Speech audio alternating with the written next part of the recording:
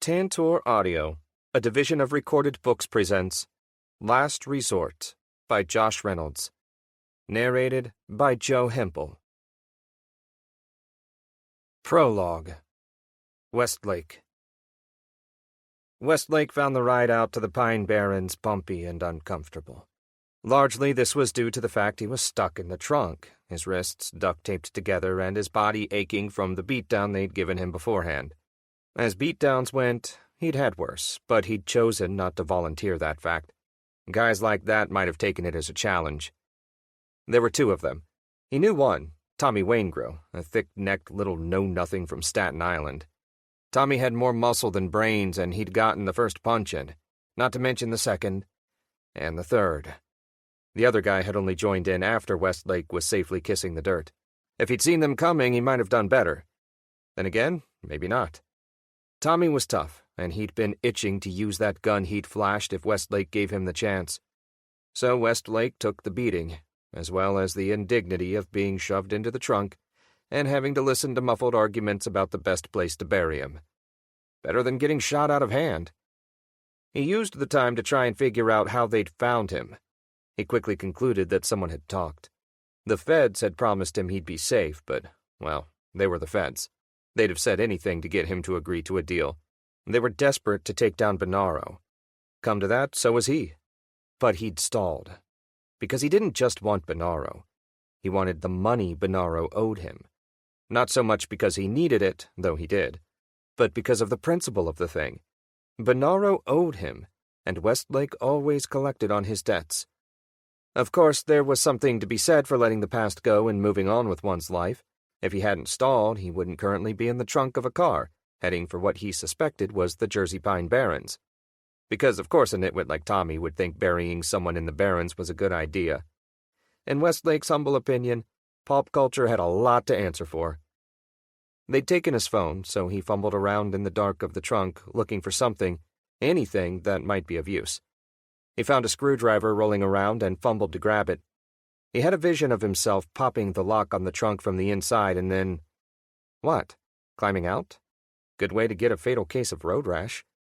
So instead he slid the screwdriver into his sleeve and waited. Westlake was good at waiting. He was, by nature, a patient man. A man not given to rash action or foolish vices. His only real flaw, as society might judge things, was a decided lack of scruples when it came to other people's possessions. Money, mostly. Jewelry on occasion, cars when necessary. But he'd never stolen a life. He'd never had to. If you planned it correctly, had the right crew, you never needed to fire a shot. Guys like Tommy, they didn't understand. They thought shooting someone was the height of entertainment. The car bumped suddenly, axle creaking, and he bounced off the interior of the trunk. He could hear cursing from the front, and something rolled under the wheels. The idiots had hit something, a deer maybe. Were there deer in the Barrens? He wasn't certain. Trees made him nervous. He liked concrete and glass and steel. The car kept bumping. Metal clattered. Then, a sudden brake. They'd arrived, or the car had broken down. Either way, he figured he didn't have much time. The trunk opened. Tommy looked down at him, his grin positively satanic in the crimson glow of the car's rear lights. "Enjoy the ride?" Not as such. Westlake peered past him. The sky was as black as pitch and full of stars, not a hint of pollution. They were definitely out in the boonies. "What'd you hit?" he asked, glancing towards the smeared streak of roadkill that extended out behind the car and into the dark. It stank like the East River at the height of summer. Whatever it had been, it had lost chunks of itself. "Nothing," Tommy said. "A deer, I think. Doesn't matter." He looked at his friend. Tommy was short and built like someone who spent too much time at the gym. In contrast, his pal was long and lean and dressed like he wished he were in Atlantic City. "Help me get him out of there. Quicker we do this, the better." "There's no call for this," Westlake said as they hauled him out of the trunk. They weren't gentle about it, and he banged his head against something metal. They let him fall to the ground in an inglorious heap, then kicked him a bit when he didn't immediately pop up like a jack-in-the-box. "No call for it," he says, Tommy barked. "You hearing this, Frankie?" "I heard it." "You believe the stones on this guy?" "Maybe he's just stupid." Tommy squatted down, plucking at the pleat of his slacks as he did so. "That it, Westlake? You just stupid?" Westlake rolled over onto his back. "Let me take an IQ test and get back to you." He looked around. They were in a clearing surrounded by veritable walls of oak, Atlantic white cedar, and pitch pine. Or, as Westlake thought of them, trees. A good spot to hide a body. Tommy grinned. "Funny." "Funny enough to let me go?" "Ha! Sal would have my balls if I let you go." Westlake hauled himself into a sitting position. No easy feat with the tape wrapped around his wrists. "At least take the tape off, Tommy. You owe me that much." Tommy slapped him. "Keep my name out of your mouth. I don't know you nothing except a shallow hole in the barrens." He stood and looked at Frankie. "Get the shovel." Frankie frowned. "You get the shovel." "I'm not digging. I gotta watch him." Eyes narrowed in mounting annoyance, Tommy gestured to Westlake. "Get the shovel." "I can't dig, Tommy. My back. I got that thing with it, you know?" Frankie gestured helplessly. "It locks up." "Then we'll get you a massage. After you dig." Frankie grunted and bent to retrieve the shovel from the trunk, muttering obscenities under his breath. Westlake felt a moment's sympathy for Frankie, but it didn't stop him from stabbing the screwdriver into Frankie's leg with all the strength he could muster. The screwdriver bit. Cartilage popped, and Frankie gave a high-pitched scream. Frankie dropped, clinging to the rim of the trunk to stay on his feet. Tommy froze, but only for a second. It was long enough for Westlake to propel himself forward and drive his head into Tommy's well-padded midsection. Tommy staggered, and Westlake stumbled past, running into the tall timber. He heard Tommy shout something and then heard the telltale whine of a bullet creasing the air somewhere to his left. Thankfully, it was dark, and there were plenty of trees. Westlake pressed his back to one and waited, working at the tape on his wrists with his teeth. Tommy would be along shortly. He had a bad temper and not much in the way of smarts. It was why he was still doing this sort of thing rather than running something important. The mob had two sorts of guys: wise guys and smart guys. Smart guys ran things, handled money, and never went to prison. Wise guys did everything the smart guys were too smart to do. That included disposing of inconvenient contractors like Westlake. He heard the soft hiss of grass against Tommy's slacks. "You better come out, you lousy piece of crap," Tommy said. "Don't make me walk into the woods after you." Westlake waited in silence, counting the steps. He'd only get one chance. Tommy wouldn't give him two. "You really screwed Frankie's knee up, man," Tommy continued. "He's going to complain about that the whole ride back, so thanks for that." Twigs snapped under Tommy's feet. The tape finally tore. Westlake flexed his newly freed hands. He had big hands, knotted and sinewy, the hands of a violent man. Westlake didn't think of himself that way, didn't like to think of himself that way, but he knew it was in him, a seed of red that could flower at any time. Tommy was about to find that out the hard way. "You know, you really pissed Sal off, Westlake," Tommy continued. "I ain't never seen him that mad, and I've seen him angry, plenty. But you really got under his skin. Even Vinny couldn't calm him down, and he did try." "Remind me to thank Vinny next time I see him," Westlake muttered under his breath. Vincent Spinoza was Sal's consigliere, his number two. It was Vinny who'd set up the job, been the point of contact. Vinny was a smart guy, not a wise guy, or that was what he liked to think, at least. But Sal was the money man. Tommy was still going. "Weasel like you? I bet you told the feds plenty." Westlake frowned. In fact, he'd told the feds nothing.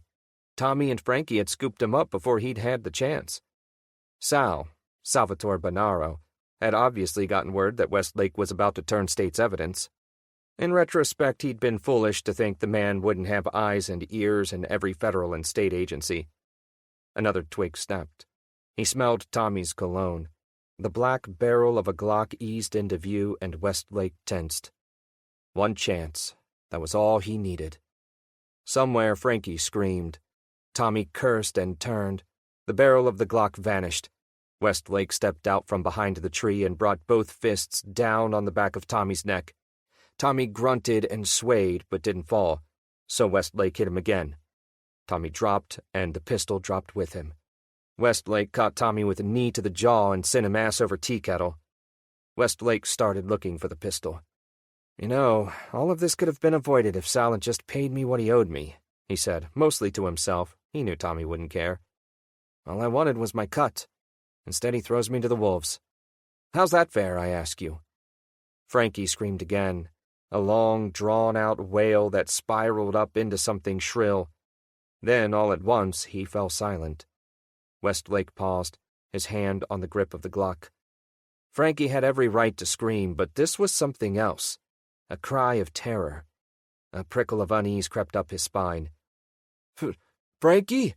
Tommy called, shaking his head. He rolled over and tried to sit up. He was recovering faster than Westlake had expected. "Frankie, where are you?" "Shut up," Westlake said. He picked up the pistol and waited. The car's lights only provided a thin, watery illumination, but it was enough. He could see something moving, but it wasn't Frankie. He heard Tommy get to his feet. "You son of a bitch, I'm going to—" Tommy began. Westlake turned and pointed the pistol at Tommy. That shut Tommy up, but only for a minute. "You ain't gonna shoot me," he said somewhat hesitantly. "Everybody knows you ain't got the stones to shoot nobody." "Yeah? Want to test that theory?" Tommy frowned, but before he could reply, something lunged out of the dark and wrapped pallid arms around him. Teeth scissored into his neck, and he gave a yelping scream. Tommy's attacker was a woman, Westlake thought. Or she had been. What she was now he couldn't say. Her skin was raw, and her skull looked like a cracked egg slick with yolk. Her remaining eye rolled in its socket as she chewed on Tommy, who gurgled curses as he pounded ineffectually at her with his fists. Westlake was still staring in bewilderment as the dead woman tore out Tommy's throat. The sound of it jerked him back to full awareness. The dead woman rose on unsteady feet and took a step towards him. He stared at her in stupefaction for long moments, long enough for her to gather herself and lunge towards him. The pistol kicked in his hand. It was instinct, and he didn't question it. Regret wasn't for the moment. It was best saved for later. His aim was perfect, center of mass, straight to the heart, do not pass go.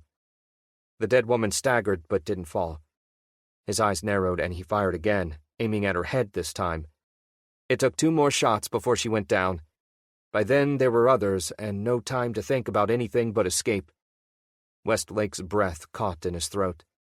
They ghosted out of the trees on broken feet and dead-weight legs, closing in on him.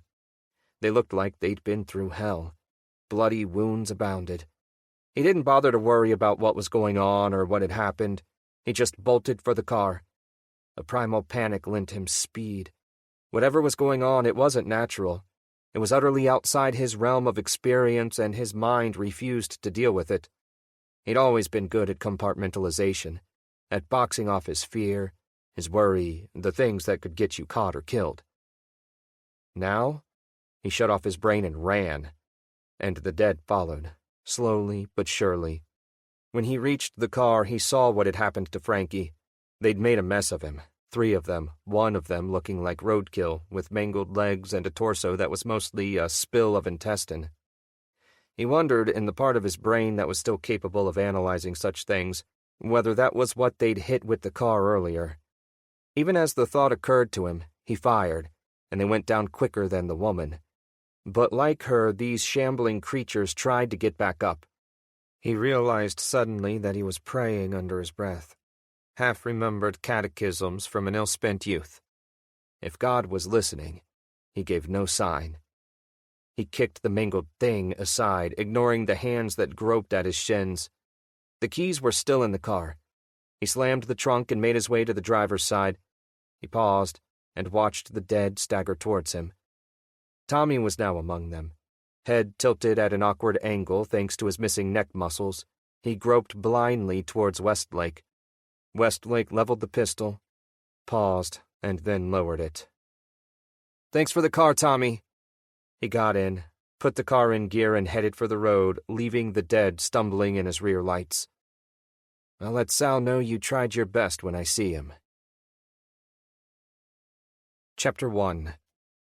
Car Trouble. 4 months after that night in the Pine Barrens, Westlake was driving through northeastern New York in a car that wasn't his, with a golf bag full of guns and a gym bag full of food swiped from the local stop-and-go. It wasn't much, but Westlake hadn't had much appetite since the night the dead had risen and the world had effectively ended. He was feeling fairly serene despite it all. The end of the world had had a remarkably calming effect on him. Before things had collapsed, he'd been worried about the feds, the outfit, where he was going to go, and what he was going to do. None of that mattered now. The world was simpler. He had only a single outstanding marker to collect on. Then, what? He didn't know. Maybe Atlantic City. He always liked Atlantic City. It was like Vegas, but not in a desert. Westlake hadn't had many attachments before the apocalypse. He couldn't afford them, in his line. He had few friends, all of whom were in the life or retired from it. He had his money and his freedom, and that was all he needed. 4 months in, though, he was starting to miss other people. Not to talk to, but just to see. To hear. Ones that didn't want to gnaw his face off. To distract himself from such thoughts, he took in his surroundings. The town was called Saranc Lake, which was a strange name given that the lake in question was called Lake Flower. It was small, as such places went, squeezed between Lake Flower and Lake Colby, with the mountains looming over it all. Not the mountains he was interested in, though. He was heading east, towards what he'd heard was called the High Peaks area. Not that he could tell the difference. All mountains looked pretty much the same to him. That was why he'd brought maps. Downtown resembled the background of a Rockwell painting, all red brick and white fences. Someone had spent a lot of money to make it look appealing to a certain sort of middle-class American. Westlake had always hated these sorts of places. The streets were too narrow, too many faces walking on said streets, and too many cops. No cops now, though. Not much of anyone. Not alive, anyway. Thankfully, he was just passing through. He had a long-delayed appointment in those mountains. The streets were empty, but the sound of the car brought the undead out of hiding. They stumbled through broken doors and out of alleyways, drawn in his wake by the growl of the motor. He didn't pay much attention to them, but kept the car at a steady 20 miles per hour. No sense burning more gasoline than he had to. It was getting harder to come by. So long as they stayed behind him, he was content to leave them be. He only had so much ammunition, after all. Let someone else handle them. And there was someone else. Maybe not close, but definitely in town or in the woods. He could see the telltale signs of looting, scavenging, rather. The busted windows, the wide-open doors, the spray paint on the ladder to mark which ones had already been searched. He'd seen enough in the past few months to recognize it for what it was. He wished them luck, whoever they were. He guided the car around a stalled-out tow truck. A zombie lurched into his path, and he clipped it, sending it spinning out of sight. It appeared that a horde was spilling out of what might have been a diner in pursuit of a dog. The dog had something in its mouth and scampered out of sight. These towns were always lousy with strays. Not that he minded. He'd always had a soft spot for animals. He tried not to think about farms and pet stores as he left the dog and its pursuers in his rear view. A gauntlet of stalled and parked cars made it slow going. He kept moving, kept his eyes on the road, but his hands tightened on the wheel. Getting boxed in would be a bad idea. He glanced up at the rear-view mirror, checking on his pursuers. They were still coming. Of course they were. They didn't stop. They never stopped. But they were slow and stupid, and that meant if you were smart, you could stay one step ahead of them. He'd never had difficulty with that. Done it enough times before the apocalypse. But he wouldn't relax until he was clear of the village and closer to his destination. Saranc Lake was one of several villages scattered around Lake Flower. The lake was split between 3 towns, and its shoreline was, or had been, almost entirely in private hands. But he didn't care about any of that. He was aiming for the Adirondacks. The mountains stretched across the horizon just above the tree line, a black swoop of peaks and slopes that grew taller and more imposing the closer he got. He wondered whether there were roads up into the mountains. He knew there had to be maintenance trails and such. The real question was whether the car could make it. It was a good car, with a sunroof and a GPS that no longer worked, but it wasn't made for off-roading. He'd picked it up at a dealer's lot south of Fishkill when the last one gave up the ghost. He'd run over too many zombies and busted the transmission all to hell. Westlake preferred using a car to using a gun. Both were loud, but one had the advantage of being in motion. He had learned early on in the apocalypse that moving was good. Zombies were slow, but they didn't stop. Shoot one, there'd be 3 converging on you a few seconds later. Shoot those 3, there'd be 6 more on your ass before the bodies hit the ground. They just kept coming, like the tide. But a car, or even better, a truck, and you could paste 4 or 5 at a time and keep rolling. The only problem was that sort of thing took a toll on a vehicle. Luckily, there were still plenty of cars around, in lots, dealers' showrooms, on the street. Getting gas was always an adventure, but what was life without a bit of risk? A flash of brown cut across his eye line, and he tapped the brakes in time to keep from running over the dog. The same dog he'd seen earlier. Somehow the mutt had lapped him, and it wasn't alone. It had brought all its friends along, plus a few it had picked up along the way. Too many. More than a dozen. Shit, Westlake muttered. Startled by the near miss, the dog took off up the street, running flat out. One of the zombies broke away from the herd and sprinted after the animal. A runner. Westlake recalled the first time he'd seen one with a queasy sensation. But as bad as the fast ones were, the big ones were worse.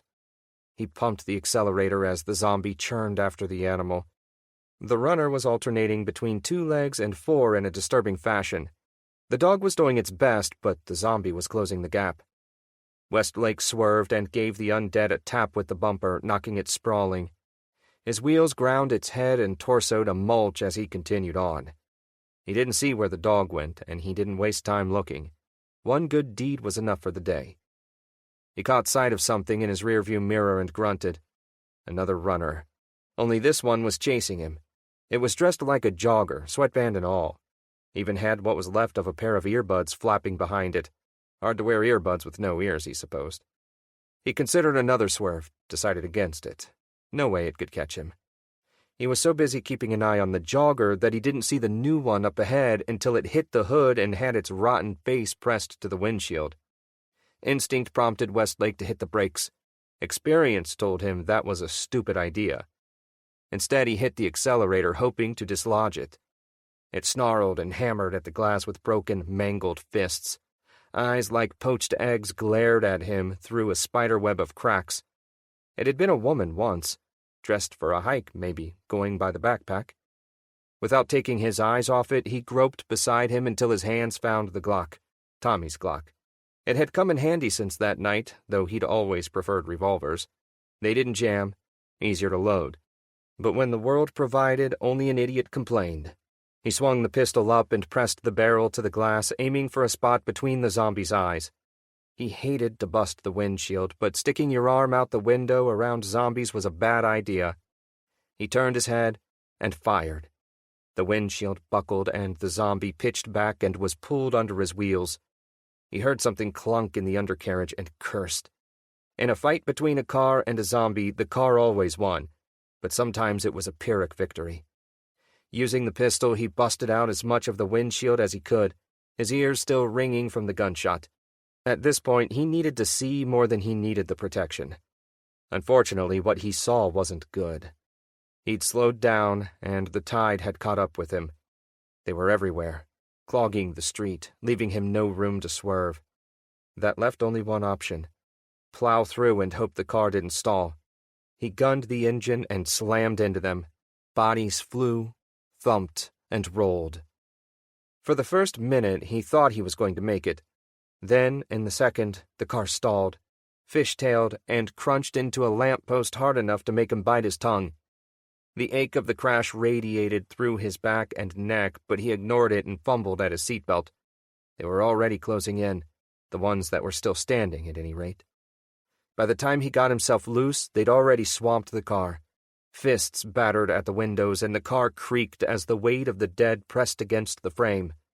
Some scrambled at the cracked windshield, ripping their fingers on the jagged edges trying to get in. They clawed at the glass and the metal with dull animal need. Westlake ignored them. He'd gotten good at ignoring them in the months since the world had gone down the tubes. Unless one was close enough to put its teeth in you, it wasn't important. The car rocked suddenly. The airbags deployed, punching him back into his seat. Something big had arrived, or maybe bloated was a better word. The zombie's skin had swollen to shiny tautness, and he could see intestines and muscle tissue straining within. The big zombie gave a guttural groan and brought both heavy fists down on the hood of the car again, further denting the metal.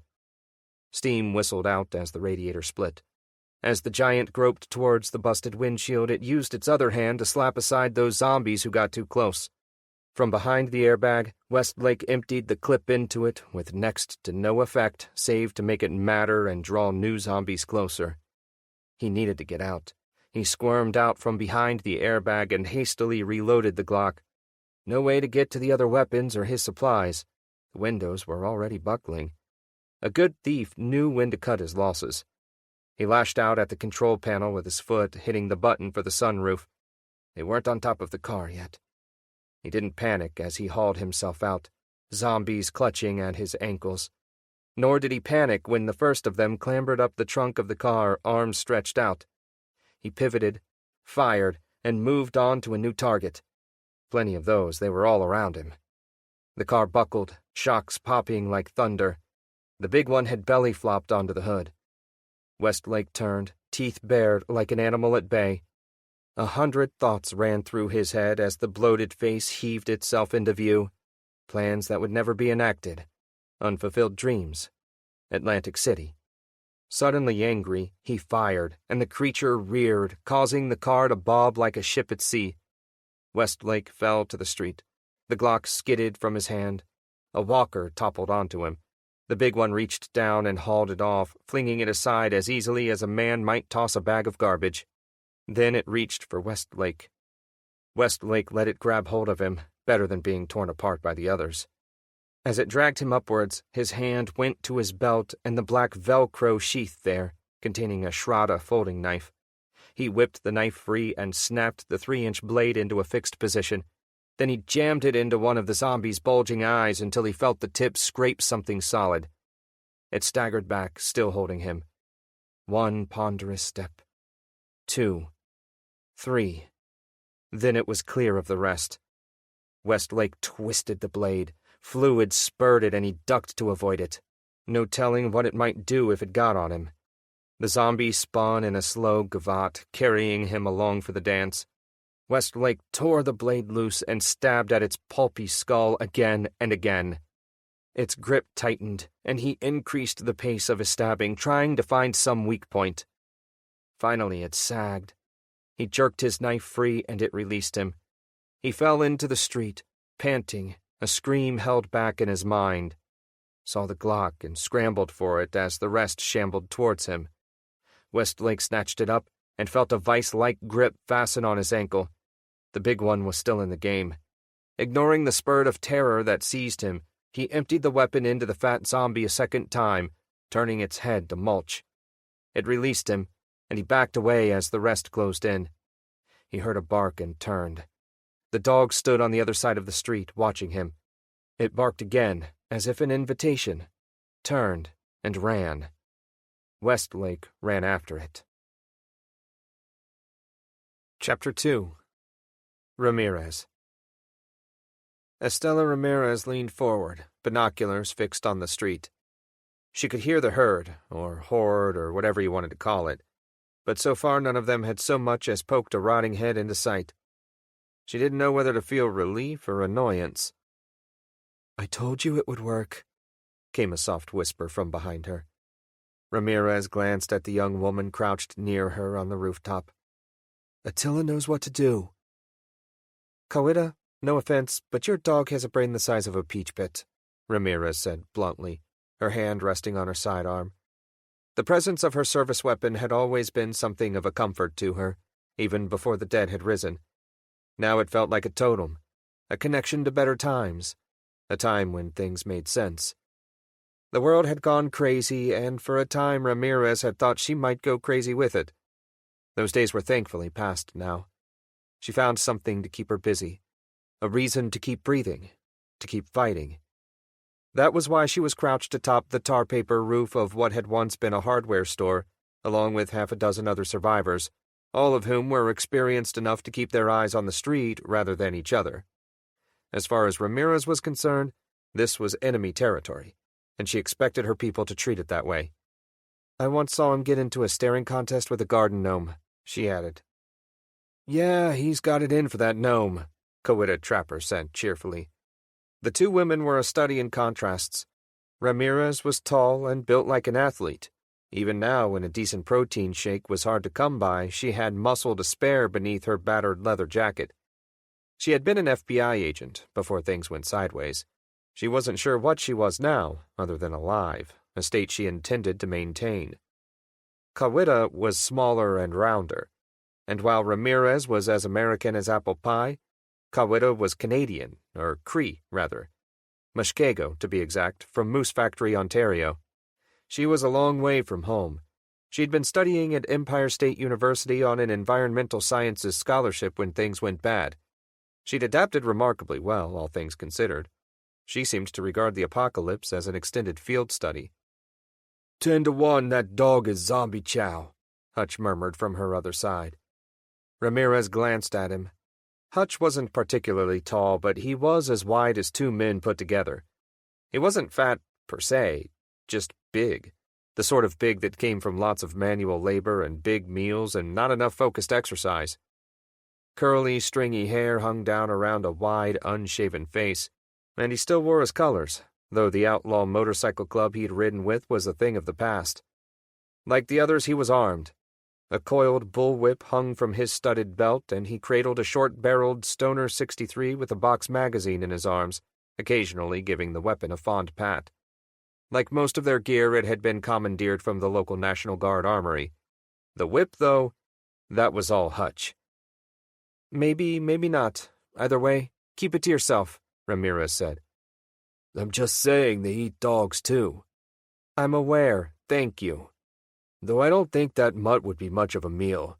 Ramirez looked at him. Why are you still talking? Hutch made a placatory gesture and turned away. Ramirez sighed and turned back to the street. He wasn't wrong. One day, that damn dog wasn't going to come back. If it had any sense, it'd have already upped stakes for the woods like the rest of the strays. But as dogs went, Attila was pretty dumb. Or maybe just loyal.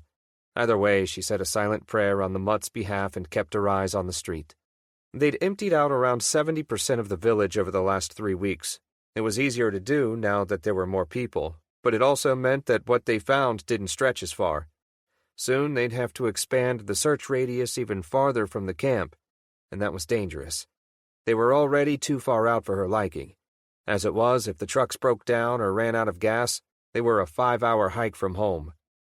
She glanced down at the street below where the vehicles were parked.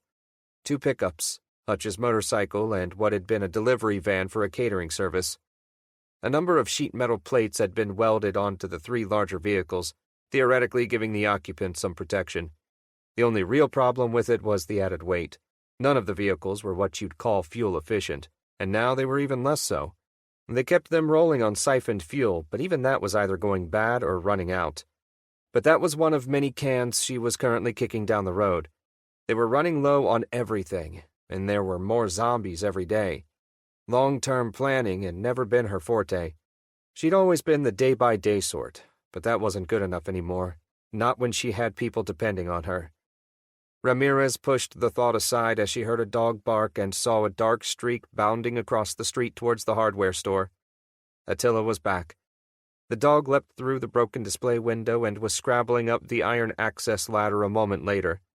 She wasn't sure who'd taught the animal to climb ladders, but it came in handy. Probably the same person who'd named him Attila, given the tags and collar he'd been wearing since Kawita had found him. Attila was a brown and black dog of indeterminate parentage. He was big, but not heavy, and had the lean look of a hound. His dark eyes were either soulful or utterly empty of anything approaching self-awareness, depending on who you asked. She glanced back at the street. She could hear the sound of walkers doing what they did best. Their groaning cries hung heavy on the air. She hated that sound. Something about it reminded her of the droning of insects, and her stomach did a little flip-flop. Good boy, Kawita murmured, giving the dog a quick scruff. She looked up at Ramirez. Sounds like you got them all going in the right direction, just like I said. Yeah, Ramirez said, smiling. The young woman's plan had sounded crazy the first time she'd suggested it. Then all her plans sounded crazy. But they worked, often as not. Now we just need to hope they keep going that way and don't wander off, or worse, stop dead. Kawita smiled. Pun intended? Ramirez grunted. Get up. While they're distracted, we've got scrounging to do. She turned. That goes for all of you. On your feet and remember the drill. No one goes anywhere alone. In and out, and the truck's loaded up as quick as possible. We miss anything, we'll get it next time. Ham, you're on medicine duty. Ham, a stout Asian woman dressed in coveralls, her hair hidden beneath a kerchief, nodded and tapped her pocket. Got the list. Antihistamines, anti-inflammatories, and baby aspirin. She hefted a sledgehammer onto one broad shoulder and headed for the ladder. Tampons, too, Kawita interjected. Relax, they're on the list. Ramirez paused and fixed Hutch with a steady glare. Essentials only, Hutch. No booze, no pills, not this time. No screw-ups. You read me? Hutch gave a lazy salute. Loud and clear, boss. Call me boss again and I'll feed you to the next batch of walkers we come across. She looked at Kawita and motioned to Attila. Think you can do another circuit? I want to make sure we don't have any surprises waiting for us.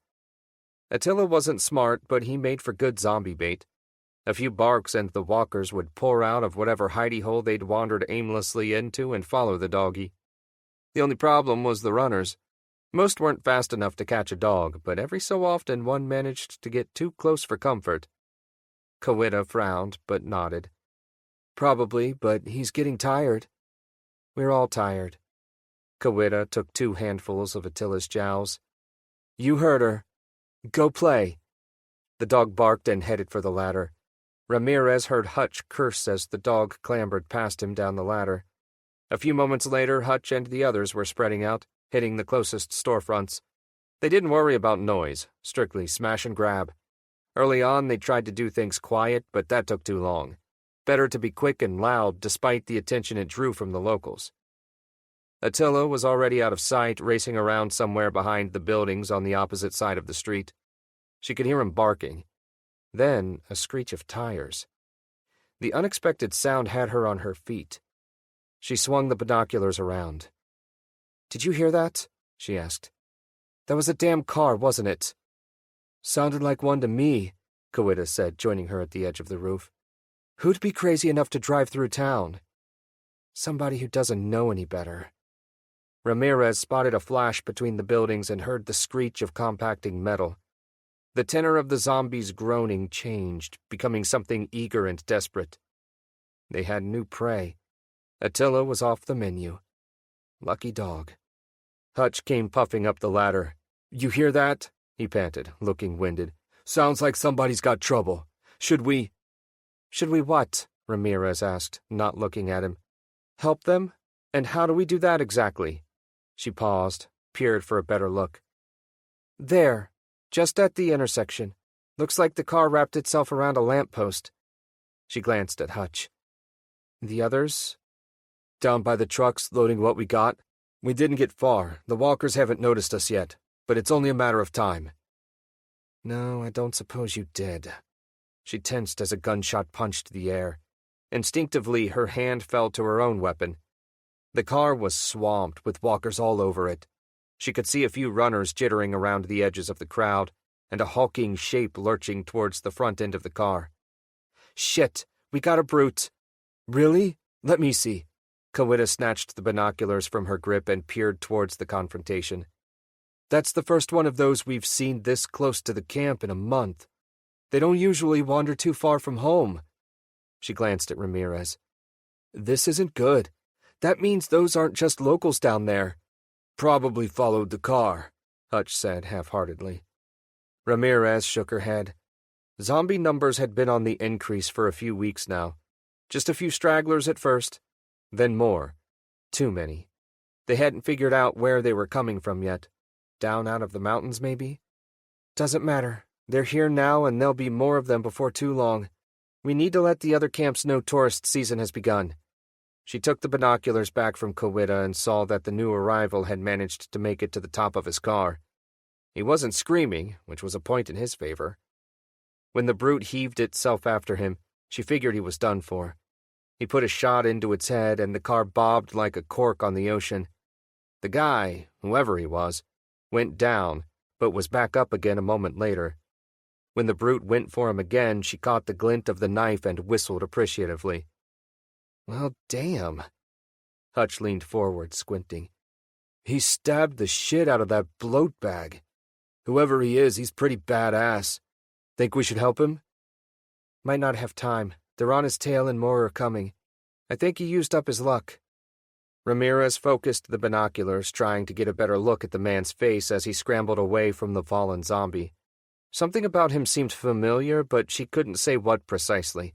Just a feeling, like she'd met him somewhere before. Maybe he was a Fed, or had been.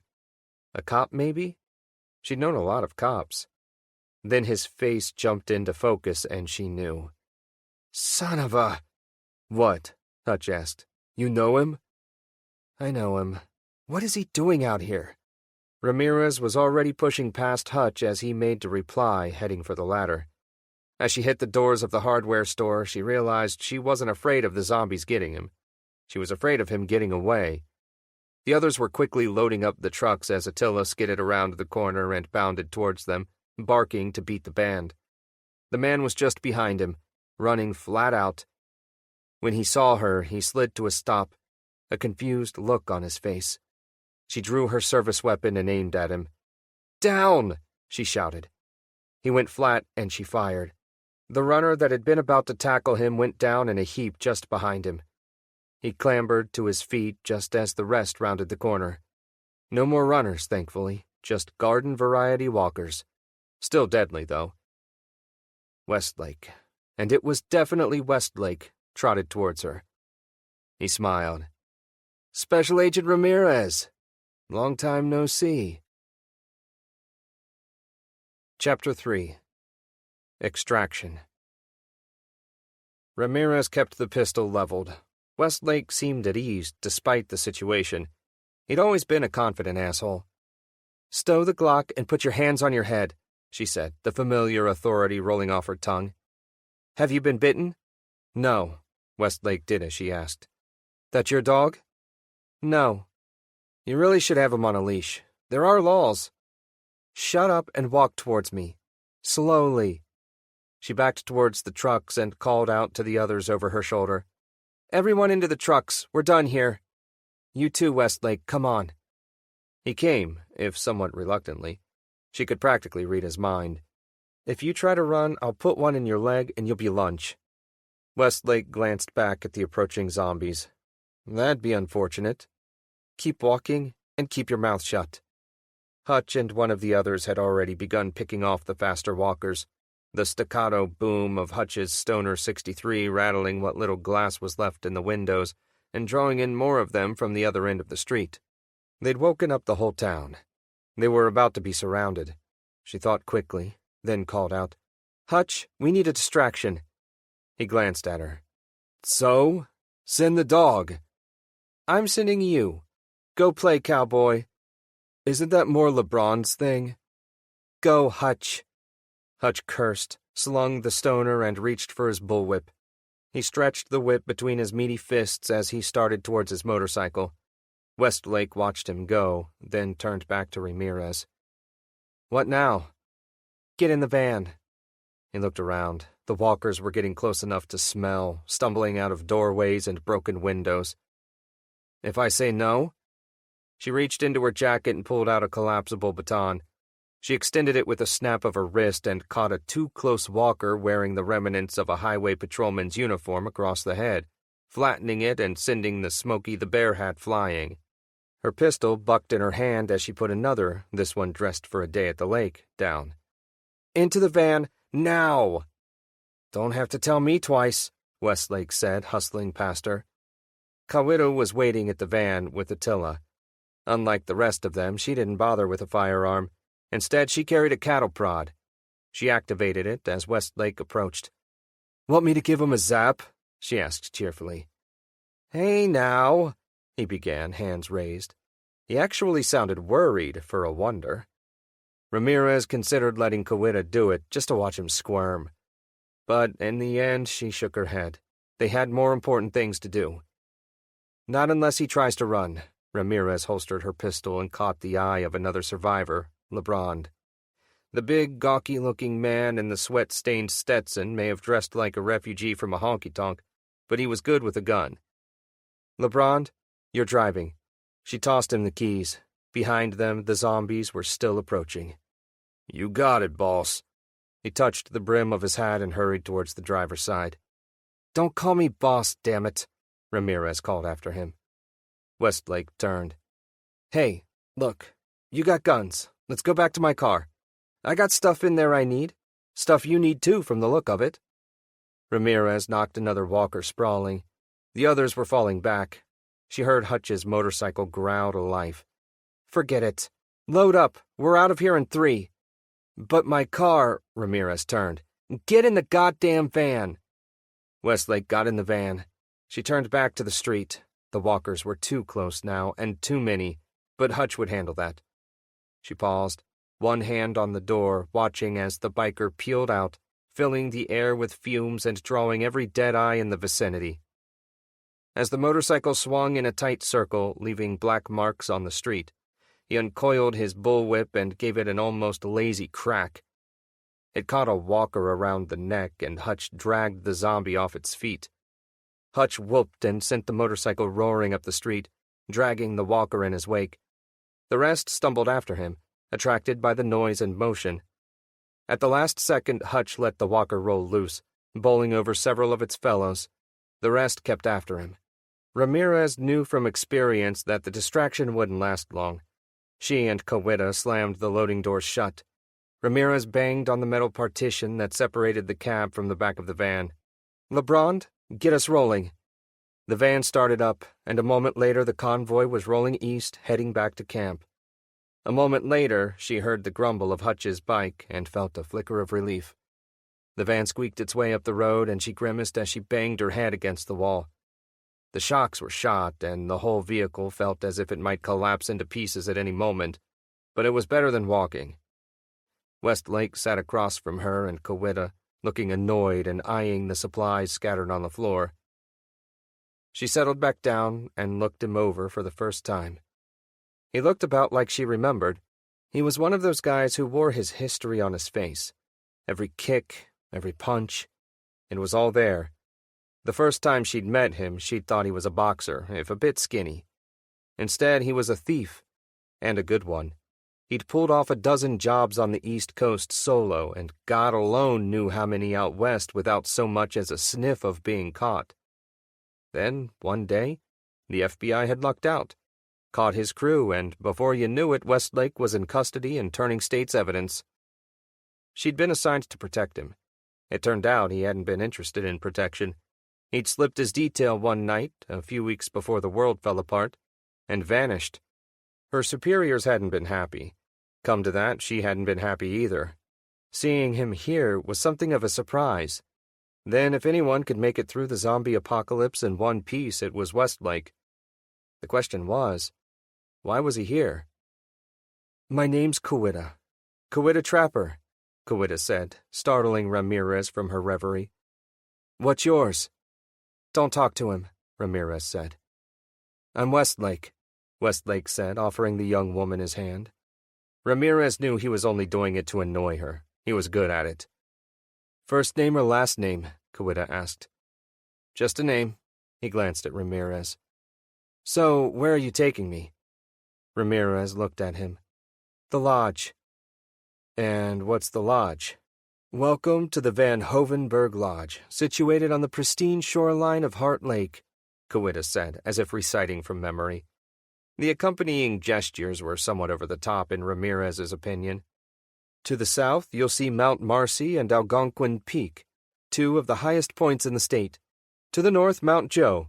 We hope you'll enjoy your stay. Westlake stared at her for a moment before turning his attention to Ramirez. She sighed. It's a big place. Lots of room, lots of resources. Or it was. Less now. I bet. You could say thank you, Kawita said, studying him curiously. Thank you, Westlake said after a moment. He seemed bemused by the young woman. Ramirez knew how he felt. Not us. Attila. She knocked a knuckle against the dog's skull. He led you right to us like a good boy. Aren't you a good boy? Yes, you are. Yes, you are. Attila panted his appreciation. We'll call it even, Westlake said, smiling. Ramirez thought about hitting him. Instead, she asked, What are you doing here? Passing through? She frowned. No, you're not. What makes you an expert on what I'm doing? Because I know you, Westlake. You don't like the woods. You're a city boy. Things change. Not that. Ramirez reached over and took the Glock from him. It was empty, but that was easy enough to solve. Westlake was the sort of guy to have an extra clip somewhere. That's mine, he said. I don't think so. She checked the chamber and slid it into her waistband. You don't usually carry a gun. It seemed prudent in the current climate. Am I under arrest? That depends, she said, knowing he was needling her. On? He asked. Whether you answer my questions. I am nothing if not forthcoming. Ask away, Special Agent Ramirez. I'm not a special anything anymore. He smiled, and she knew he was trying to get under her skin. Guys like him like to get on top of you verbally. They'd get you pissed, and suddenly you were answering their questions instead of the other way around. Once an agent, always an agent. I think John Wayne said that, he added. John Wayne said a lot of stupid shit, Ramirez said. Kawita snorted in laughter. Westlake shrugged. Never was a fan myself, more of an Alan Ladd guy. Color me surprised, Ramirez said. He could be charming when he wanted, she remembered that. But it was all an act, a way to get you to lower your guard. Kawita looked at them. So do you two, know each other? You might say that. Westlake sat back and found himself eye to eye with the dog. Attila ruffed softly and laid his wide head on Westlake's knee. He looked at Kawita. Does he have to do that? Kawita smiled. He likes you. I thought dogs were supposed to be good judges of character, Ramirez said. Westlake grunted and absently stroked the dog's head. I'm not a bad guy when you get to know me, says the thief. Really? Kawita asked, a touch too eagerly for Ramirez's liking. What'd you steal? Were you like a bank robber? What didn't he steal? Ramirez said. Bearer bonds, diamonds. You even knocked over a casino in Atlantic City once, didn't you, Westlake? Allegedly. I wonder what it's like for you now. Nothing left to steal. He gave a thin smile. You'd be surprised. Then illuminate me. You only go where there's something to steal, but there's nothing out here but trees and... what? Westlake said nothing. Out of habit, she suspected. She drew her sidearm and set it on her knee, thumb on the hammer. Why are you out here, Westlake? Kawita shifted nervously but said nothing, for which Ramirez was grateful.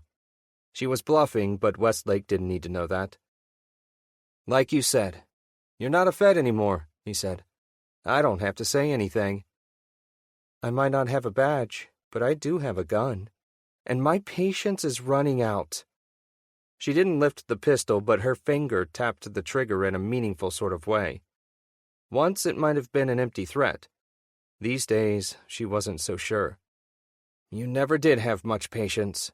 She lifted the pistol. Less now. Westlake lifted his hands. You can't shoot me. Not a Fed anymore, remember?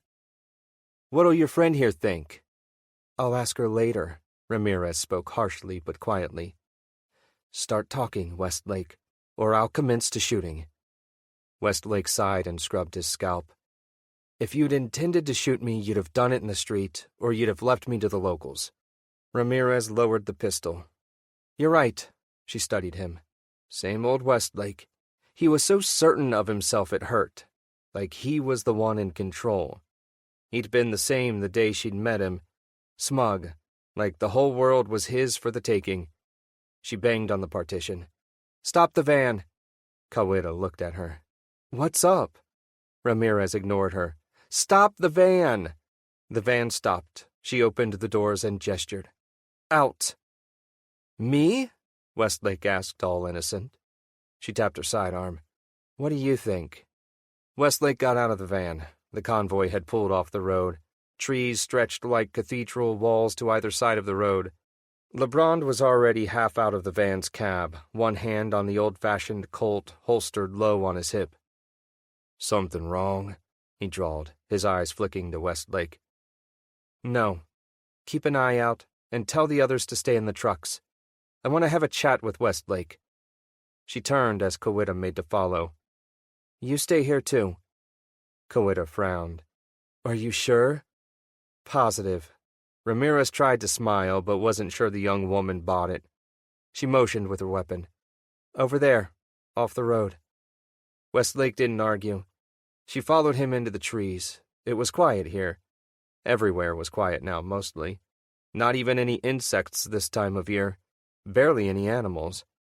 Westlake looked around as he walked. She wondered if he was thinking of running. "Stop," she said softly. He stopped. "What now?" "Now we talk." "So talk." Westlake crossed his arms and leaned against a tree. At ease, even in the wilderness. She hated him even more. "I want the truth, or I'll put one in your leg and leave you for the walkers." "You won't do that." Ramirez took aim at his right leg. "Try me." Westlake licked his lips. "I don't remember you being this hostile last we met. Did I do something to piss you off?" "You might say that, yeah. When you pulled your disappearing act, it didn't really do my career a lot of good." He shrugged. "My apologies." She waved it aside. "So what happened?" "Sal Bonaro happened." Ramirez blinked. "That explains that." Guys like Bonaro had eyes and ears everywhere. Once he heard that Westlake was planning to talk, he'd have moved to silence him. "Yeah. Fat lot of good your bunch were, by the way. I thought the FBI were supposed to be good at protecting witnesses." "Only if the witness wants to be protected," Ramirez said, annoyed by the jab. "What were you doing out here?" He said nothing. She fired, not into his leg, but into the ground near his feet. He yelped and jumped. "Jesus!" "Fine, I'm looking for someone." "Who?" Ramirez demanded. Westlake looked away. "Sal Bonaro." Ramirez blinked. "The same Sal Bonaro you just said tried to kill you?" "I didn't say he tried to kill me." "You implied it. Besides, what is Sal Bonaro doing in the Adirondacks? He's even more of a city boy than you." Westlake shrugged. "What do you think he's doing? He's holed up, waiting for all this to blow over like everybody else." He gestured in the general direction of the mountains. "Up there, somewhere," he finished darkly. Ramirez stared at him. Then she lowered the pistol. Bits and pieces of old briefings came back to her. Half-heard gossip and tall tales. Water-cooler talk. That was what she thought at the time, at least. "When you say hold up, you mean—" He smiled and leaned forward. "What do you think I mean?" "It's here?" she asked softly. "The villa?" Westlake nodded. She ran a hand through her hair and laughed. "Holy shit. I'm glad I didn't shoot you, Westlake, because you might just be the answer to our goddamn prayers." Chapter 4. Accord. A whistle sounded from the road. "That was a signal," Ramirez said as she turned towards the sound. Westlake wasn't listening. He dove for her weapon. She jerked around as he caught her wrist and her fist punched into his belly. He staggered and gasped, but didn't let go. She hit harder than he'd expected. He was still wheezing when she kicked his legs out from under him, and he fell on his ass. "Okay, I admit," he panted, hands raised. "That didn't work out as I'd hoped. Let's pretend it never happened." "I take it back. You are an idiot," she said, backing away from him. "Get up." "I'm okay here, thanks." Westlake wondered if he could get to his knife before she pulled the trigger. He doubted it, and honestly, he didn't particularly want to. He had the outline of a plan in mind. Not a good one, but it might be the only one that got him where he needed to go. He was starting to realize that his original plan to head into the mountains alone had been somewhat flawed. He'd known from the outset that his odds of success were infinitesimal without a crew, but putting one together these days was impossible. He decided to do it alone anyway, more out of stubbornness than any real hope of success. But Ramirez might hold the answer to that particular problem. "Get up, Westlake. They've spotted hostiles. So get up and let's get back to the van." "I don't think so. See, I don't think you have my best interests at heart. In fact, I think maybe I ought to chance it on my own." "Oh no, you're not getting out of my sight, Westlake." Ramirez lifted her weapon and he tensed. The Ramirez he'd known, however briefly, wouldn't have pulled a stunt like popping one off next to his feet. She'd changed. There was something in her eyes, a hardness that hadn't been there before. The plan started to crystallize. If Ramirez was as desperate as she looked, then he had the advantage.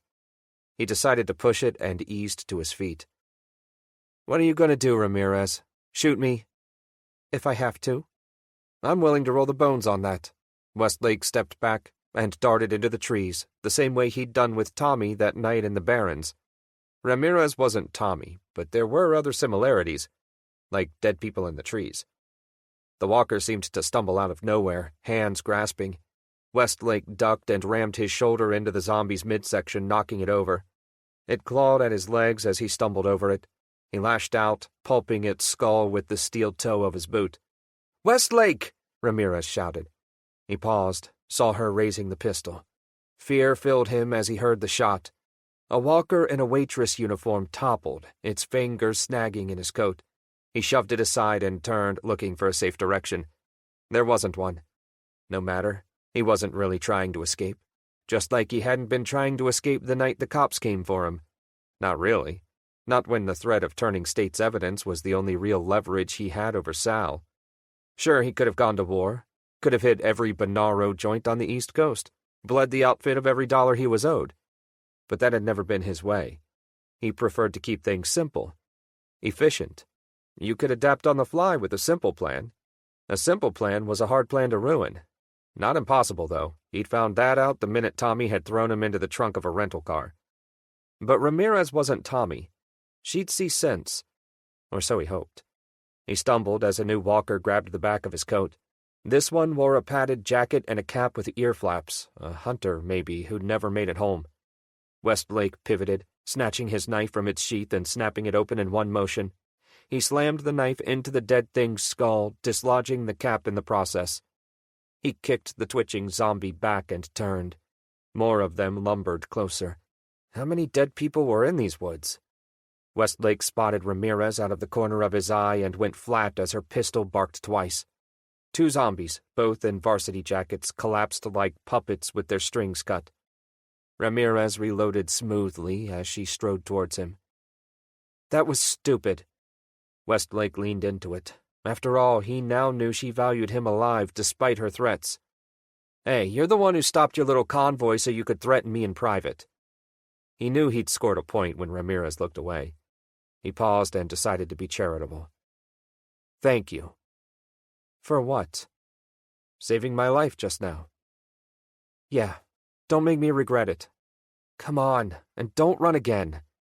He followed her through the trees back towards the vehicles. Just before they reached the others, he came to a decision. He stopped. She turned and looked at him. "I've got a proposition for you," he said. "Now isn't the time." "Now's the perfect time. You're desperate. Otherwise you wouldn't have pulled this stunt." He narrowed his eyes. "I'm guessing you're running low on everything, aren't you? Guns, medicine, food. Every camp I've passed on the way here has had the same problems. Too many zombies and not enough of anything else." Ramirez flinched slightly. If he hadn't been watching her face, he'd have missed it. He pressed on, speaking quickly, knowing every minute they wasted was another walker heading right for them. "You said I was the answer to your prayers. Well, maybe you're right. You want the villa? You can have it, and everything in it, if you help me." "Help you how?" "If the stories aren't bullshit, if it is a fortress, well, I might need some help getting inside." He smiled and held out his hand. So what do you say? Deal? Ramirez made to answer when another whistle sounded. Then, brusquely, she said, I'll think about it. Come on, back to the van. She turned and ran. Westlake followed. He spotted a few more walkers lurching through the trees, but not many. Even so, one was too many for his liking. When they reached the others, he saw that they'd had trouble as well, but had dealt with it quietly. Baseball bats, shovels, hammers, and the like had done the job as well as a bullet. LeBron trotted towards them, his Colt in his hand. Everything okay, boss? He called out. We're fine, Ramirez said. Status? LeBron tipped his hat back, a look of relief on his hangdog face. Okay, but we got more walkers incoming. We need to skedaddle. As if to emphasize his point, he swung the Colt up and snapped off a shot, dropping a walker that had just ambled onto the road. The dead man's toupee went flying off as he fell. Like now, he added as more walkers came out of the trees. Ramirez and Westlake hustled back into the van where Kawita was waiting with Attila. As Ramirez closed the doors, the young woman said, So, what was that about? We needed to have a chat, Ramirez said. Kawita looked at Westlake. About what? Westlake shrugged. Ask your boss. If you don't mind, I'm going to take a little nap. It's been a tiring day. He cleaned his knife on his trouser leg and slipped it back into its sheath. He glanced at Ramirez. I don't suppose I can have my gun back now? Not yet, she said, refusing to look at him. Westlake nodded amiably. No hurry. He closed his eyes. Did you see any walkers in the trees? Kawita asked. Westlake cracked an eye. What? Can you describe them for me? He saw that she had a small moleskine notebook out and a pencil.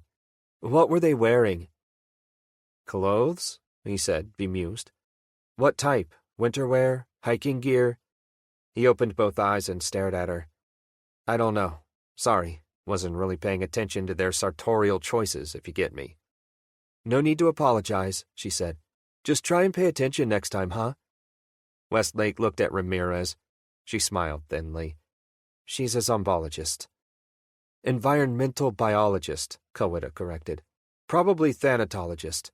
Like it or not, the Walking Dead are now an environmental factor and one in need of study. She held up her notebook. For instance, I've been trying to map migration patterns. Which means zombies move, mostly very slowly, but they do move. I've been trying to figure out if there's a pattern to those movements. They follow us, Westlake said. He'd seen enough over the past months to know that much, at least. Zombies went where the food went. Yeah, but how do they know where we are? How do they know anything, given that they're all dead? How does one walker spotting someone turn into 30 walkers, or worse? Do they have some way of communicating that we're not aware of? Are they even capable of something so basic? She leaned back and tapped her notebook. I've got reams of data, but no answers. Curious despite himself, Westlake added. So why do it? Kawita smiled. I figure someone's got to. Might as well be me. Westlake found it hard to argue with that. He sat back and tried to rest. It wasn't easy. The van wasn't the most comfortable conveyance. Better than a prison van, but not by much. He glanced at Ramirez. Tell me about the lodge. She frowned. What do you want to know? Are you in charge? She laughed. Hell no. Everyone calls you boss. Because she is, Kawita said, not looking up from her notebook. Even Attila knows that. The dog looked up at the sound of his name. Ramirez grunted. They do it because it annoys me. Good reason, Westlake said. Is it the only one in the area? Most of the camps he'd passed by or through were small things, isolated and isolationist. People were wary of strangers these days, especially when everyone was scrounging for basic necessities. There weren't many of them either. Staying in one spot was dangerous unless you had walls and plenty of weapons. Ramirez frowned. There are 2 other camps nearby, one near North Elba and another close to Averyville. We're the largest, sort of a hub. We stay in contact with the others by radio and help them with supply runs when we can, and vice versa. We trade what we don't need for what we do and give any extra. How charitable. It's not charity, it's common sense. If we didn't help each other, we'd be isolated and picked off in no time. Instead, we've managed to survive. How many people? Somewhere between not enough and too many, Ramirez said bluntly. Westlake sat back. So what you need is a bigger space, and one more easily defended. Sounds like the villa to me. He resisted the urge to smile. It was always nice when things went according to plan, even a half-baked plan like this one. I told you I'd think about it, Ramirez said. What's there to think about? You said yourself, I'm the answer to your prayers. The villa is the answer to your prayers, and I can help you get it. What's the villa? Kawita interjected. Westlake looked at Ramirez. You want to tell her, or should I? Ramirez glared at him, but only for a moment. She sighed and ran her hands through her hair as the van bumped along. It's an urban legend. At least I thought it was. Westlake here says otherwise. Kawita leaned forward eagerly, notebook forgotten on her lap. What sort of urban legend? I'm guessing it has something to do with the mob?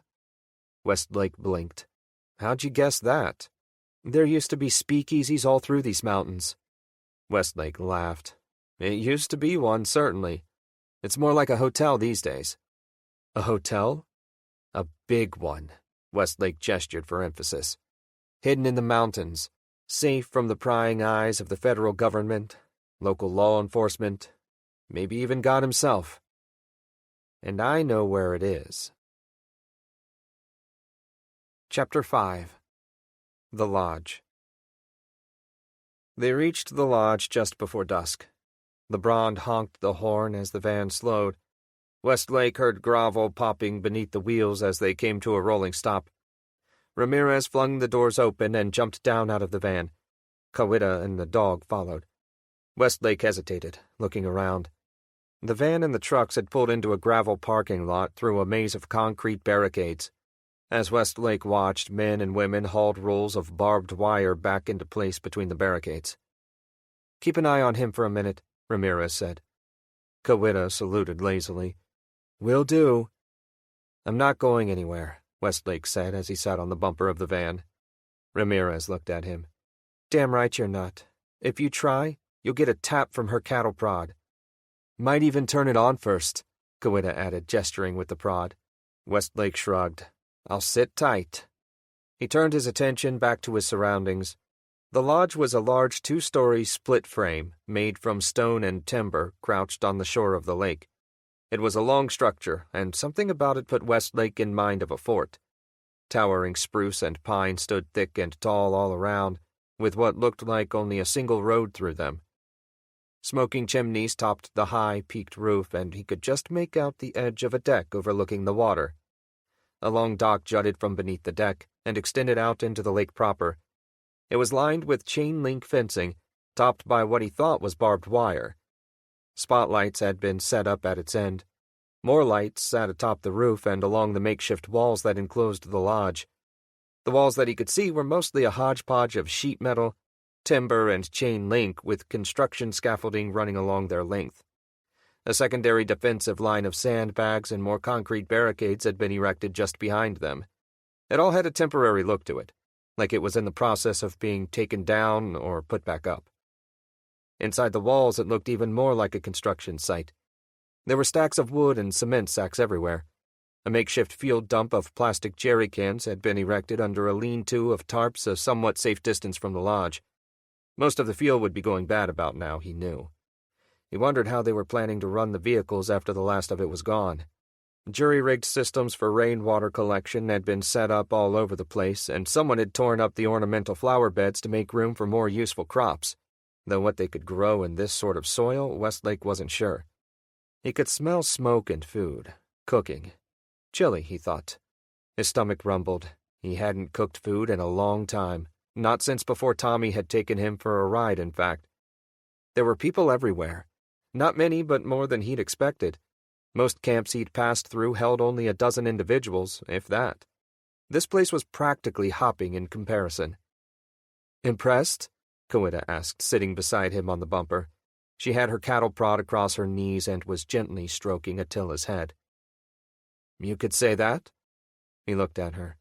How long did this take to set up? I wouldn't know. We're not finished, she smiled. It's sort of a work in progress. Her smile faded. Materials are hard to come by these days. I think we've raided every construction site between here and Albany. Westlake grunted. His eyes strayed to Ramirez. She was talking to the fat biker. She'd taken his Glock. She didn't trust him, which was smart of her, he had to admit. But she knew she needed him. That meant she wasn't planning to shoot him. Not yet, at least. She doesn't like you very much, Coetta said, as if reading his thoughts. You seem all right to me, she added. Attila likes you, anyway. Westlake looked down at the dog who was drooling on his shoes. He shook his head. Well, that's something. How long you been out here? He asked, watching Ramirez. A few months. I was up here when everything, you know. Westlake was silent for a minute. Then, I was in Jersey. Long way to come. Yeah, he murmured. Ramirez turned his way, a smile on her face. The smile faded the moment she saw him looking. He'd been as surprised to see her as she'd been to see him.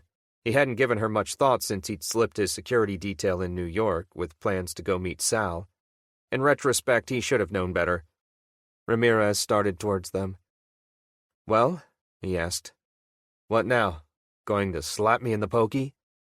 Not if you watch your mouth. Ramirez looked at Coetta. Take over the unloading for me. Make sure Hutch doesn't swipe too much. Sure thing, boss. And don't... No, forget it. Never mind. She sighed and gestured to Westlake. You? Come on. Inside. She started towards the lodge. Where are we going? Westlake trudged after her. The adrenaline had long since worn off, and he was feeling frayed at the edges. He wanted something to eat and to sleep, in that order. He had a feeling he wasn't going to get either until Ramirez was satisfied. I'm going to introduce you to some people, and then we're going to talk about how you might be able to help us. Westlake paused. So you decided to trust me after all, huh? He let none of the elation he felt show on his face. He'd been certain she'd see the sense of it. That and desperate people tended not to look gift horses in the mouth. Ramirez stopped halfway up the wooden steps of the lodge, but didn't turn around. He could read the tension in her shoulders, the way she held her head. I wouldn't go that far, she said. But you're right. We need each other, and we might be able to help each other. She turned and looked down at him. Especially if your pal Benaro is alive. Before he could reply, an African-American woman with gray, flecked locks came down the steps towards them. Estella, she said. Welcome back. Frida, Ramirez said, as she threw her arms around the other woman. Westlake paused, startled. Hugs weren't something he associated with Ramirez. He studied the newcomer. Frida was tall and dressed in black beady hues and a flowing, colorful scarf with a machete sheathed on one hip. She held Ramirez for a moment, then stepped back. You're still in one piece, she said, laughing. I think Saoirse owes me a beer. She looked at Westlake. Who's this? Another stray? Something like that, Ramirez said. Dunnigan in? Where else would he be? Frida indicated the lodge with a nod of her head. We were going over the supply list when I heard you were back. She paused and asked hopefully. Insulin? I think so. You'd have to ask the others. I was a bit distracted. Ramirez gestured to Westlake. Frida gave him a longer, more considering look. Westlake, he said, extending his hand. Frida Calmet. She looked at his hand, and then at Ramirez. I assume you checked him for bites. Just because some folks don't turn, it doesn't mean we need to get sloppy about it. If a zombie bit Westlake, it would die of blood poisoning. Ramirez gestured to them both. Come on, we're going to have a chat with some people. What's up? Frida asked, falling into step with her. Let's wait until we get inside. That doesn't sound good, Frida said, tossing a suspicious look at Westlake as she held the door for them. Hey, this is some place you got here, Westlake said, changing the subject. The interior of the lodge was warm, and there were people inside. Not many, mostly kids. He wondered how many of them had been on camping trips when it had all gone south. Big, high walls, lots of trees, nice lake for fishing. Ramirez grunted. The walls are shit, the trees make it hard to see what's coming, and the lake is full of zombies. And it's not that big, Frida added. 12 rooms, including communal bunking areas and a dining hall. It used to be a place where the upper crust came to rough it, but it got turned into a public facility about 30 years ago. Lucky for you, huh? Westlake said.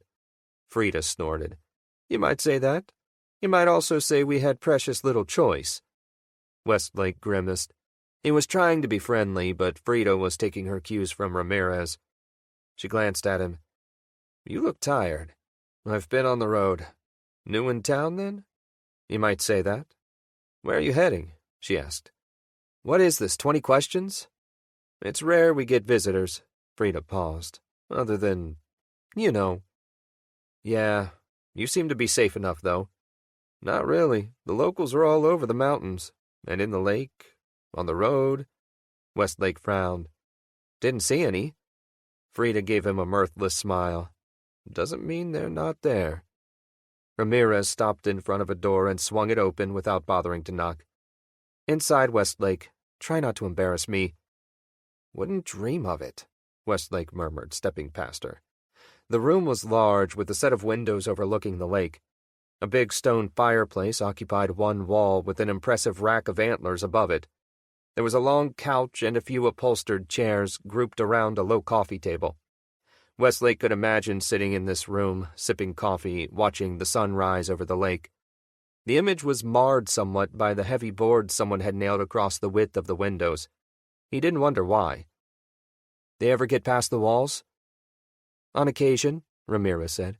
Runners, the fast ones. They can climb when they're in the mood, though not easily. And the big ones, the brutes, they can knock over most anything, if they get up a good head of steam. Even the concrete only does so much. They common around here? Westlake asked. I hadn't seen any in a while. First time I saw one, I passed through a camp near Utica. Ramirez's gaze went vague for a second, and her voice trailed off. Guess we're lucky. She swallowed and shook her head. We're lucky, at least. Frida looked at her with a raised eyebrow. Ramirez grimaced and explained. Runners and a brute. In town. But where there's one, there's more, a new woman's voice interjected. Westlake turned as a woman in a wheelchair rolled towards them. She brought herself to a halt just in front of him and looked up at him. Saoirse Breen at your service. I'm what you might call the mayor of this little township, though I assure you the election was thoroughly rigged in my favor. Her voice had a soft lilt to it. Irish, maybe? She was middle-aged and pretty, her red hair streaked with white. Her arms were bare and muscular, her hands clad in fingerless weightlifter's gloves. You're in a wheelchair, Westlake said without thinking. Saoirse looked at Ramirez. Oh, he's a quick fella, then. Westlake grimaced and gestured apologetically. Sorry, just didn't expect it, is all. He put on a smile.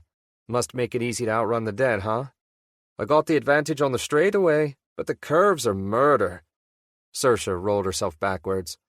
Dunny, Ramirez is back, and she brought us a stray. Who's Dunny? Westlake asked. Jerome Dunnigan, a big man near one of the windows said, offering his hand. Westlake took it.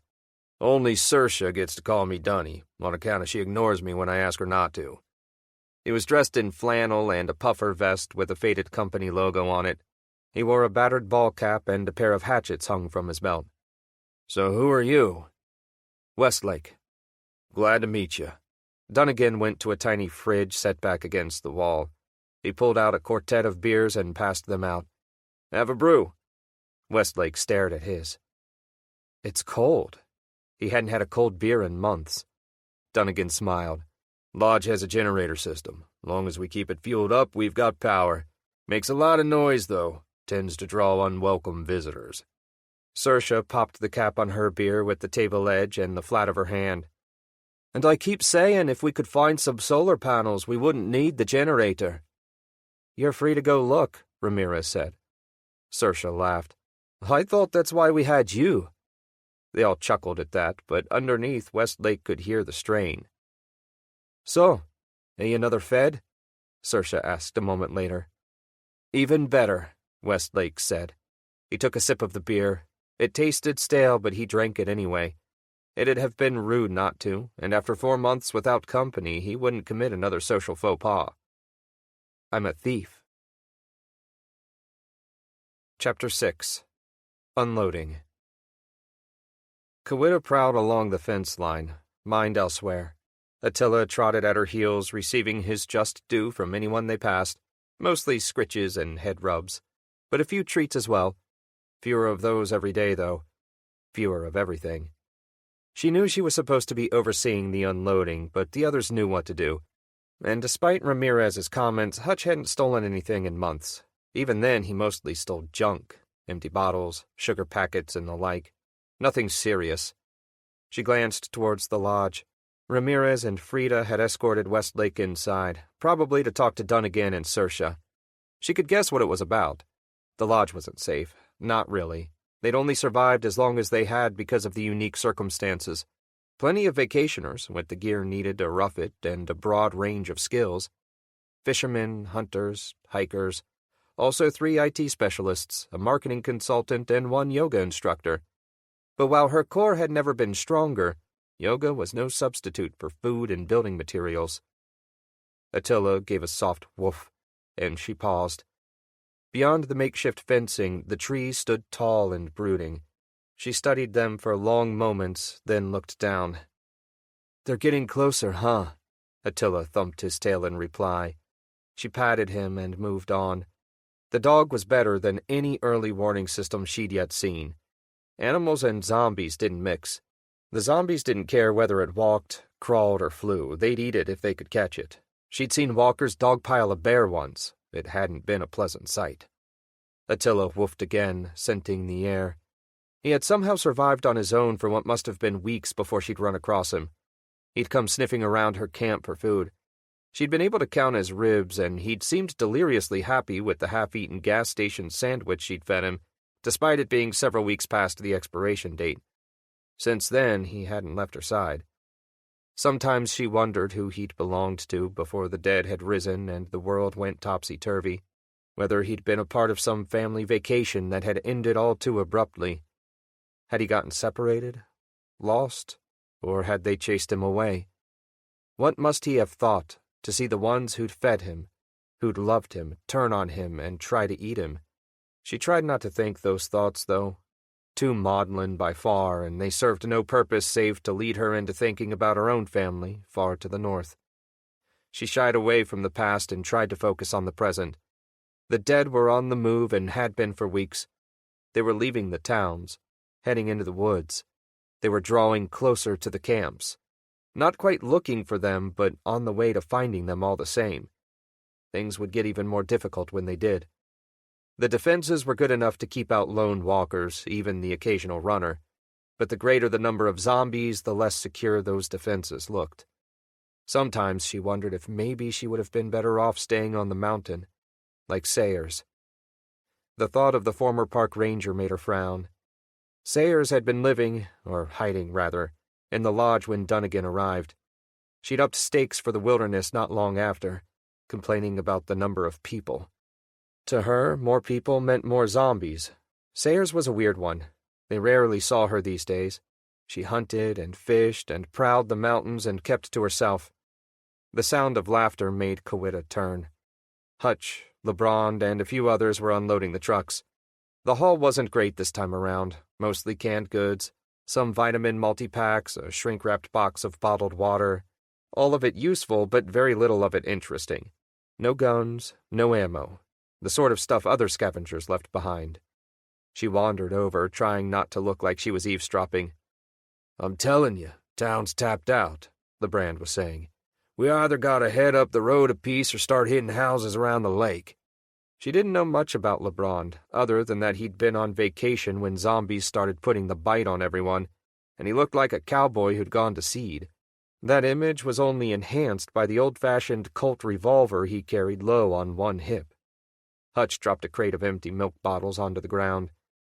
"What we need is some proper accounting." In comparison to LeBrand, she knew everything about Hutch, more than she wanted to, in fact. Hutch had showed up with Ramirez and had quickly made himself very useful. He was one of those people who seemed to have been in training for the apocalypse all his life. Hom hefted a garbage bag full of pill bottles and tossed it to one of the others. The stout Korean woman shook her head. I thought you were an outlaw biker, not an accountant. Hom, like LeBron, was something of a closed book. All Kawita knew about her was that she'd worked at an elementary school and had arrived with a gaggle of grade schoolers after making contact with the camp by radio. Hom didn't like to talk about it, and Kawita liked to think she wasn't the sort to pry. Hutch made a rude gesture. I'll have you know I was club treasurer, and as treasurer, I grew adept at spotting chicanery. Adept? LeBron said. Chicanery? Hom added. Screw both of you, Hutch grumbled. He picked up a milk bottle, sniffed it, and said, How much booze we got left? Enough to have a party? Hom said, tossing another bag out of the truck. Why? I was thinking Molotov cocktails. Hutch bounced the bottle on his palm. I bet one of the other camps has some booze. We could make a few dozen cocktails, draw all the zombies into a contained area. Whoosh! No more zombies. LeBron grunted, took off his Stetson, and ran a hand through his thinning hair. How you gonna get them all in one place? Hell, I bet our zombologist has some ideas, Hom said, looking at Kawita. What about it, college girl? Trying to hide her embarrassment at being spotted, Kawita ambled over. Depends. The walkers, sure, but the runners, the brutes, that might require some creative thinking. We got that in spades, Hutch said confidently. I bet the mutt could draw them in. Not if you're the one throwing the bottles, Kawita said. Hutch looked insulted. Before he could reply, she went on. Have you ever heard of a place called the Villa?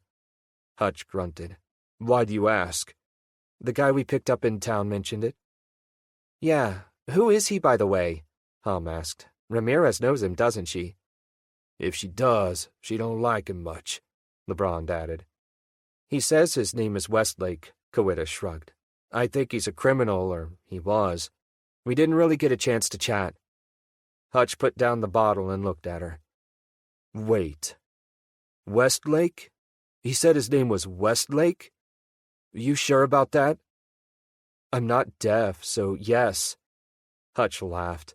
Well, shit. That's interesting. Why? Who is he? Hom punched him in the shoulder. Share the gossip. He's a thief. Like a really good thief. Like a guy who robs casinos professionally. That type of thief. Hutch scratched his chin. What's a guy like that doing out here? What are any of us doing out here? LeBron said. He said he was going to the villa, Kawita said. That's why I was asking if you'd heard about it. You're the only other criminal I know.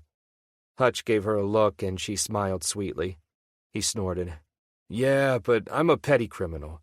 Like I sold some weed and maybe some guns once or twice. Westlake is like one of those guys they make movies about, you know? He shook his head. A real asshole, in the best sense of the word. There's a best sense of that word? Hom asked. You know what I mean.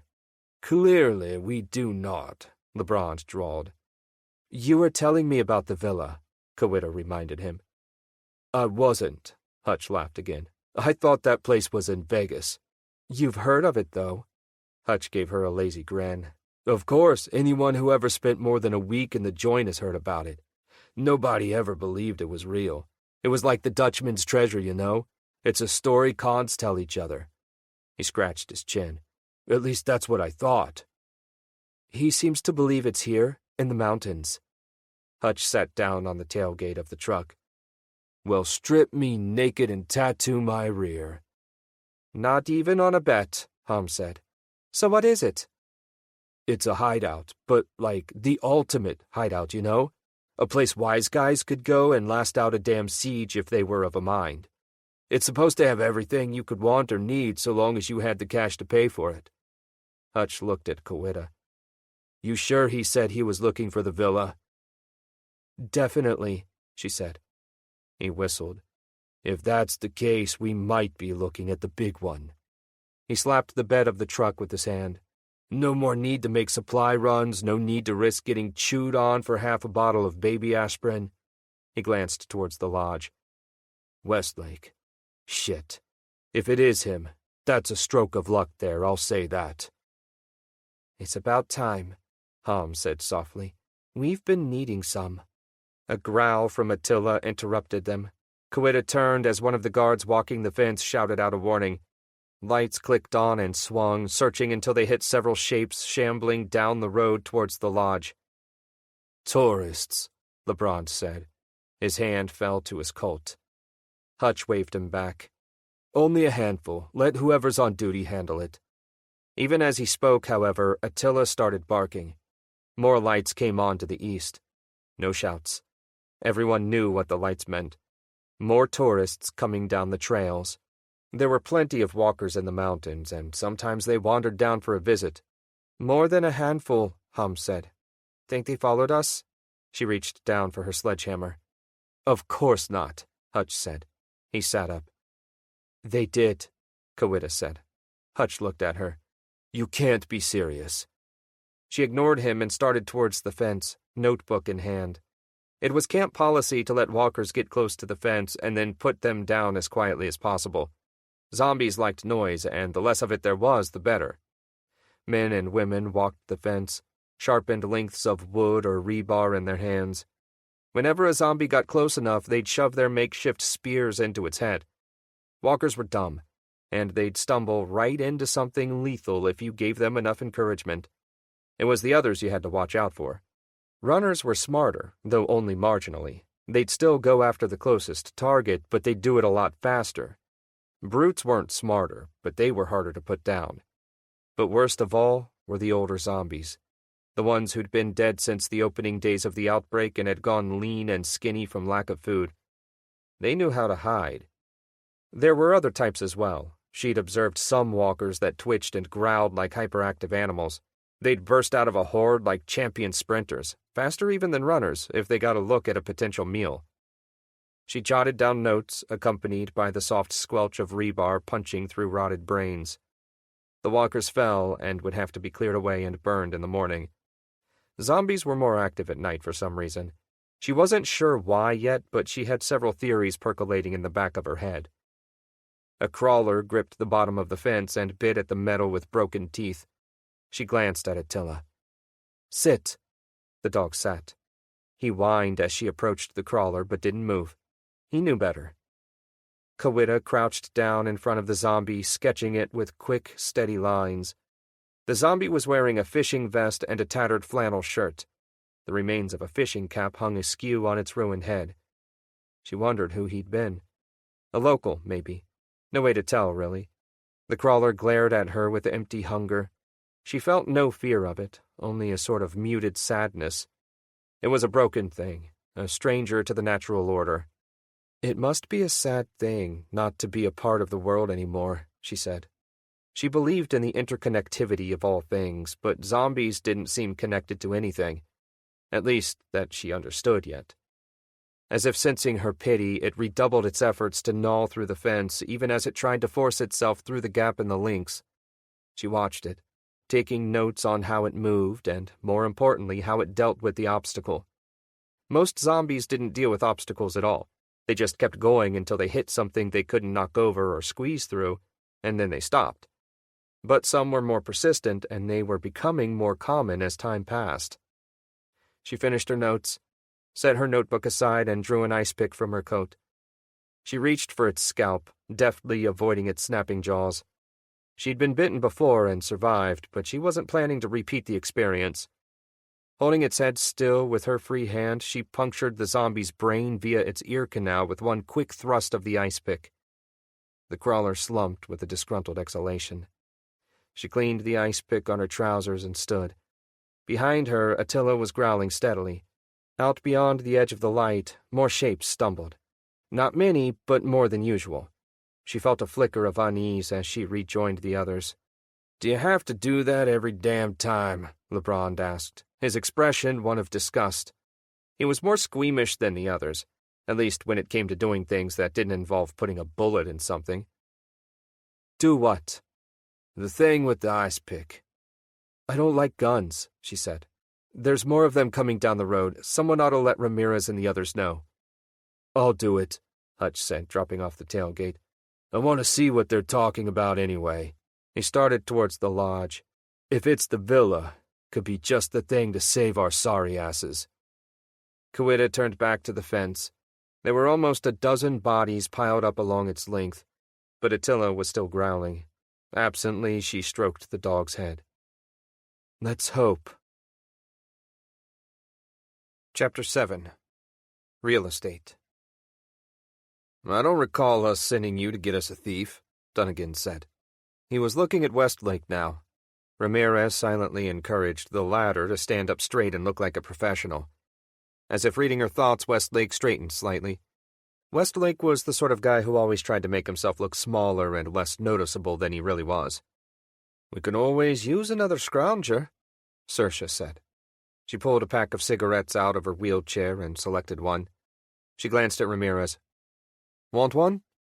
No thanks, Ramirez said, though she did. Badly. She'd quit just before the apocalypse. Her third attempt. So far she hadn't surrendered to temptation. The fact that cigarettes were hard to find made it easier. Saoirse shrugged and lit up. She'd been on holiday when things had gone bad, or so she claimed. She'd never mentioned family or any sort of significant other. Then, a lot of people didn't like talking about what went on those first few days after the dead had risen, Ramirez included. Regardless, Saoirse had a way about her, and she had a head for organization. That came in handy these days when they had almost 40 people, including kids, to take care of. I had another use for him in mind, Ramirez said. Oh? Dunnigan turned his gaze on her. And what might that be? Saoirse might be the mayor of their little community, but Dunnigan was the sheriff. He had been one of the first to see the potential in the lodge. He'd been a trucker and had been asleep in the campground when the first walkers had stumbled down the road. He'd turned his rig into a shelter and set about organizing foraging parties over the course of the following days. By the time Ramirez had shown up, Dunnigan had already overseen the clearing of the lodge and the first few fortifications they'd made. Even better, he'd been carrying a load of chain-link fencing, concrete mix, and the like to a construction site somewhere north of them. It was a lucky thing for everyone he'd stopped when he had. Without the materials he'd been hauling, they'd never have been able to make a go of it. Frida stepped close to her, one hand on the small of her back. Ramirez turned and smiled. Then she cleared her throat and said, We need to move. The words tasted unpleasant in her mouth. For better or worse, this place had become home. More, it was a place of safety, of familiarity in a strange new world. But if the experiences of the past few months had taught her anything, it was that you couldn't count on the familiar. The others traded looks. They'd discussed it before but come up with no workable options. Tell us something we don't know, Saoirse said finally. I might have found us a place to go. She felt Frida's hand tighten on her shoulder, and she reached up and clasped it. Frida had been in Saranc Lake on a corporate retreat when the dead rose. They'd met in those early weeks, gotten to know one another. The old cliché, one thing led to another. She pulled Frida's hand around and kissed her knuckles. Westlake saw the gesture but said nothing, for which she was thankful. Saoirse gestured to Westlake. And what does he have to do with it? I know where it is, Westlake said, sipping his beer. Ramirez looked at Dunnigan. Ever heard of the Bonaro crime family? Who hasn't, Dunnigan said. I was a long-haul trucker before all this shit hit. The Bonaro had a grip on a whole bunch of the local Teamster unions for years. Yeah, well, the Bonaro are smart. That's why they outlasted almost all of their rivals. The FBI took bites out of their organization. Small fry. No one important. Ramirez looked at Westlake. Until our friend here. He doesn't look like a mobster, Saoirse said. I'm not, Westlake said. What I am is the guy who can get you to the villa. Which is? Frida asked. It's a mob hideout, Ramirez said. Off the grid, somewhere remote. Best of everything that money could buy. Or so the stories say. Stories? Saoirse said. You don't know? She looked at Dunnigan, who frowned but said nothing. Ramirez could read the doubt on their faces. She pressed on. We thought it was an urban legend. A few agents were convinced it was a floating operation. A hotel one year, a yacht the next. One guy in the Las Vegas field office insisted it was actually at the top of one of the casinos. She looked at Westlake. But our friend Westlake claims that it's been here in our backyard the whole time. How does he know? Dunnigan asked. He sounded suspicious. Ramirez didn't blame him. Everything she knew about Westlake told her he was running an angle. He wanted to get inside the villa, but why? It had to be important to him, whatever the reason. I knew the guy who put in the toilets, Westlake said. Ramirez frowned, but Westlake went on before she could interject. They had a whole new water system installed and got new toilets to go with it. The guy who put 'em in, he used to, well, give me a heads up on occasion. You know what I mean? Ramirez stared at him. Of course he'd had people on the inside. It should have occurred to her sooner. That was how guys like Westlake operated. You had a plumber casing places for you? He shrugged. Doesn't matter now. No more plumbers. Dunnigan grunted. Plenty of plumbers, just no running water. He grabbed a chair and sat down. Maybe you should start from the beginning. Westlake took another sip of the beer. Okay, so back about 100 years ago, there was a mine up here in the Adirondacks. When the mine shut down, a bunch of bootleggers took it over and hid their booze in it. Somewhere along the way, one of them got the idea to turn the place into a speakeasy, which they did when the mine got turned into a lake. It was so profitable that they decided to expand the business. Frida cleared her throat. Not that I've got a thing against the occasional history lesson, but what's the point of all this? Westlake looked at her. I'm getting to it. So anyway, these bootleggers, the Bonaro, expanded the business, made their speakeasy into a hotel of sorts, neutral territory for those with the right connections. Dutch Schultz stayed there. Capone. It was supposedly a place where deals got made. It's where Lansky and Luciano had their talks with the Department of the Navy during World War II, at least according to the guy I knew. Frida opened her mouth, but Westlake didn't pause. Anyway, the Bonaro expanded the joint multiple times over the years. It got bigger and bigger until it was less a hotel than a fortress. Everything you'd need to hole up and wait out a federal siege or, say, a zombie apocalypse. They called it the Villa. Dunnigan leaned forward. And it's here, in the Adirondacks. Hand to God. Westlake raised one hand and put the other over his heart. Where exactly? Saoirse interjected. Westlake smiled and shook a chiding finger in her direction.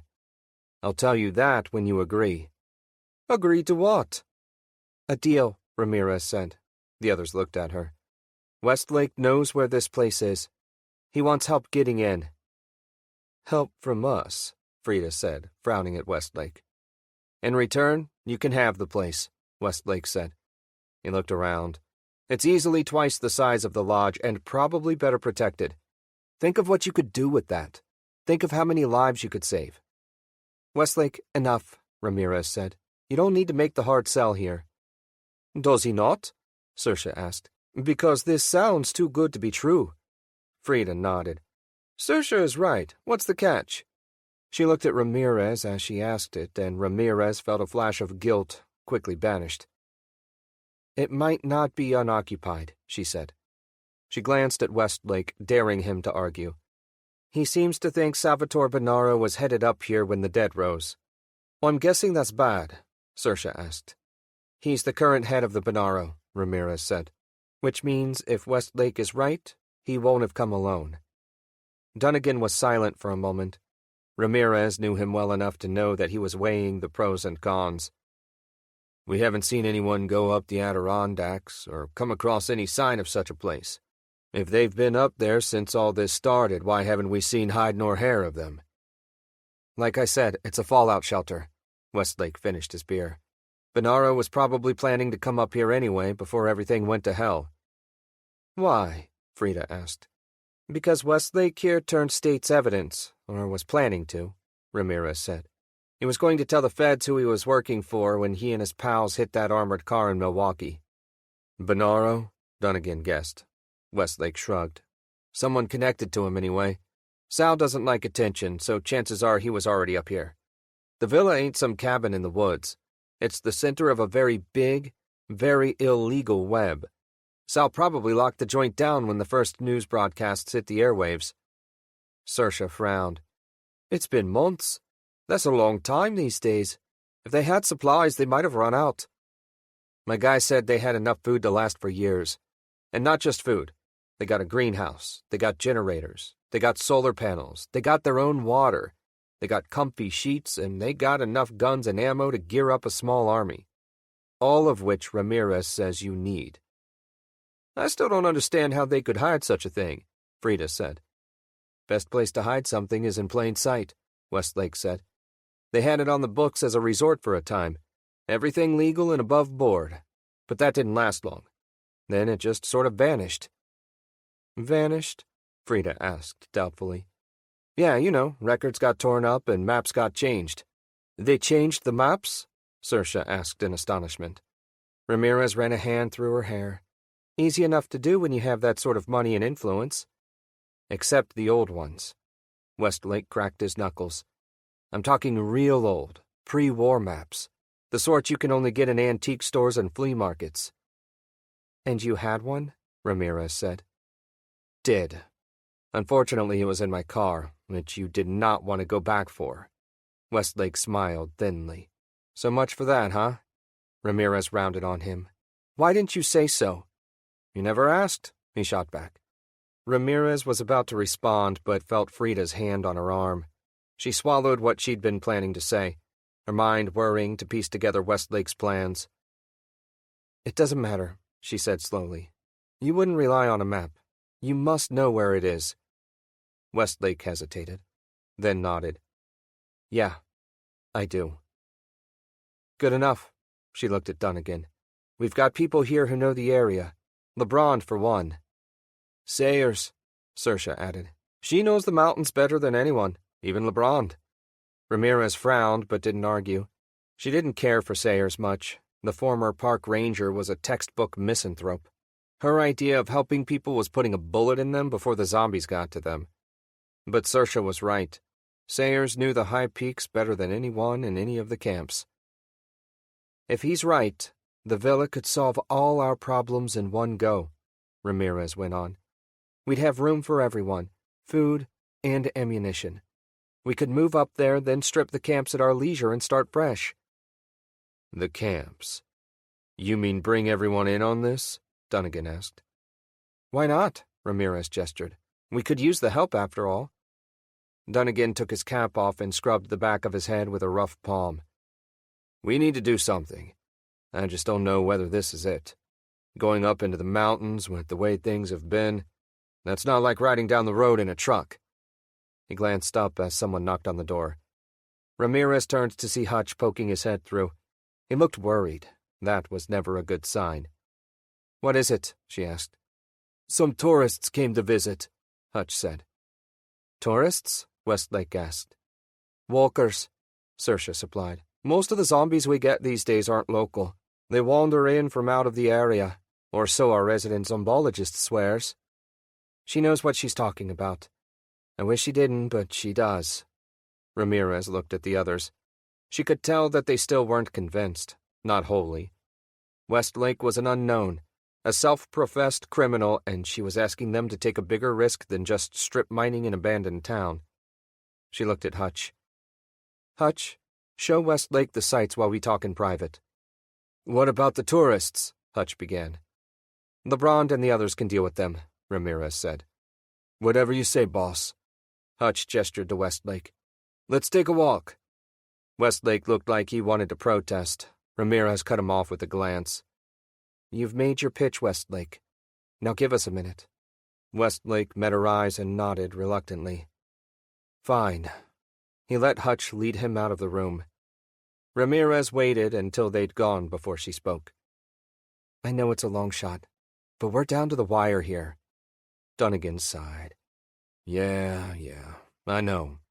Remember when we hit that big box store over near Lake Placid? Ramirez went on, pressing her case. We got volunteers from all 3 camps. That way no one got left out and no one took on too much risk. Why not do the same for this? It'll benefit us all, right? Frida nodded. I agree with Estella. Quite a surprise, Saoirse said, but with a smile. I do too, as it happens. What about you, Dunny? Dunnigan scratched his head again, adjusted his cap, and nodded. May as well share the risk if we're sharing the wealth. I'll put the call out. We'll see who bites. He fixed Ramirez with a stern look. You certain he's on the level? About this? Yeah. Yeah, I think so. You think, or you know? Ramirez was silent for a moment, wondering how best to answer. Then she shrugged. Heck if I know, Dunnigan. Either way, we have to hope he's right. We don't have much of a choice. Chapter 8. Decisions. Come on, man, this way. Hutch crooked a finger, and Westlake dutifully followed. He knew why Ramirez had sent him out, but that didn't mean he had to like it. He could tell that neither Dunnigan nor Saoirse knew quite what to make of him or the story he'd told. If Ramirez hadn't been desperate, she might have been equally doubtful. He briefly wondered what he would do if they all decided not to help him find the villa. They went out through the kitchen. Hutch stopped long enough to retrieve a cooler and led Westlake outside onto the back deck. It looked out over the lake. The rails had been raised and extended, the thick wooden slats covered in sheet metal and barbed wire. The deck was covered, and the roof had been built up into something resembling a watchtower with makeshift ladders nailed to the support beams. Westlake could hear people walking across the roof above them, and the soft murmur of conversation. Hutch led him to the edge of the deck and a pair of brightly colored plastic chairs. A bullhorn sat on the deck beside them. Hutch gestured to the other chair as he sat and set his gun down. So you're the Westlake, huh? Yeah, what about it? Heard stories about you while I was in county lockup. Shouldn't listen to those kinds of stories, Westlake sat. Pretty out here. The moon was up, the sky was full of stars, the surface of the lake was like a mirror. Yeah, view to die for. Hutch laughed, a guttural growl of noise that seemed to emerge from somewhere near his belt buckle. So, it true you were the guy behind that armored car job in Milwaukee? Gotta be more specific than that. The one where the money got set on fire. Westlake smiled. Money was small potatoes. We were after bearer bonds. Why'd you burn the money, though? Westlake was silent a moment. Then, matter of principle. Hutch grunted and flipped open the styrofoam cooler. It was full of grainy ice and several bottles capped with cork. Ramirez doesn't seem to think you got any. Principles, I mean. Never seen her that sore at nobody. She's entitled to her opinion. Westlake looked at the other man. So, how'd you two meet? Hutch grinned. I was living up in Malone, running an extra-legal Canadian pharmaceutical importation business, you might say. Insulin, mostly. Anyway, somebody somewhere got wind, spilled the beans. Ramirez was part of the task force they set up to catch little old me. She was just serving the warrant when the dead rose and started chowing down on folks, including the rest of the task force. So we, put aside our differences, you might say. Got out of town on my bike. Really? Can't imagine that. I mean, she made me ride behind her, but it's still my bike, you know? Westlake laughed. That sounds more like Ramirez. Hutch nodded. She's tough. That's one word for her. How'd you know her from before, I mean? She bust you too? Not quite. Westlake scratched his jaw and looked out over the water. Protection detail. She was supposed to keep me safe. Did she? Didn't give her the chance. I'm guessing that was a mistake. One of many I have made in my life. Hutch laughed and reached down into the cooler. He fished out a bottle and offered it to Westlake. Westlake took it, popped the cork, and drank a sip. He grimaced. Grape soda? No booze, no pills, boss's orders. Hutch had the good grace to look embarrassed. I sort of had my problems with both, if you get me. I get you. Westlake took another sip. It was worse than the first, if that was possible. Jesus, it tastes like flat battery acid. Hutch took a long pull from his own bottle and smacked his lip. Yeah, my bad. I make it myself. He sniffed. Bit of a, connoisseur when it comes to pop. Westlake shook his head and looked at the water again. It was almost pretty in the moonlight. How long you think it'll take them to talk things over? Hutch shrugged. Depends. He cut his eyes at Westlake, a sly smile on his face. You really know where the villa is? You know about it? Somehow Westlake wasn't surprised. I've heard some stuff. Only about half of it is true. Hope it's the good half. Hutch took a long swallow of soda. Because let me tell you, we ain't got shit going on here. That bad, huh? Way I see it, we ain't got much choice.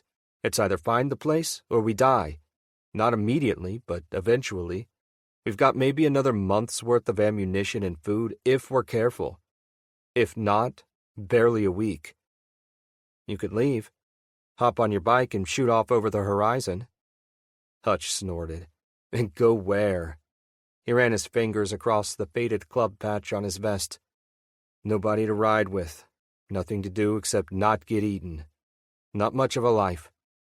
Not much is better than none. That's a matter of opinion. Hutch emptied his bottle and set it carefully back into the cooler before selecting another. Save the bottle. Recycling? Manner of speaking. Sometimes I reuse them, refill them, recork them. Sometimes I make them into Molotov cocktails. Depends on my mood. Westlake chuckled, but the sound died in his throat as he caught sight of something moving out in the water. He tapped Hutch, and the big man leaned forward, then stood with a curse. Should have goddamn known. He reached for the bullhorn and activated it. Then he reared back and shouted, "Floaters!" Spotlights flared on above them, striking the water. Zombies waded through the shallows, covered in reeking weeds, their bodies swollen from prolonged submersion. Maybe 20 in all. Staring down at them, Westlake wondered how long they'd been walking underwater.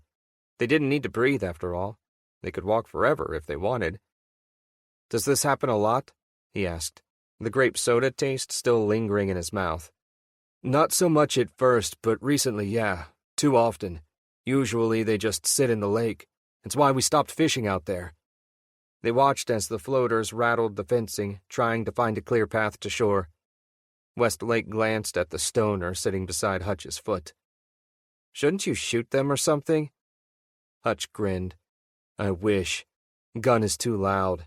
More of them I shoot, more of them show up. We do it the old-fashioned way." "Muriel!" He turned in his chair and shouted behind him. "Hey, Muriel!" "What?" a creaky voice called out. Westlake followed Hutch's gaze and saw a grandmotherly woman, clad in military-issue BDUs that were too big for her, and a bow cradled in one stick-like arm. She hobbled towards them. "Floaters, Muriel. Thought you might like to get some practice in." "Did you now?" Muriel sucked on her false teeth and made her way to the rail. She peered over the side, selected an arrow from the quiver on her hip and nocked it. Hutch leaned towards Westlake.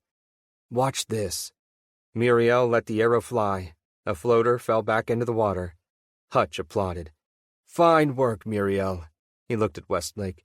"She makes a mean banana bread, too, when we've got bananas. And flour." Muriel selected another arrow and loosed it. Another floater sank down into the shallows. The arrow stuck clean through one of its eyes. Her third arrow wedged in a breastbone. The floater staggered but didn't fall. "Shoot," Muriel said in exasperation. She turned to Hutch. "Make yourself useful and go get my arrows back. Ain't got many left." Hutch snorted. "Maybe you shouldn't miss." Muriel flipped him the bird and Hutch gave a bark of laughter. She turned back to the rail and selected another arrow. Westlake watched her, impressed. "Tough old lady," he murmured as she let it fly. Hutch nodded. "You got to be, to survive this long." "What's her story?" "From what I heard, it involved a cigarette in a gas station and a kaboom heard across the country." Hutch looked at him. "What's your story, Westlake?" "Thought you'd heard all about me," Westlake said. Hutch grunted. "That was pre-zombies, Westlake. I want to know about post-zombies, Westlake, you dig?" He drained his bottle and set it aside. "Can't imagine running around out there alone. Drive me crazy." "I like being alone," Westlake said. He sat back, watching Muriel send another arrow humming home. "I liked it, anyway." "No man is an island," Hutch said. "No, I suppose not." Westlake closed his eyes. "You get used to it. The quiet, I mean. Nothing but your thoughts to keep you company. My head's mostly full of theme songs. Remember Have Gun Will Travel? That was a great theme song. Westlake grinned. Duane Eddy, Ballad of Paladin. Classic. Television was great, Hutch said dolefully. He looked so sad in that moment that Westlake wondered if he might cry. Hutch shook himself. Ah, well. I'll take over, Hutch. They both looked up, startled. Ramirez held 2 more beers in her hands. She handed one to Westlake. Go do something useful, she continued, indicating the door. Hutch nodded and gave Westlake a commiserating look. Then they were alone, save, of course, for Muriel and the others on guard. Westlake listened to the hum-snap of Muriel's bow and said, What's the verdict? Ramirez tapped her bottle against his. Congratulations. We're going to steal a villa. You don't sound happy about it. Ramirez dropped into Hutch's seat and leaned back with her eyes half closed. I'm not really. How is it any different than looting a town? Why don't you tell me, Westlake? What do you mean? You had 4 months, she said, tipping back the beer. Why did it take you 4 months to get around to this? She elaborated. I had other, more immediate concerns. As we all did. He paused. Took me a few days to get my shit together. He tapped his head. Up here, you know? Ramirez nodded. I know. But why now? Why not now? Westlake set his beer down on the deck and tapped his fingers on the armrests of the chair. He watched the moonlight on the water. It was pretty, except it was full of zombies. So maybe not that pretty. The truth is, it took that long to get here. I went for help first. Remember Handy McClellan? Ramirez frowned. He's a fence, isn't he? Worked out of a storefront in Trenton? Was a fence. And a friend. Westlake fell silent, his mind on that night. Handy had holed up in his store, locking himself in. It had taken Westlake most of the afternoon to get in, and when he did, Handy hadn't been in the mood for much save dinner. He still remembered the kick of the pistol as he put what was left of Handy down. You went looking for help, Ramirez said softly. A crew. Westlake nodded, looking at his hands. His knuckles were white in the moonlight, and he forced himself to loosen his grip on the chair. But nobody was around. Or if they were, they weren't in any condition to be of use. Ramirez took another sip of beer. I'm sorry. About Handy, I mean. Westlake looked at her. That's why I want to make a deal. That's why you can trust me. I'm starting to think I might need a crew, especially if the mountains are this infested with zombies. Ramirez looked at him. You still haven't said what you're after. That's my business. She turned and poked him in the chest hard enough to hurt. And I'm making it mine. You're going after Sal, aren't you? What if I am? Ramirez fell silent. Westlake gave her a few moments, then said, If Sal is up there, he's going to cause trouble for you eventually. Trouble for everyone. Better it be handled now than when you're not ready for it. Maybe. No maybes about it. She finished off her beer and sat up. Dunnigan is contacting the other camps now. If they want in on this, they'll send volunteers to help. If they don't, we'll go with who we can get. One way or another, you'll have your crew. She looked down at him. Until then, you should get some sleep. Where, exactly? Ramirez looked around. Here's good. I'm told it's nice to sleep under the stars. I'll send someone out with a blanket. Westlake watched her go back inside and shook his head. But he was smiling when he did. Chapter 9. El Calavera Santo. Westlake was awoken by a kick to the back of his chair. He sat up with a curse, fumbled for a gun that wasn't there, and nearly fell out. He blinked up at Ramirez and realized he'd slept far longer than anticipated, even if it had been a restless slumber. What? What is it? Breakfast. She tossed something onto his chest, a cellophane-wrapped sandwich, like something from a gas station. He squinted at the expiration date. This is a month old. Expiration dates are suggestions, not the law, Ramirez said. I should know, right? Eat quick, we're about to have guests. Guests? The other camps, they're sending people. I don't know who yet, but they should be here soon." She went to the edge of the deck and cursed quietly. Westlake joined her, chewing on the stale sandwich. There were a dozen bodies on the lakeshore, looking like pincushions. Muriel had been busy, but there were more floaters grasping at the fences and moaning softly. "More than there were last night," he said. "Yeah," Ramirez said. "They're on the road as well. Must be 40 or 50 of them. Coeda thinks they followed us from town. Long way to come." "Not for them." Ramirez studied him. "You look terrible. Did you sleep?" "As well as I ever do." Which wasn't well at all, but he didn't see any reason to tell her that. The dreams had started after that night in the Barrens. Bad ones, mostly. Dreams of being surrounded by dead hams, the feeling of teeth in his flesh, of dying, like Tommy. Only not really. He took a bite of sandwich to hide his sudden shiver. "If there's zombies out front, how are these guests of ours getting in?" "Through the front gate. How else? Come on." She led him back inside into the front doors. LeBron was waiting for them on the steps. He tipped his hat to Westlake. "Howdy, sleeping beauty," he drawled. "Have a good rest?" "Good enough," Westlake said. Past the cowboy, he could see the road and the fences. He nearly choked on his sandwich. There were zombies all over the fences.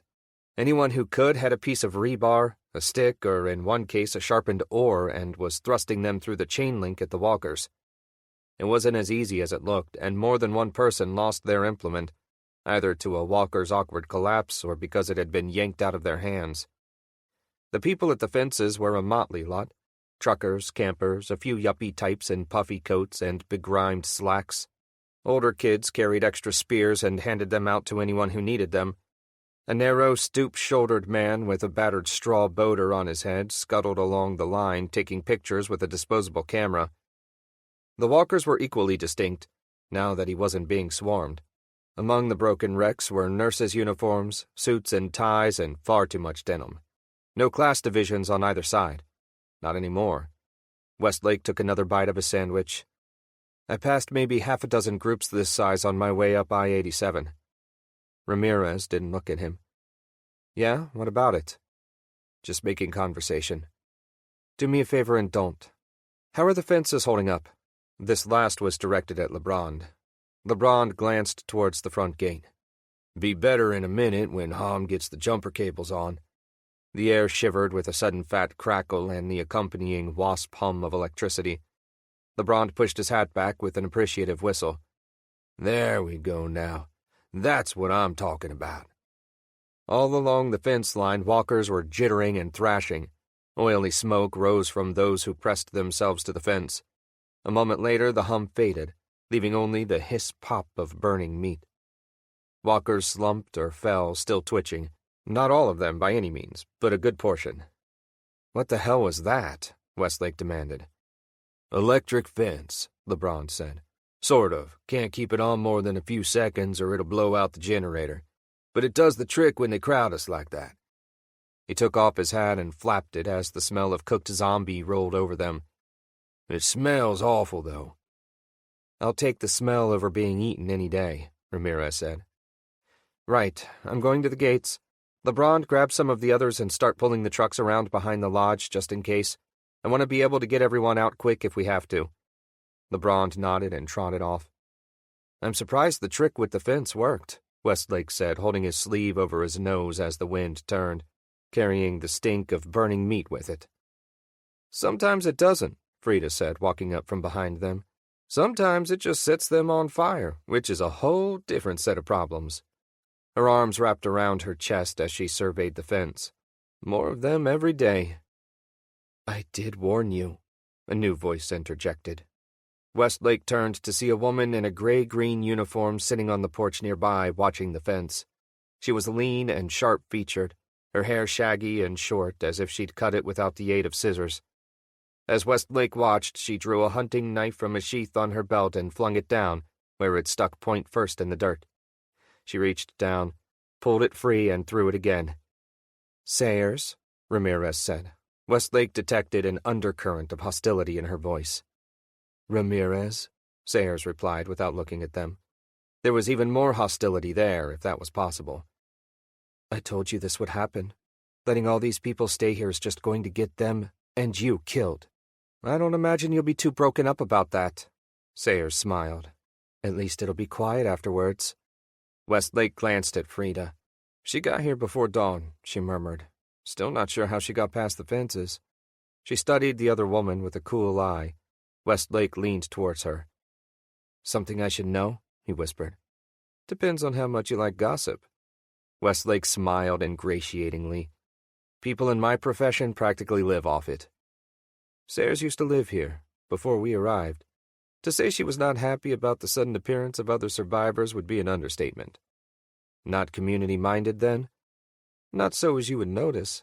She got pissed off with all of us breathing her air and headed for the tall timber. Took a chunk of supplies with her. She doesn't like Ramirez much. Before you ask, the feeling is mutual. So why's she here? Because Ptolemy is coming. Westlake frowned. Ptolemy? From the camp near North Elba. They used to have a thing, I think, before the apocalypse. And now? They do not. She blames Ramirez. She got reason to? Westlake asked. Frida shrugged. You'd have to ask her, or Ramirez.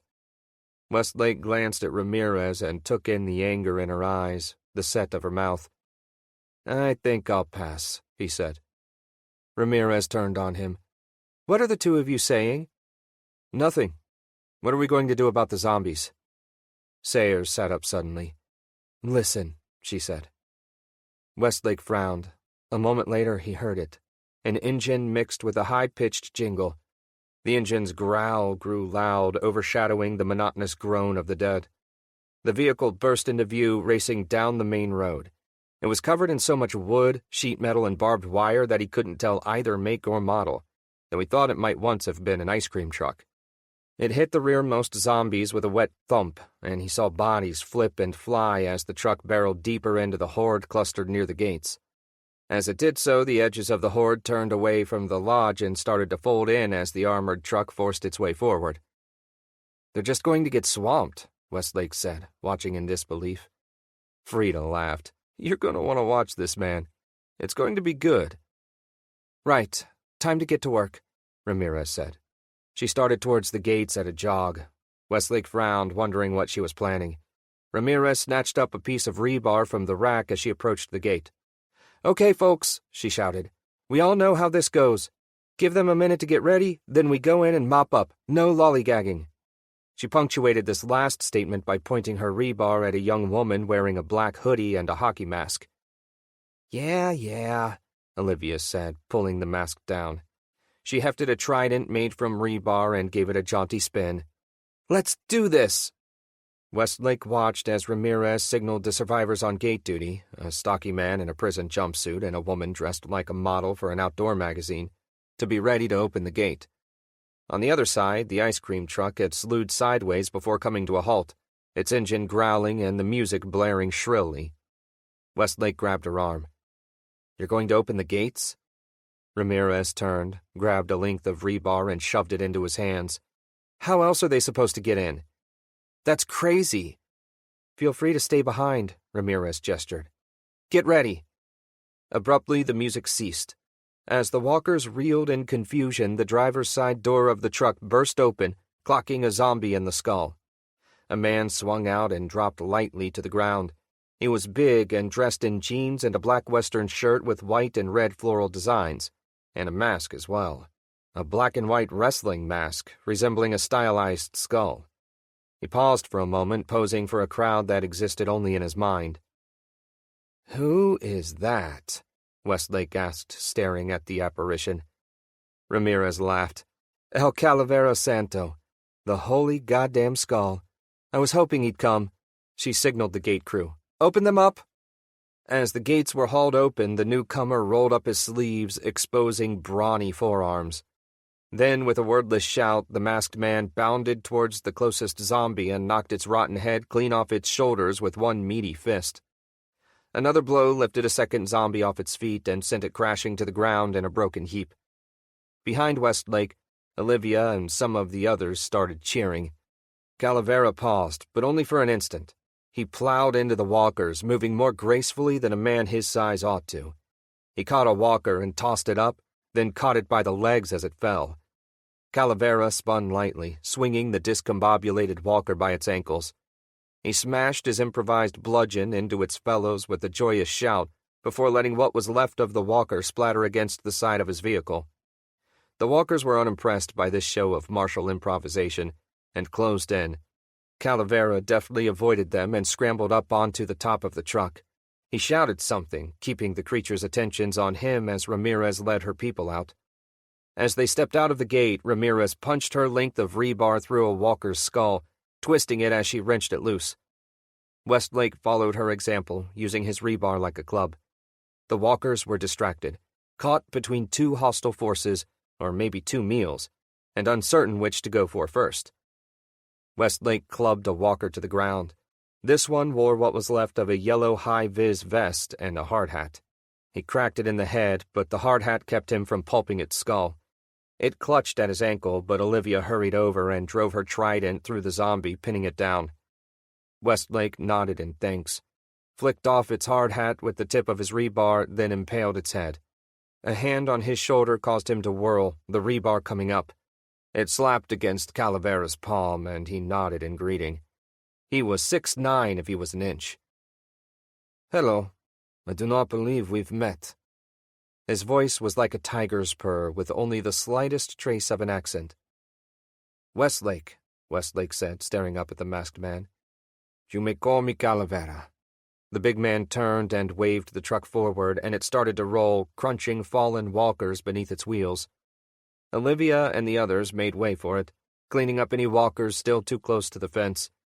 The rest of the zombies stumbled in the truck's wake as Ramirez and her people retreated inside. Westlake and Calavera were the last to enter. The gates closed with a rattle, and the padlocks hurriedly snapped shut. On the other side, the dead began to gather anew. Chapter 10. The Plan. 2 guys, Westlake muttered. "That's what they sent." "Two more than we had before," Ramirez said as she shut the door behind them, wondering how the day had slipped by into evening so quickly. Westlake was clearly disappointed. She wondered what he'd expected. It wasn't like there was an army around here going spare or a set of specialized criminals at his service. And you've got to admit that Calavera counts for at least 3 by himself. "At least," Westlake said, looking over at the masked man. Ramirez followed his gaze. Calavera had gotten a towel somewhere and was cleaning his hands of the gore that stained them. "Where did you find him?" "He found us. Came wandering into the camp over near North Elba one day, escorting a group of survivors, claiming a saint had told him they needed help." Westlake glanced at her. "And they bought that?" "He kills zombies with his bare hands," Ramirez pointed out. "What are they going to say? No thank you, please move along?" Westlake frowned. "Got a point, I guess. What about the other one? What's his name, Ptolemy?" He indicated the second of the newcomers. Calvin Ptolemy was a narrow, dark-skinned man of indeterminate age. He stood away from the others, looking ill at ease. His hair was chopped square and buzzed tight, and a set of cheap black-framed glasses rested on his nose, making his eyes look bigger than they were. He wore second-hand tactical fatigues beneath a heavy barn coat and carried a variety of weapons, both obvious and otherwise. "He's a quiet guy," Westlake went on. "Hasn't said 2 words to anyone." Ramirez snorted. "You don't know the half of it. He had his own podcast back before all this. Real Art Bell type. He went on these 2-hour screeds about secret Masonic conspiracies and nanites and fluoride." "And someone thought it was a good idea to send him?"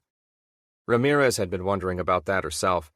She recalled that Ptolemy didn't like to leave his bunker without good reason. Even then, he did so only for as long as necessary. That he'd volunteered was something of a surprise, or a sign of how bad things were getting. Before she could reply, Ptolemy wandered over. "Agent Ramirez," he said, nodding politely to Ramirez. He didn't offer to shake hands. He never did. Something about germs. "We thought it best to come together. Safety in numbers." He nudged his glasses back up onto his face as he looked at Westlake. "And you would be Mr. Westlake, was it?" "It was and is," Westlake said. He held out his hand. Ptolemy inclined his head but ignored the outstretched hand. Westlake lowered it awkwardly. Dunnigan implied you were the bearer of glad tidings. That depends. On? How you feel about climbing a mountain? Ptolemy blinked, and a look of mild surprise crossed his face. Ah, he paused. Is that why Elizabeth Sayers, is here? Ramirez turned. Sayers leaned against the wall near the windows, ignoring everyone, as was her wont. Yeah. She'd been surprised when Sayers had answered the radio. She had been even more surprised when the former park ranger actually showed up. A warning would have been appreciated, Ptolemy said, watching the former park ranger with an inscrutable expression. His gaze flicked back to Ramirez. Area 51. What about it? I have come to the conclusion that it is where all this started. We should investigate. Ramirez blinked, thrown. And how would we do that? The airport has planes available. I suggest... Maybe after we handle this, Ramirez said quickly. Ptolemy peered at her for a moment, as if trying to determine whether she was serious or merely humoring him. Apparently satisfied that it was the former, he nodded. Very well. The airport, Agent Ramirez. Afterwards, Ramirez said with a brief smile. Ptolemy nodded again, turned, and after a moment of hesitation made his way towards the window and Sayers. Westlake watched him go, a frown on his face. He seems... intense. Ramirez glanced at him. You're right, he is intense. But also smart, and a good shot. 2 things we need. Westlake grunted but didn't reply. He and Ramirez joined Frida and the others. Dunnigan had already broken out the beer. Hopefully a table had been set up, covered in all the maps they'd been able to scrounge from the visitor center. Hom sat at the table along with Lebrond and Hutch. Kawita sat nearby on a stool, scratching Attila's head. Ramirez had spoken with all 4 of them individually on what they were looking for over the course of the day, and all 4 had quickly volunteered. They all had something to contribute, or could be counted on to keep their heads. With the addition of Calavera and Ptolemy, that gave them a team of 8. Sayers would make 9 if she agreed. Ramirez cleared her throat. All eyes turned towards her. We all know why we're here, I trust, she said, for the benefit of the others. We do, and it's bullshit, Sayers said bluntly. Utter bullshit. Places like the one you're describing don't exist. I assure you it does, Westlake jumped in. Sayers glanced at him with obvious suspicion. And who are you exactly? I've never seen you before. I'm the guy who's telling you that this place exists. And it's here, you're certain? Sayers shook her head. Can't be. It is. Mount Marcy to be exact. Impossible, Sayers glared at him. There's nothing there. I know these mountains. I'm sure you do, but hear me out, Westlake said. He went to the table and paged through an old guidebook for the area. See, here's the issue. The guidebook says it should take about 11 hours to walk the trail to the southwest slope from here. But the guidebook assumes there's an infrastructure in place to keep said trails clear. Westlake looked back to her. Have you still been keeping the brush cut this whole time? Sayers frowned. I don't use trails. Westlake nodded. Which means everything is likely to be overgrown, washed out, or otherwise untraversable. He smiled. Hey, at least it's not snowing, right? Ramirez waved him to silence and hoped Sayers understood what Westlake was driving at. What he's saying is that we need a guide, and that's you. She paused, coming to terms with attempting to make peace. I know we've had our issues, but you could help a whole lot of people here, Sayers. We need this place. We need it bad. The lodge won't last another month, not at this rate. You might not have realized it, hiding out up in the tall timber, but things are getting bad. Lots more walkers, a lot less to salvage. This place could be the answer to our prayers. I'm not hiding, Sayers growled. She matched Ramirez's glare with one of her own. I'm just not a fan of making things easy for the zombies. Then why are you here? Sayers' eyes flicked towards Ptolemy. It was so quick that Ramirez almost missed it. You called, I came. You want me to go, I'll go. But she didn't sound as if she meant it. She took a deep breath and stepped back. For the sake of argument, what's your plan? Simple, Ramirez said. I take a crew up into the mountains, find this place and check it out, ensure that it's safe for us. Then we can make plans from there." "What sort of crew?" Sayers asked. "Volunteers." Ramirez looked around the room. "The people in this room are the only ones who know about this, and I'd like to keep it that way until we know what's what." "So, there are zombies in the mountains," Sayers interrupted. "Lots of them.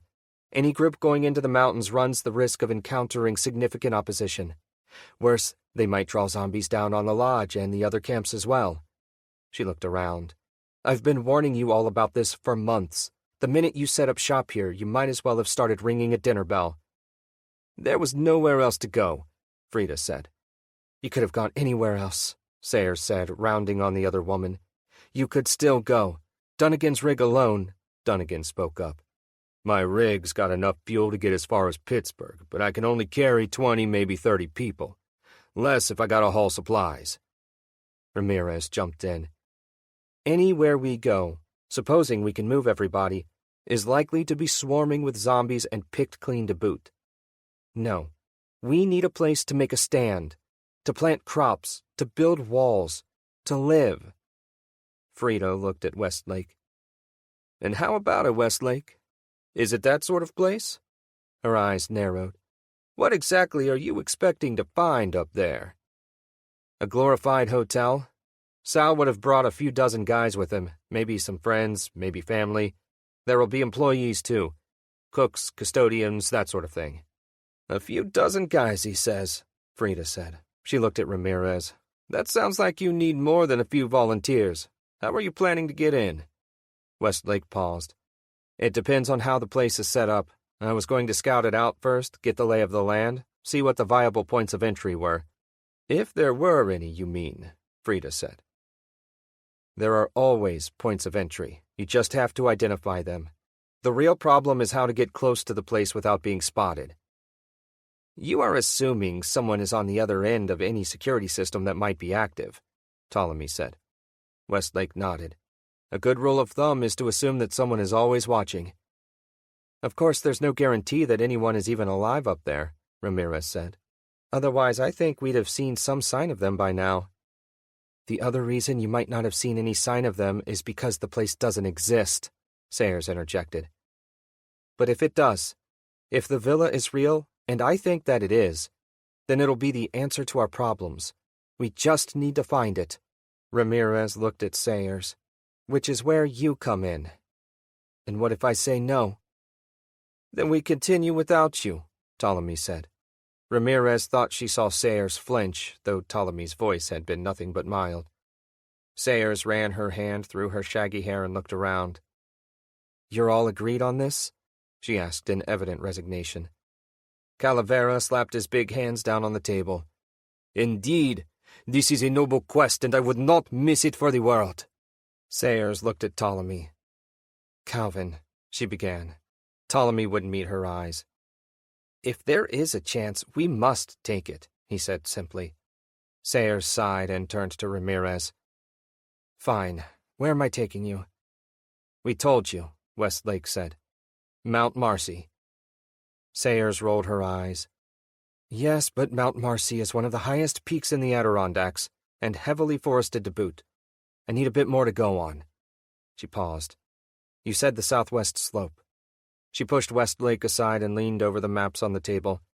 "The problem with most maps is that they're based on old cartographic records, so if something is removed due to lack of importance or, well, because someone didn't want it on the map," Westlake supplied.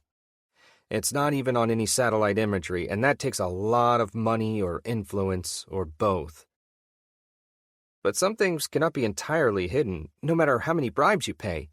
It would need to be a sizable area for the type of facility you are talking about." Ptolemy bent over the map as well, running his finger along the grid lines. "Southwest slope, you said?" Westlake nodded. "Yeah, near an old iron mine." Ptolemy looked at Sayers. "Ring any bells?" LeBron coughed politely. "Lake Cutter," he said. Ramirez and the others looked at him. He leaned back in his chair. "Quarry Lake on the southwestern slope. Nothing there but trees as far as I know." Ramirez looked at Sayers. "What about it?" Sayers licked her lips. Maybe. Something in her voice made Ramirez pause. She studied the other woman, but Sayers' face gave nothing away. Maybe it was just Sayers' obvious reluctance she was hearing. She resolved to talk to the other woman about it at the first convenient opportunity. She clapped her hands together, drawing the eyes of the others. The important thing is, can we get there from here? Sayers shrugged. We can take the Van Hovenberg Trail towards the peak. It used to be that you could hike the trail in a few hours, but given how many zombies are wandering around up there, we should at least double that time. She hesitated. Of course, there are worse things than walkers in these mountains. Like what? Westlake asked. Bears, for one. Coyotes, cougars, all of which have gotten very used to eating human beings in the last few months thanks to the walkers. Plus trail collapses, flooding. There are 100 ways to die up here if you're not prepared. Which is why we need you, Ptolemy said softly. He reached out and took Sayers' hand. She looked at it for a moment and then pulled away. Yeah, so you said. Sayers stepped back from the table. We'll leave at first light. So you'll do it? Ramirez asked, surprised despite herself. Sayers didn't look at her. I'll do it. She took a deep breath. I need some air. She headed for the door. Westlake sat down. Well, glad that's settled. Yeah, me too. Ramirez looked down at the map. There was no telling what they'd find up there. Maybe salvation, maybe something else. Chapter 11. Blindside. Calvin Ptolemy did not sleep, in the conventional sense. Instead, he relied on a set number of calculated micro-sleeps to refresh his mind and body, anywhere from 5 to 15 minutes at staggered intervals throughout the day. He had trained himself to conduct a number of repetitive tasks while engaged in these micro-sleeps, including disassembling and cleaning weapons. Unfortunately, he found it difficult to enter the necessary state of relaxation in an unfamiliar place. The lodge was quiet. As he walked out onto the deck, he heard nothing save the chirp of insects and the quiet murmur of those on guard duty. Sayers was sitting on the deck rail, her legs kicking idly as she stared out over the water. She was engaged in demolishing a can of beans that she'd gotten from somewhere. He stood behind her, saying nothing. He started to speak several times, but the words wouldn't come. His hands clenched. Then he reached into the pocket of his coat and pulled out a stick of jerky. He held it out to her. She looked at it. Yours? Latest batch, yes. She took it and sniffed it. Smells better than the last. She took a bite. Tastes better, too. She gave him a smile, and he felt a familiar flutter in his chest. Why are you here, Calvin? Ramirez and Westlake explained, Ptolemy began. Sayers shook her head and offered him the can of beans. I didn't ask why they're here. I asked why you're here. Ptolemy took the beans, automatically scanning the expiration date stamped on the bottom of the can. Sayers raised an eyebrow. I'm not trying to poison you. Just making sure. The expiration date is only a suggestion. Often a good one, Ptolemy said. He took a bite of the beans to be polite and handed the can back. Sayers took it and continued eating. You haven't answered my question, she said, mouthful. Fitness is only another name for survival, he quoted. Darwinism. That survivors survive. Charles Fort. He adjusted his glasses. Things are less than optimal. Resources are dwindling. Something must change. He studied the water below and the forms bobbing in the shallows. The floaters clutched at the fence line like drowning men, their mouths moving noiselessly. We are running out of time. We are losing the war before we even have a chance to fight back. Sayers snorted. Still thinking of it as a war? What would you call it? The end of the world. She finished the can and set it down beside her. We're done, Calvin. Why get stressed about something you can't change? Who says it cannot be changed? He paused and looked at her. We have had this conversation before, I think. We have. Right before you left, he said, his tone accusing. Sayers tilted her head back and looked up at the roof. I had to get out of there, Calvin. I needed space. So you went to hide in the forest. Not well enough. You did not have to answer the radio, he paused. Why did you?" She was silent for a moment. Then, "I wanted to see you again. You could not have known I would be here. If anything could drag you out of your bunker, it would be something like this," she said, smiling thinly. "You don't believe there's really a mafia hideout in the mountains, do you?" Ptolemy scratched his chin. "No. I think this Westlake is a former government agent, and we are heading to a secret federal installation. Or maybe not. The fate of all explanation is to close one door only to have another fly wide open." "Fort again?" Ptolemy nodded. "There is truly a quote for every occasion." Sayers stared at him. "I've missed you," she said. Ptolemy blinked. "I have missed you as well. Is that why you agreed to help?" She turned back to the water. "Don't let it go to your head. Whatever the reason, I am glad you are back. I am glad you are helping us. I'm not doing it for you, Calvin, as hard as that might be for you to believe." She turned, slid off the deck railing to stand, and looked up at the lodge. "This is going to be a waste of resources these people don't have. You'd be better off moving into one of the ski resorts over near Lake Placid. Those places are no safer than here. Then go away. Head towards Lake Champlain, or better yet, the Canadian border." She looked at him. "They'd listen to you, Calvin. Maybe not Ramirez, but the others would. If this place is real, is it not worth seeing if it could be made viable? A true redoubt, where some seed of humanity might yet find soil fit to grow?" He made to reach for her, but stopped himself. "I believe the risk is worth the reward." "And you trust this Westlake?" "No, but I trust Ramirez, even though she's a government agent." "So were you once upon a time," he said. "I was a government employee, Calvin. There's a difference." She glared at him. "You shouldn't put so much faith in Ramirez. She's always been trouble." "Why? Because she wishes to help people?" "No. Because she talks other, more impressionable people into acting against their best interests. Like you." Ptolemy paused. It was an old argument. The same argument that had driven them first together and then apart in the months after the apocalypse. Sayers had seen the rising of the dead as an opportunity to abandon a world that had never treated her well. Ptolemy had seen it as a catastrophe, a natural disaster of epic proportions, but in the end no different than a flood or a wildfire. Sayers had argued that they were under no obligation to help anyone. Ptolemy had known better. Now, more than ever, people needed to stick together. Disagreements needed to be put aside in the face of a common enemy. An enemy that threatened to overwhelm them all, regardless of how cleverly they might hide themselves away. Ramirez understood that. That was why he'd volunteered to come. If she said there was hope, then there was hope. But he said none of that. Sayers understood his position, and he understood hers. There was nothing more to be said on the matter. They stood awkwardly in silence for a time. Then, when he could no longer stand it, Ptolemy asked, "What were you doing up there? After you left, I mean." "Nothing." "Nothing?" He raised an eyebrow. Sayers sighed. "I wanted to enjoy myself, Calvin. To read books and grow beans and not have to worry about anything."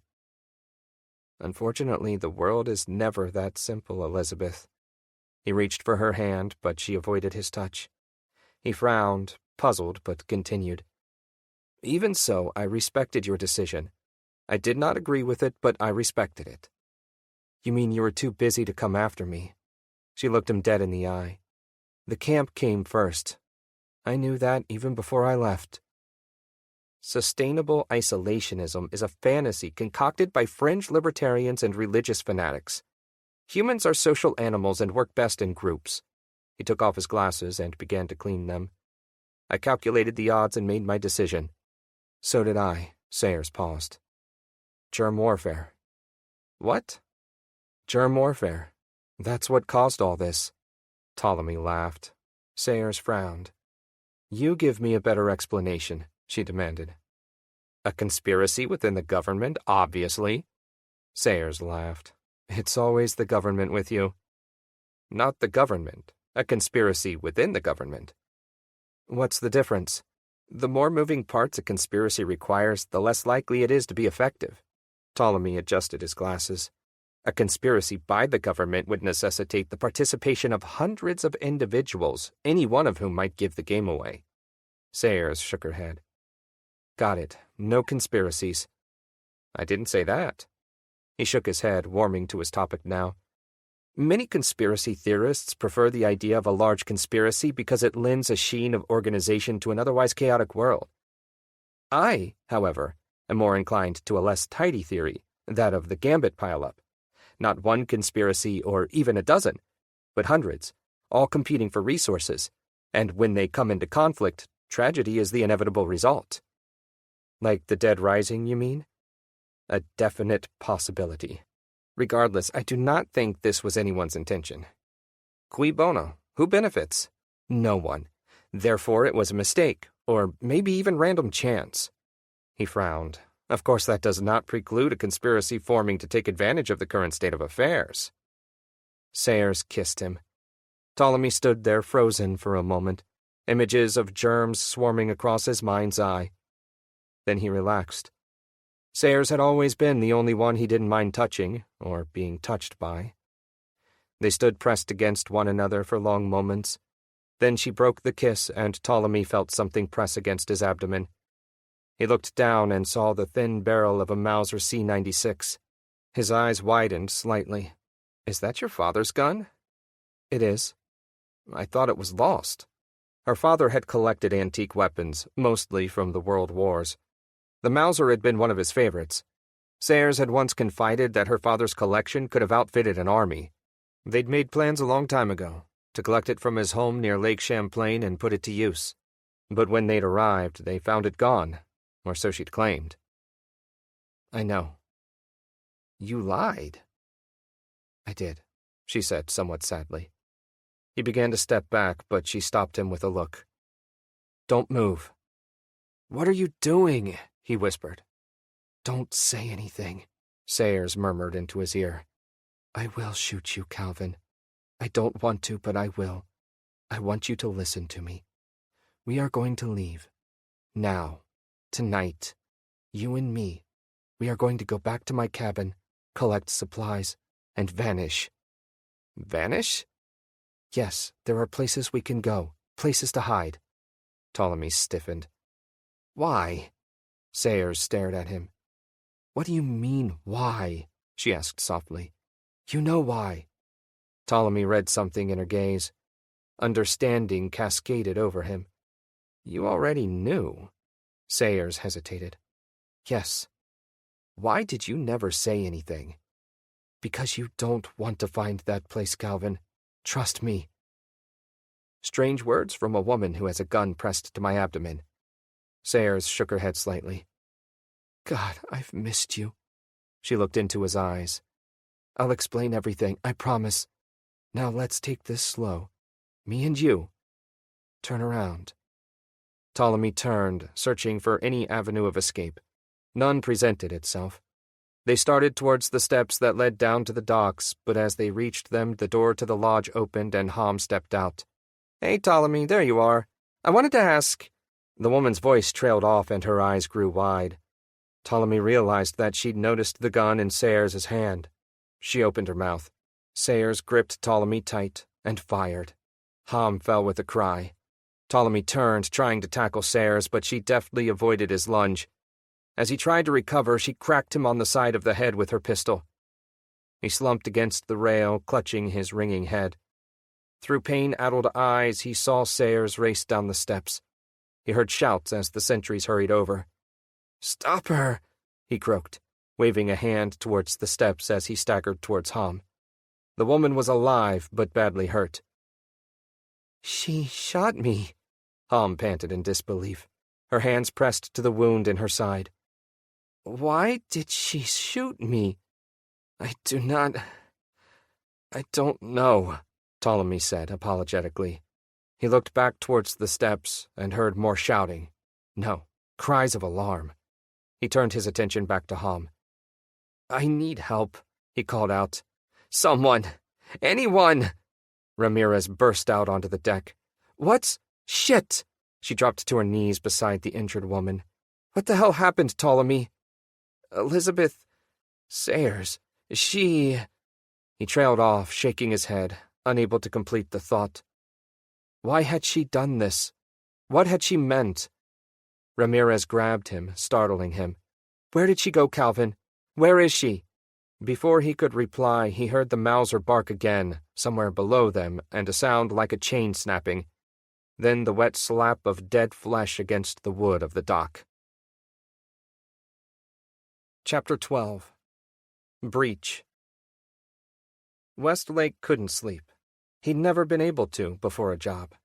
So instead he contented himself with making a list and checking it twice with the help of Kawita after the meeting. The young woman didn't seem to need rest either. Westlake didn't mind. There were things they needed, and a second pair of hands was always useful. So, you were planning to take on an army by yourself, huh? Kawita asked. They were in a room on the second floor of the lodge. Westlake thought it resembled the stock room of a sporting goods store. Something like that. He picked up a sleeping bag. Some of this stuff still has price tags on it. We hit every type of store in the area as soon as we had the fences up, Kawita said, as she opened a box containing MREs. Attila snuffled at them, causing the foil to crinkle loudly. Even managed to clean out the local National Guard armory, not that there was much there by then. People went for the guns first, Westlake said. Much good it did them. Never cared for them myself, Kawita said. She patted her cattle prod, laying atop a nearby box. More comfortable with this. Westlake glanced down at his sidearm. Ramirez had finally given him his Glock back, and even an extra magazine she'd salvaged from somewhere. It wasn't much, but it was something. And he had his knife, of course. There are plenty of guns at the villa. I'm more worried about getting there. What we need are essentials: backpacks, food, water, iodine tablets, sleeping bags, tents, that sort of thing. All of that's in here somewhere. Kawita gestured around the room. So we start getting it together. More we do tonight, less we have to do tomorrow. We'll put together a go-bag for everyone. Kawita looked at him. You sound like you've done this before. Any robbery worth the name involves logistics, he said. That was always my end of it. We needed guns, I got the guns. We needed masks or accelerant or explosives. I got it, or I talked to people who could get it for me. He hefted a camouflaged Molly-style backpack and set it aside. See if you can find a few more of those. So what's this place like? Really, I mean, she asked as she began to rummage through another box. Hutch made it sound like a resort spa for mafia bosses. Sort of. And I don't know, not really. I only know what I've heard. So what have you heard? He retrieved a case of bottled water and slid it open with his knife. He set aside 8 bottles as he spoke. Lots of things. I've heard it's the unofficial nerve center of the Bonaro operations on the East Coast, a criminal pentagon, if you will. That doesn't sound good. Westlake smiled. I've also heard some stories about server farms and automated emails, cryptocurrency Silk Road bullshit. Boring, Kawita murmured, setting aside a pile of MREs. Westlake snorted. Okay. How about a tiger? How does that grab you? A tiger? Westlake nodded. Guard tiger. No way. Hand to God, Westlake said, holding up his hand. Though I don't put much stock in that one myself. Though I did know a guy who had one of those. Kawita looked at him. What? Really? He kept it in his penthouse. I ran into it when I was relieving him of some valuable paperwork. Damn thing nearly eviscerated me. I see, Kawita said, clearly bemused. You have led an interesting life. I suppose I have at that, Westlake paused. We all have, at this point. True. Kawita found another backpack and set it beside the first. Do you really think this Bonaro guy is up there? Maybe. And if he is? Westlake paused. I don't know, he said. It might even have been the truth. Though if they are up there, I'm beginning to get curious as to why they haven't made their presence known. Sal isn't the sort to hide his light under a bushel, if you get me.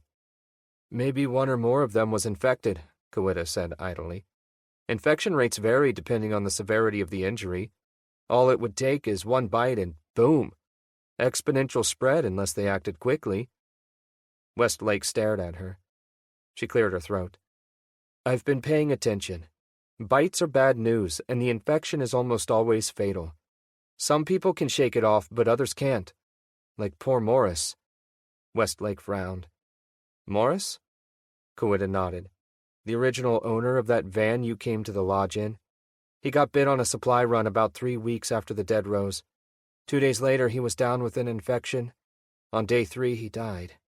She paused. A few hours later, he got back up. She reached down and stroked Attila. If Attila here hadn't warned us, things might have gone very bad very quickly. Westlake eyed the animal. The dog thumped his tail placidly. I see why you keep him around. I try to look on the bright side of things. She scratched Attila's head. For instance, I've always wanted a dog. Now I've got one. Optimist, huh? I guess so. What about you? Westlake didn't meet her gaze. Realist.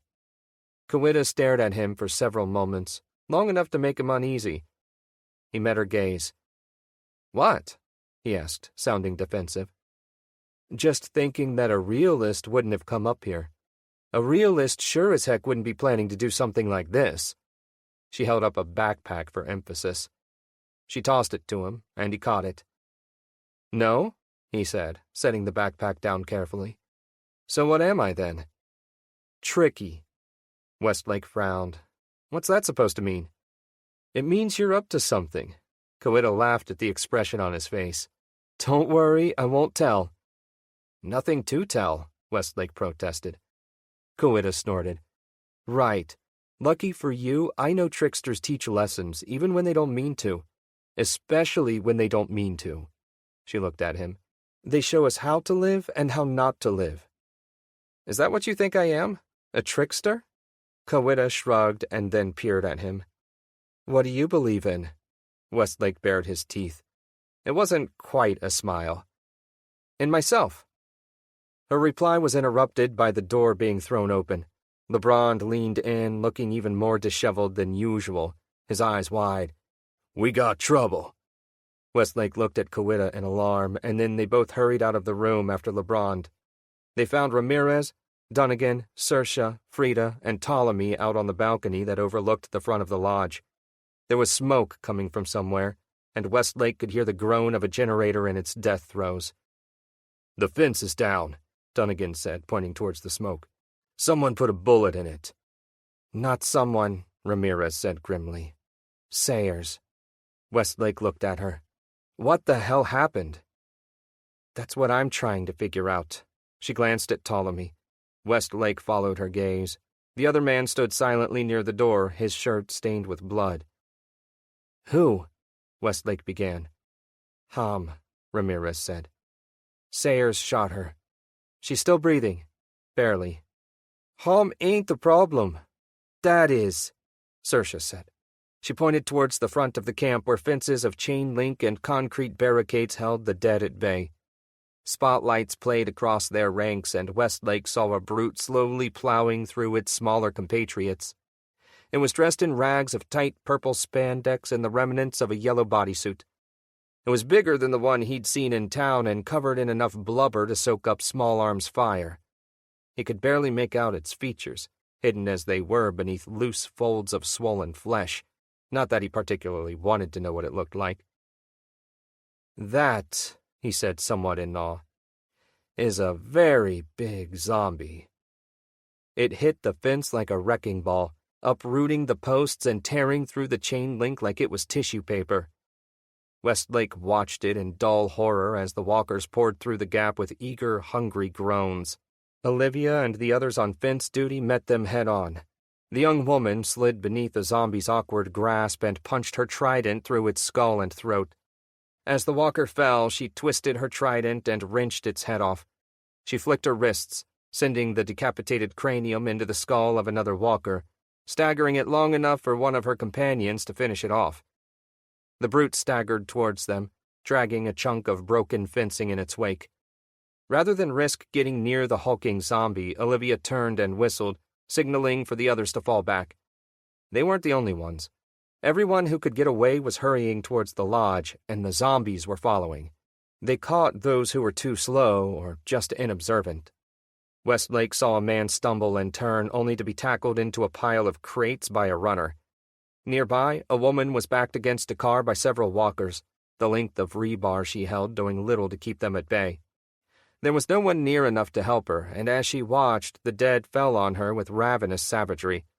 He could hear children crying and someone screaming, a high, wild wail that spiraled up into inaudibility. He knew what would happen. They'd be trapped, no way out, surrounded by zombies on all sides. "We have to get out of here," he said hoarsely. His hand fell to his pistol. It was useless. There were more zombies than he had bullets. "I'm not going anywhere," Ramirez said.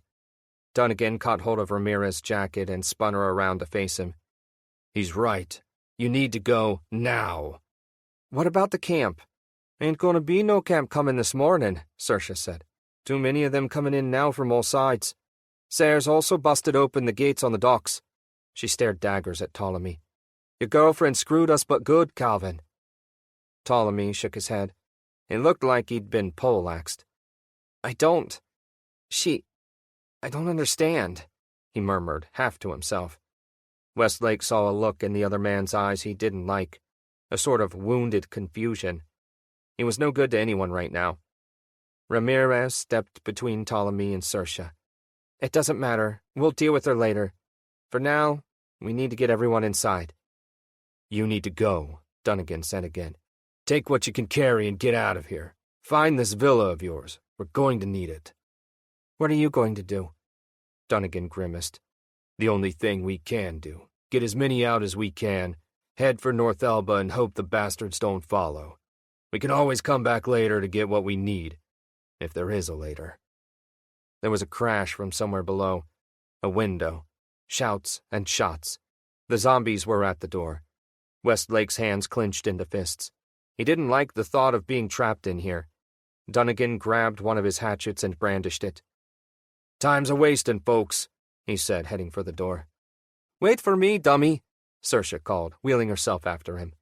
Frida made to follow, but paused. She looked at Ramirez. Something passed between them. Westlake wasn't sure what. It was only when they kissed that it was confirmed. It was a gentle thing, soft and passionate. Frida caught Ramirez's face in her hands. "Be careful, Estella. I want you back in one piece." Ramirez clutched the other woman's wrists and pulled Frida's hands to her heart. "That goes double for you. And keep an eye on things for me. I'll be back." Frida nodded and stepped back. Their fingers lingered, touching, but only for an instant. Then Frida was gone, and Ramirez's mask was back in place. She looked at Westlake.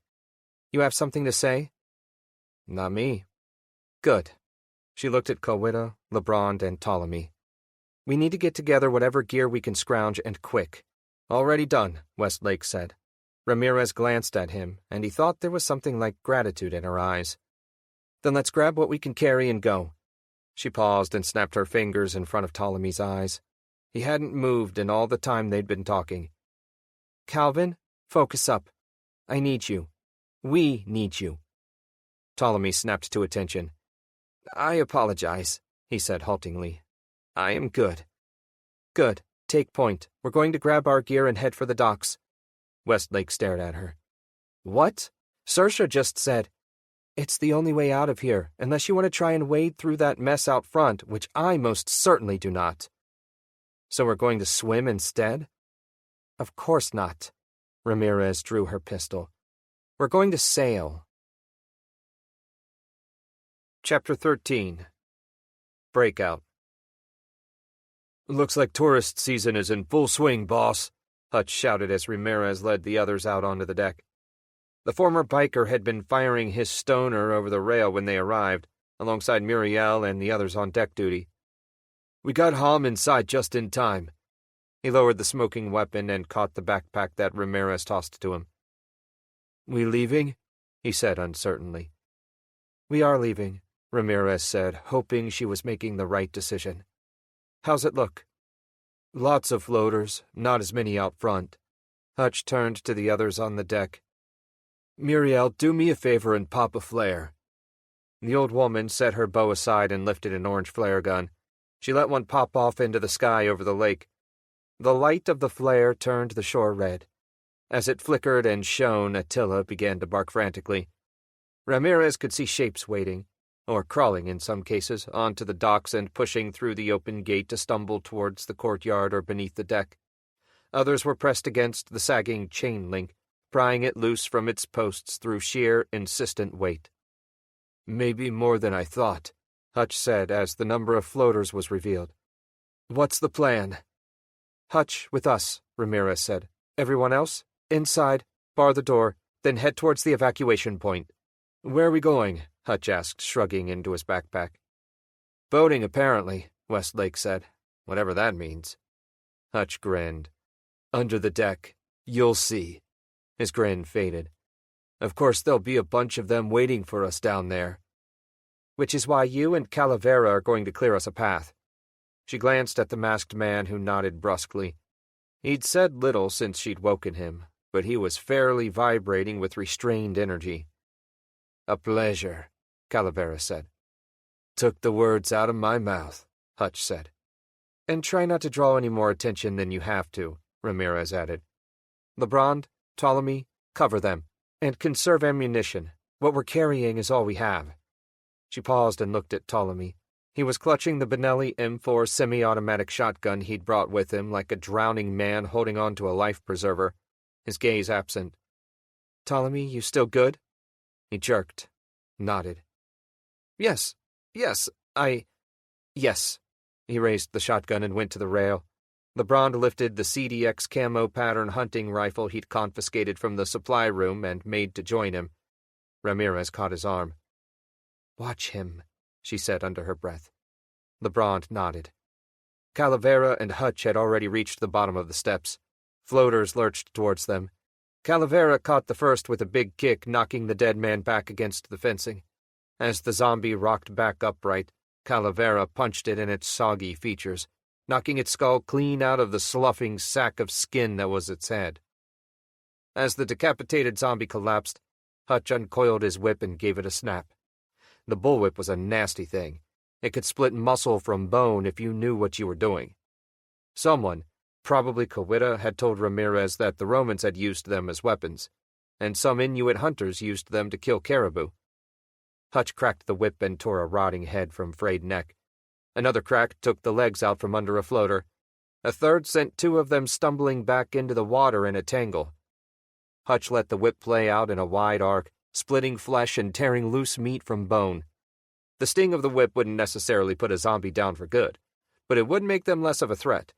Those the whip missed had to deal with Calavera. He'd snatched up a broken oar from the pile of scrap wood near the bottom of the steps and almost casually thrust it through a floater's chest. He lifted the zombie with no apparent effort and swung it around, smashing another flat. He jerked the oar free, spun it, and then drove it through two more floaters, pinning them to a mooring post at the end of the dock. Ramirez led Westlake and the others down the steps. Between them, Hutch and Calavera had cleaned out all the immediate threats, but there were more floaters at the fences and walkers wandering around from the front.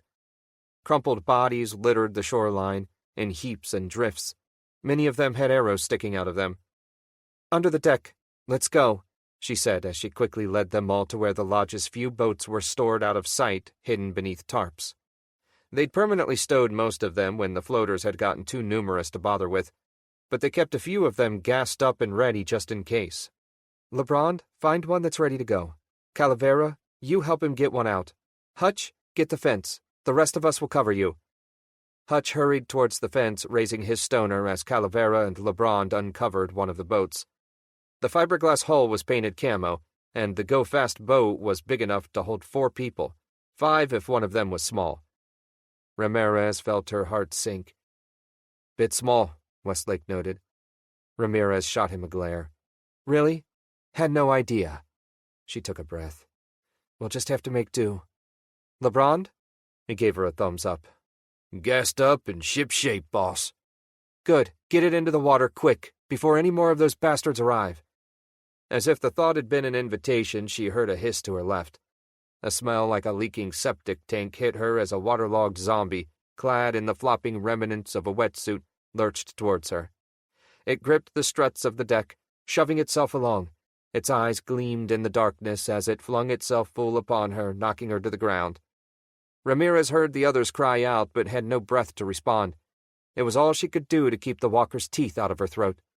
It was strong, stronger than most of them, and it dug pulpy fingers into her shoulders as it ducked its head towards her jugular. She fumbled for her collapsible baton, cursing under her breath. Anger was good. It kept the panic at bay. She caught hold of the zombie's scalp and tried to pull its head back, but the rotten hank of hair and flesh tore away from the skull like wet paper, and she only managed to interpose her forearm between its teeth. It gnawed at the thick leather of her sleeve, giving her time to snatch her baton out and crush its head. She rolled it off her and looked towards the others, ready to chastise them for not helping, until she saw what had distracted them. Walkers clambered over the junk strewn beneath the deck, coming from the direction of the gate. Lebrun, Ptolemy, and Cowitta were handling them, while Calavera bodily hauled a boat towards the water as quickly as he could, with some help from Westlake.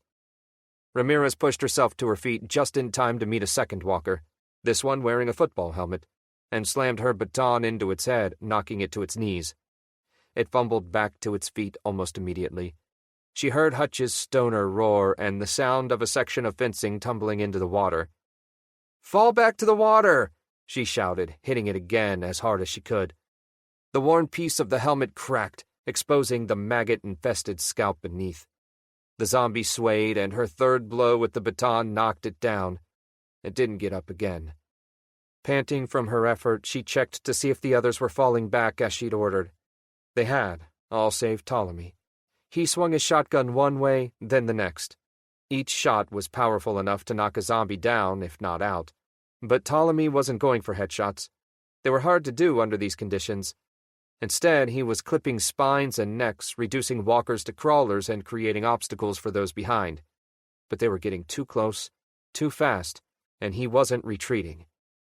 Ramirez heard a sound, turned, and sent a walker in priestly vestments to meet its maker with a swift thwack. She turned back and saw that Hutch and Calavera had gotten their boat to the edge of the shore. "Get going!" she bawled. "Don't wait! Ptolemy, fall back!" He ignored her. It was almost as if he were in a trance. She hurried towards him and caught his shoulder, shaking him loose from his reverie. He seemed to come to his senses, and then together they fell back towards the boat. By that time, Hutch had managed to rip down a large enough section of fencing for the boat to pass through. The runner came out of nowhere, sprinting over the bodies of its crippled fellows with a pantherish yowl. It was clad in the remnants of a sundress, though the bright colors had been dulled by weather and grime. It sprang for Ptolemy, and Ramirez shoved him aside. Lacquered nails, sharp as razors, sank into Ramirez's coat, and she was borne backwards into the ground, losing her baton in the process. She gave silent thanks for the thick leather gloves she'd thought to wear as she pummeled the dead woman. She hit it again and again, dislodging pearly white caps from cracked teeth, tearing apart what had once been expensive plastic surgery, forcing it off her. The runner didn't seem bothered as it clambered to its feet. It just kept snapping at her like a rabid dog. Ramirez crouched. It was between her and the boat, and from the sound of it more walkers were on the way. She dropped a hand to her pistol. The runner darted forward, smashing into her before she could draw the weapon. As she fell, she heard an engine growl to life. The runner straddled her, snarling. She flung the zombie with a convulsive heave, rose to one knee, drew her pistol, and shot a walker dressed like an escapee from a John Waters film. She turned the weapon on the runner, took aim, and the gun made an unfortunate sound. Jammed. The runner's eyes were fixed on her hungrily. Ramirez saw its withered muscles tense. Time slowed. She saw Frida's face in front of her eyes, felt the other woman's lips against hers. She wanted Frida to live. She wanted all of them to live. If that meant she had to die, some part of her was content in that. The runner hissed and leapt, but stopped short as Westlake caught a handful of its hair and yanked it back. It turned to snap at him, and he drove his knife through its eye. He gave the knife a twist, popped it loose, and let the runner fall face first into the water at the edge of the shore. "Time to go," he said, indicating the idling go-fast boat with a nod of his head. "We're on a schedule, remember?" "I thought I told you to go," Ramirez said. She snatched up her fallen baton and waded out towards the boat. Westlake followed. "You did," We didn't listen. You're welcome." "I didn't say thank you," she said as she climbed on board. It was a tight squeeze. Calavera took up a lot of room despite his best efforts. Hutch wasn't much smaller. Coida and Attila crouched in the stern beside Ptolemy. There wasn't much room for either her or Westlake, but they made do. He shrugged as he joined her. "Even so." Ramirez nodded to Lebrand, who was at the wheel. "Hit it." He grinned, and the go-fast boat ripped through the water, heading away from the lodge. Behind them, walkers waded into the water, following. Floaters turned, their hands grasping uselessly at the sides of the boat as it whipped through their ranks. She looked at Westlake. After a moment, she said, "Thank you." Westlake smiled like he'd won the lottery. "Any time." Chapter 14. Floaters. Westlake hunched forward in the prow of the boat as they arrowed across the water, motor growling loudly. The shore was an indistinct stretch of trees to his left. The lake wasn't as big as some, but it seemed infinite in the dark. For a moment, Westlake fancied they were sailing into an abyss from which there was no return. He shook the thought aside. Shit happened. Things went wrong. Plans failed. It was a common hazard of his profession, but in those earlier instances he'd always had the option to cut his losses and retreat from the field, honor and person intact. But that wasn't a route open to him this time. If things went bad here, that was it. He was screwed, blued, and tattooed, as the saying went. And things were definitely on the cusp of going bad. He looked at Ptolemy. "Why'd she do it?" Ptolemy didn't look at him. "I do not know, but she wanted me to go with her." "She must have said something else to you." Ptolemy took a deep breath. "She did not." Westlake was about to press the issue when he caught a warning look from Ramirez and settled back. It was clear Ptolemy was shaken, but was he worried because Sayers had pulled this stunt or because he knew something they didn't? He sat up. "Can't we go any faster?" "Not without disturbing the floaters," Coida said. She had her arm around her dog. Attila, for his part, sat silently, his blocky head on his mistress's knee. "They look pretty disturbed to me already." "That's because the ones closest to shore wake up quickest," she said simply. "Lots of zombies wander into the lake. Being submerged doesn't particularly bother them, and sound carries better underwater, but a lot of times they'll just stop." "Stop?" "I'd say they go to sleep, but being dead and all, they don't sleep. But it's definitely a sort of dormancy. Might be the cold that does it. They just stand down there." She looked at the waters, her expression pensive. "At least until they hear something." Westlake swallowed. "Like the motor of a boat?" She tapped her nose. "Bingo bango, bud." "Wonderful." He turned to Ramirez. "How long?" "A few minutes if we don't hit trouble." She squinted through the boat's windshield. "Problem is, I can hardly tell where we're going. Plus, we're carrying too much weight. The motor's already starting to strain." She indicated the bulky spotlight attached to the opposite side of the prow. "Would someone turn that thing on? Let's see what we can see." "You sure that's a good idea?" Westlake asked. "Can you navigate blind?" "No," he said grudgingly. "Neither can I. Hutch, turn on the damn light." Westlake sighed as Hutch fumbled for a moment before turning the light on.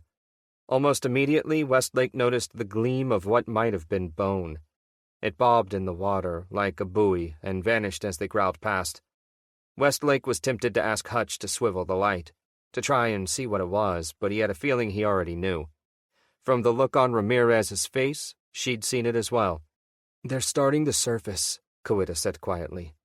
"The dead do not rest easy here," Calavera said. Hutch grunted. "Where do they these days?" Ramirez said something Westlake didn't catch over the motor, and Lebrand hunched forward, pressing the throttle up as far as it could go. "We're not far from the shore," the cowboy shouted. "Y'all just hold on." The boat swayed off course as something thumped against the bottom, several somethings by the sound of it. Attila started to growl. "Bit late on the warning, pal," Westlake said. "Can zombies rip through fiberglass?" The boat bobbed as if lifted by a wave. "They don't have to rip through it. Not when they can just capsize us," Ramirez said. "Hutch, keep that light on the water." Westlake stiffened. He could make out the sound of scrabbling at the bottom of the hull, like so many dead fingers scraping at the boat as it went by. "I vote we speed up," he called out. "Like right now." Ramirez shook her head. "This boat wasn't built to carry this much weight. We speed up, we risk burning the motor out, or chopping up zombie bits to get stuck in the propeller. Then we'll have to swim for it." "So then, we lighten the load," Westlake said. "Gotta be something we can toss out." He eyed Attila speculatively. Kawita frowned and looped an arm around the dog's neck. "Don't even think about it," she said. "I will go," Calvera said, making it as if to rise. "I am a strong swimmer." "Nobody is going anywhere," Ramirez said firmly. "Would everyone just sit down and try not to make any more noise than you have to, please? A few minutes more and we'll reach shore." Attila began to bark and twist furiously in Kawita's grip. Surprised, she let go. Attila scrambled onto the back of the boat and Kawita went after him, even as the aft section of the boat suddenly shuddered and rocked. Kawita yelped, and when the boat rocked again, she went over the side with a splash. Attila gave a frantic bark and followed, leaping in after her. Westlake lunged after both of them, grabbing at empty air. If he'd been thinking, he might not have done so, but instinct propelled him against the boat's side. And as he did, a dead face, flesh sloughing from the skull, broke the water like a torpedo. He fell back with a shout and clawed for his Glock. Ramirez turned even as the zombie hauled itself over the side and went for him. "What's happening back there? Jesus!" she shouted, going for her own gun. Calavera and the others reacted slowly, all equally surprised by the suddenness of the attack and trying to keep from going overboard themselves. "Not quite," Westlake grunted. At the last second, his hands found a life preserver and he rammed it down over the zombie's head and shoulders, pinning it. It thrashed in the bottom of the boat like an ugly fish, snapping black teeth at his ankles as he hauled himself to his feet. "Kawita went over," he shouted, stomping on the dead man's head until it stopped moving. Ramirez stared at him blankly for a moment before scrambling to the boat's side, her face pinched in terror. "Anyone see her?" They could all hear the dog barking, but it was too dark to see much of anything. "There! Follow the barking!" Ptolemy shouted, pointing.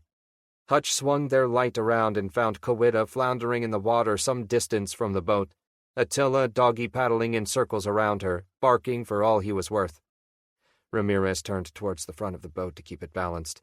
"Lebrand, turn this boat around now!" From Westlake's position, he watched as rotting heads mushroomed to the surface, one after the next. His hands tightened on the rail. The floaters were waking up. They weren't able to swim, not like a person, at least. They flapped and floundered, grabbing at the boat and each other in their blind eagerness. Several were rising near Kawita and splashing wildly in an effort to reach her as she tried to stay out of their reach as best as she could. Lebrand drew near the young woman and eased up on the throttle. The boat slowed. "Kawita! Swim!" Ramirez cried. She snatched up Lebrand's rifle and fired at one of the zombies, but succeeded only in causing it to bob awkwardly. Ptolemy, following her example, took out a floater that was closing in on the young woman, blowing its puffy head clean off with his shotgun. "She's not going to make it," Hutch said. A floater grabbed onto the light and he punched it in the head, forcing it to let go. Westlake saw that he was right. There was no way she'd make it back to the boat before one of the zombies pulled her under. Westlake heard a scrabbling behind him and turned. A floater swayed on the rail, its skinny form covered in rotting plant matter. Lebrand hitched the wheel of the boat, and the floater fell back into the water. But more of them were clawing at the sides and bottom with every passing moment. The growl of the motor was drawing them all to the surface. "They're all over us," Lebrand shouted. "I gotta speed up or they'll capsize us." "Lebrand is right," Westlake said. "If we stay out here, we're going to pull them all onto us. We need to get to shore." He calculated the odds of Kawita getting to the boat. They weren't good. "I'm not leaving her out here," Ramirez snarled. "If I have to, I'll toss you in to distract them." She grabbed Westlake's jacket, yanking him close. Westlake read the truth of it in her eyes. She'd sooner put a bullet in him than leave the girl. "No need. I'll do it myself." Thinking quickly, he snatched up a coil of rope. When I give you the word, hit the gas and don't stop." Ignoring her questions, he climbed onto the back of the boat, tied the rope to the aft cleat, and dove into the water, still holding the other end of the rope. It was a dumb idea. Not the dumbest one he'd ever had, but definitely in the top 5 or thereabouts. But every so often you just had to roll the dice. The water was cold, and he immediately regretted his decision. He cracked a floater in the head with his elbow and tore the jaw off another before it could sink its teeth into him. Being in the water so long had reduced some of them to soggy, fragile messes. He reached Kawita a moment later. "Nice night for a swim, huh?" She goggled at him. "Are you insane?" "Pragmatic. Ramirez was planning to toss me in anyway, or dive in herself. Way I see it, I beat the rush. Jesus!" A floater surfaced suddenly between them, rising with a gurgling snort like a diminutive hippo. Flabby arms enveloped him even as its stink washed over him. A flowery tropical shirt strained to hold in its water-swollen flesh, and most of the meat had slid off its face, leaving a sludge-brown skull staring out of a hood of rotten muscle. The waterlogged camera hanging from its neck slapped against his chest as it made to embrace him. Kawita splashed closer, an ice pick in her hand. She sank the thin pick into the side of its head, through the hole where its ear had once been. The floater spasmed and slid away from Westlake, bobbing in the water. "How many corpses are in this goddamn lake?" he spluttered, pushing away from it. Kawita didn't answer, seeing as she was busy trying to pull her ice pick free of the floater's head. When she did so, she turned, desperate gaze searching. "Where's Attila?"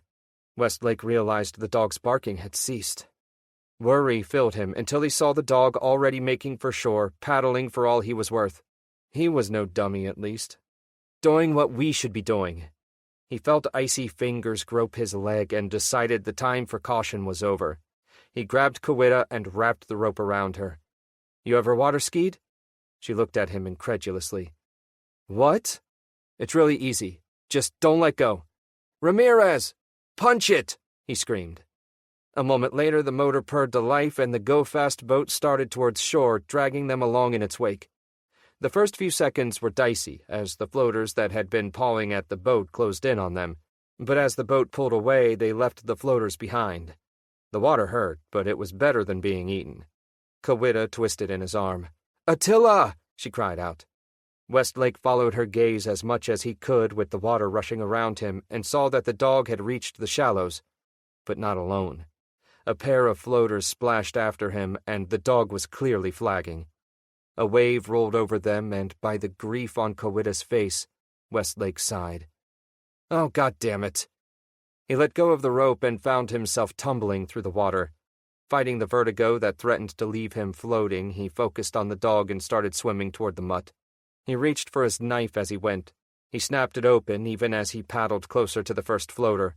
He rose up behind it and rammed its blade into the back of its head with all of his strength. The floater went face down, carrying him with it. His feet briefly touched the bottom as the second zombie swung around, muddy locks of hair whipping about. It lunged through the water, graceful as a trash barge, and slammed into him. He stabbed it again and again as they rolled in the water. Finally, he hit something it couldn't survive without, and it drifted away from him. He kicked loose from its grasp and surfaced, spitting water. He spotted Attila not far away.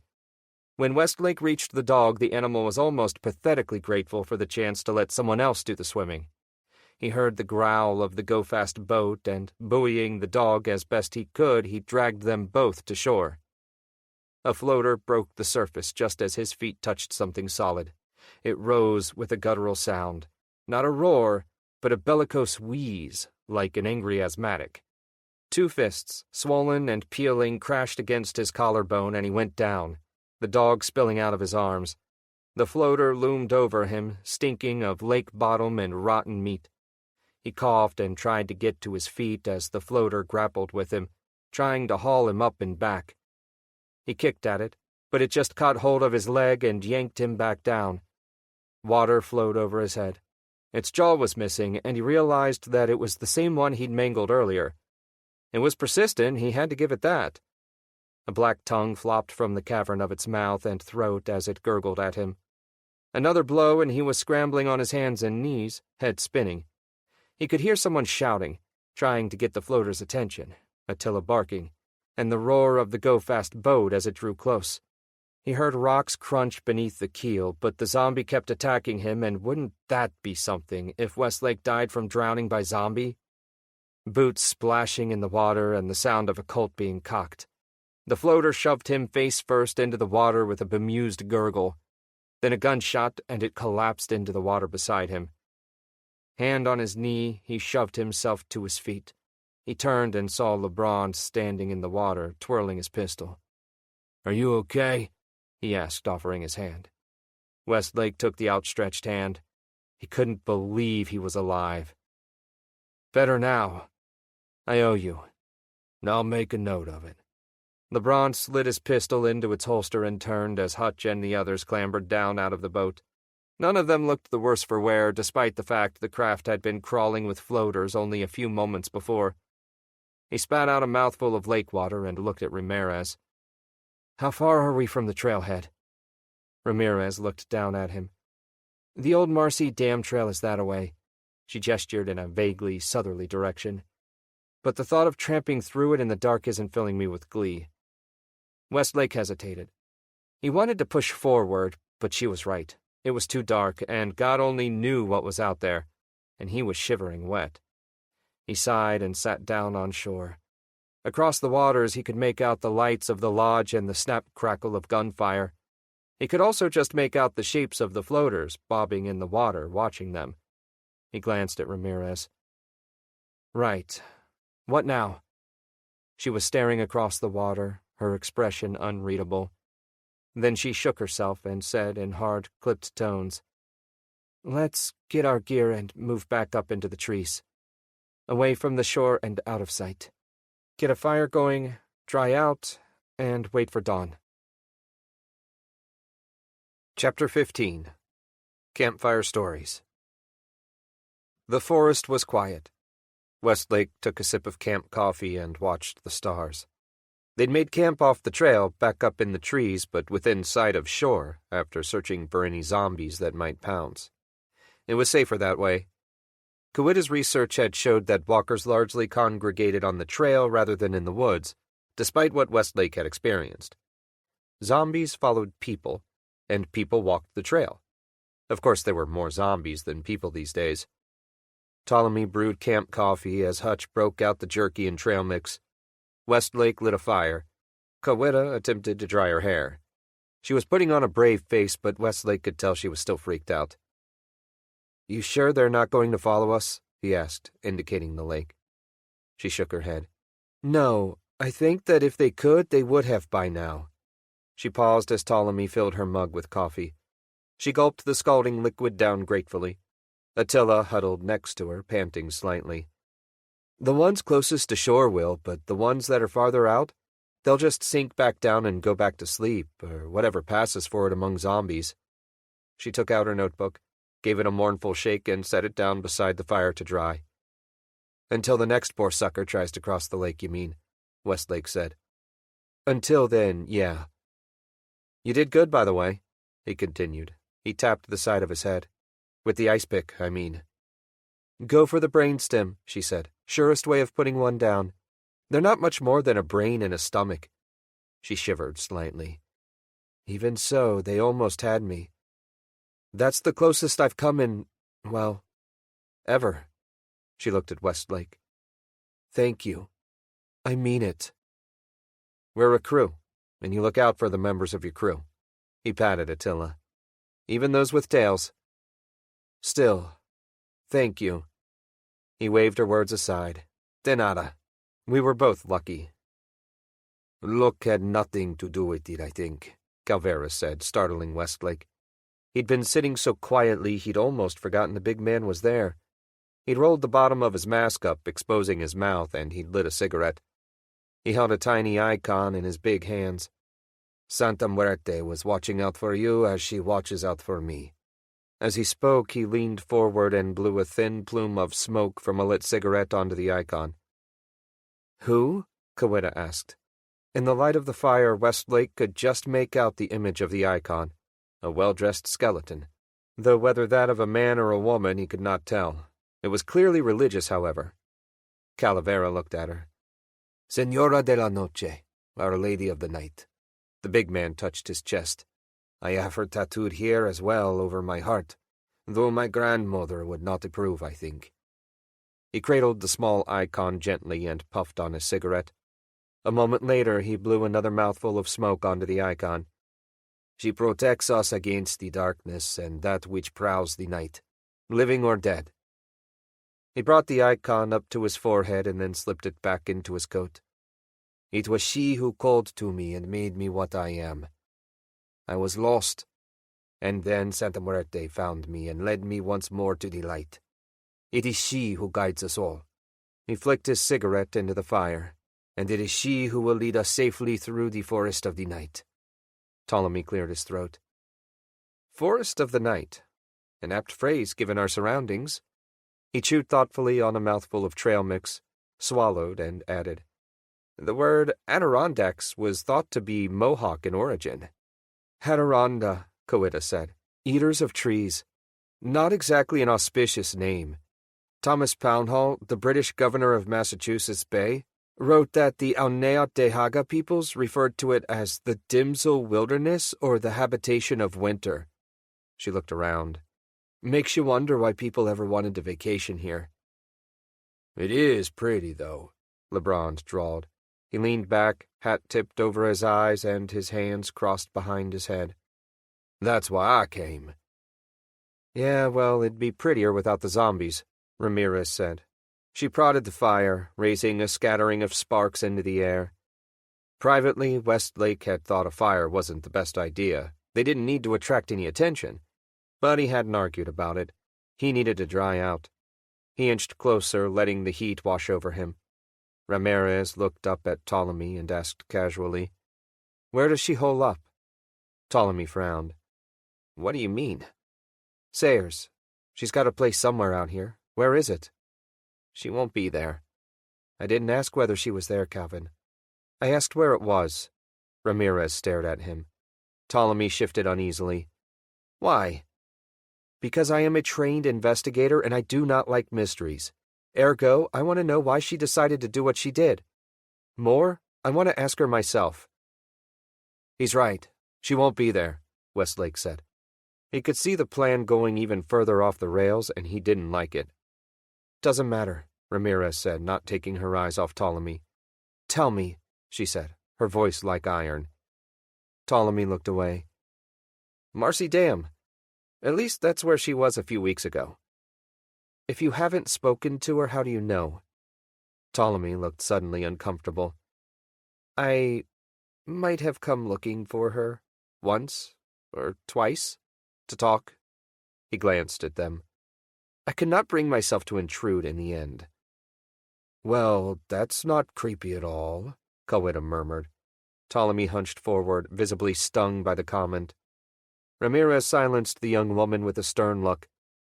"Is that where she was planning to take you?" Ptolemy rubbed the top of his head. "Possibly. I cannot say with any certainty. If she was planning to risk coming back, it would be because she does not know that I know." "Then that's where we'll go." Westlake gave her a sharp look. "What about Lake Cutter? What about the villa?" "It's on the way," Ramirez said. "Is it?" Westlake looked at Lebrun. The cowboy tipped his hat up and shook his head. Westlake turned back to Ramirez. "Apparently not." "Relax, Westlake." She leaned forward and prodded the fire. "I haven't forgotten why we're out here. But I don't like loose ends. Or betrayers." Conversation petered out after that. One by one the others fell asleep. Even the dog. Ramirez and Ptolemy were the only ones who stayed awake. Long nights on stakeout had prepared her for this sort of thing, Westlake figured. He pulled his jacket back on as the night chill gripped him. It was dry enough, but he was still too wired to sleep. He felt Ramirez's eyes on him. "What is it?" he asked softly. It took her a moment to answer. "Nothing." "Something, otherwise you wouldn't be staring at me." Westlake straightened and met her gaze square on. "You have something to say it."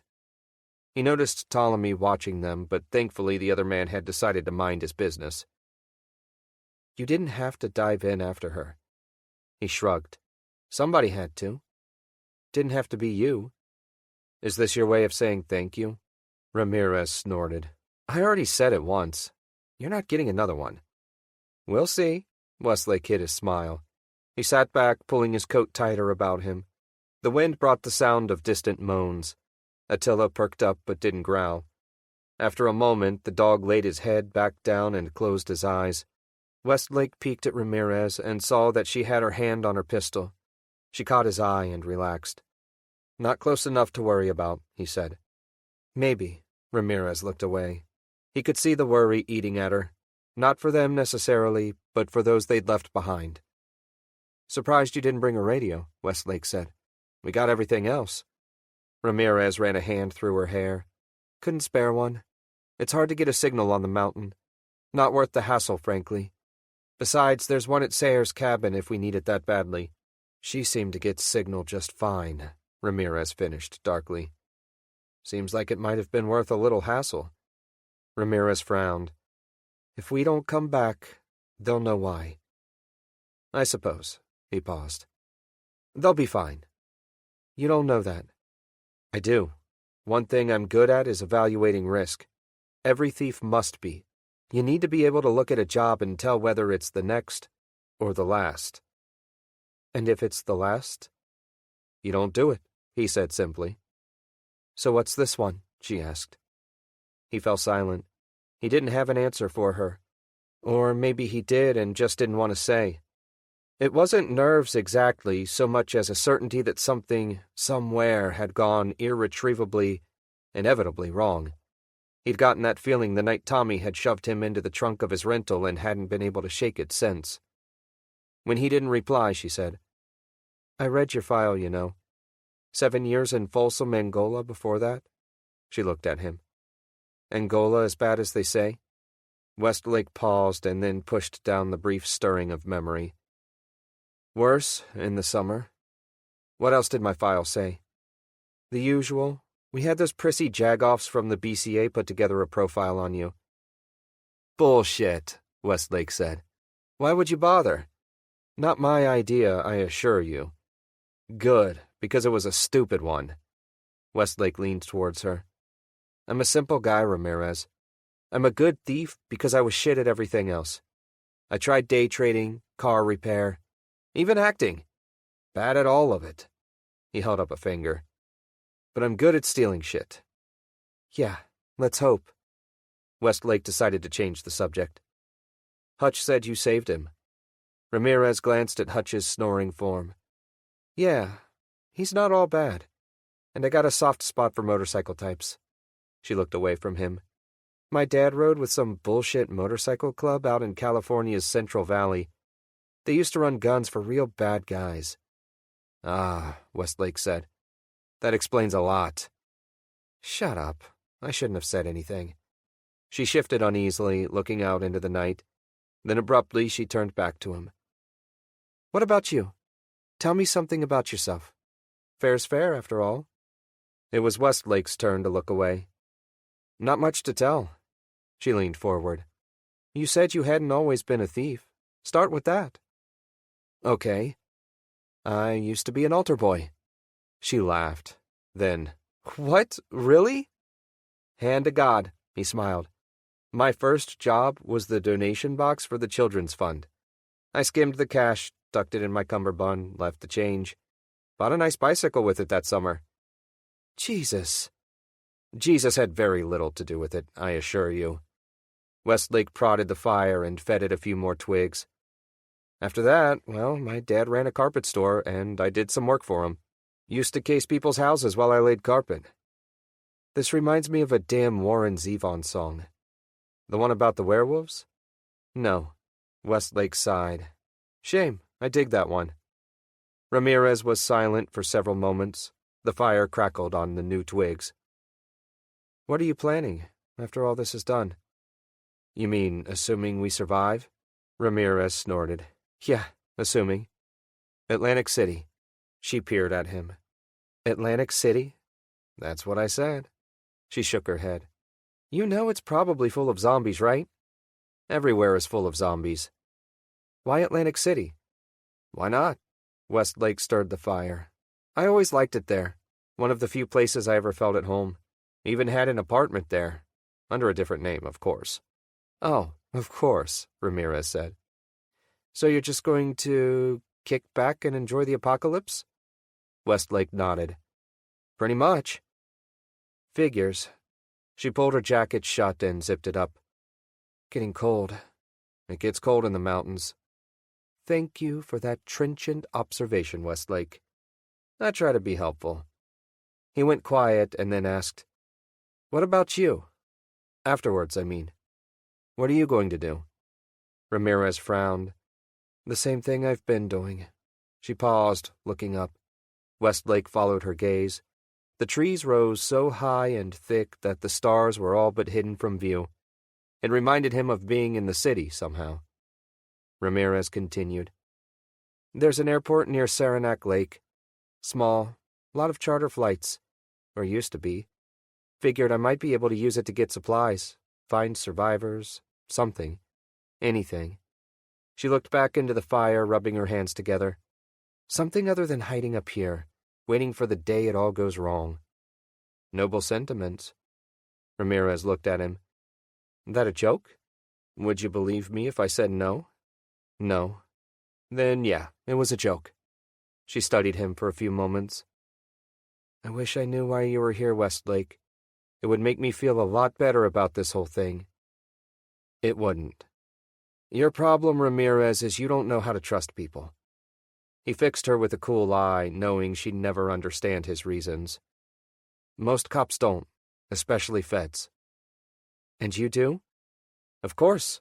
If you're in a crew, you have to trust the other guys to do their jobs and not get funny when it comes to splitting the take. Otherwise, nothing would get done. When that trust gets broken, that's when things get nasty. That's what Sal did, huh? Broke your trust? Or did you break his? Westlake made to reply when a distant explosion rumbled through the night. Through the trees, the lake's surface was painted red by fire. Ramirez lurched to her feet, expressionless but for a slight widening of her eyes. Fuel dump, she said softly. Why would they blow it up? Westlake asked, getting to his feet. They wouldn't. Not unless they didn't have a choice. The others were stirring, their sleep disturbed by the explosion. Ramirez clapped her hands once, sharply. That's our cue. Everyone up. We need to move. That big a boom is going to attract every walker for 100 miles to the lake. We need to put as much distance between us and it as possible. LeBron, think you can lead us in the dark? LeBron nodded. I expect so. Might be slow going, though. Slow is fine so long as we go. Her fingers tapped the sidearm holstered on her hip, and Westlake was suddenly glad that the cold fury in her eyes was directed elsewhere. I have a few things I want to say to Sayers. Chapter 16. Marcy Dam. You're certain this is the place? Ramirez asked. She crouched behind a decaying lean-to and surveyed the dam. She and the others had reached the western shore of Marcy Pond just after dawn. A soft orange light rested on the tops of the trees, painting everything in ruddy hues. It looks like a construction site, Westlake murmured from behind her. He wasn't wrong. The dam itself wasn't much more than a skeleton, with water rushing through and over it from the Marcy River. Piles of salvaged timber and scrap metal dotted the shore of the pond, and there were several porta-potties and weather-damaged trailers scattered around the demolition area. Ptolemy, laying stretched out nearby, peered through Ramirez's binoculars and said, The government scheduled the dam for demolition a few years ago after Hurricane Irene damaged it. They had just started on it when the apocalypse preempted the schedule. How inconvenient for them, Westlake said. Where's this cabin?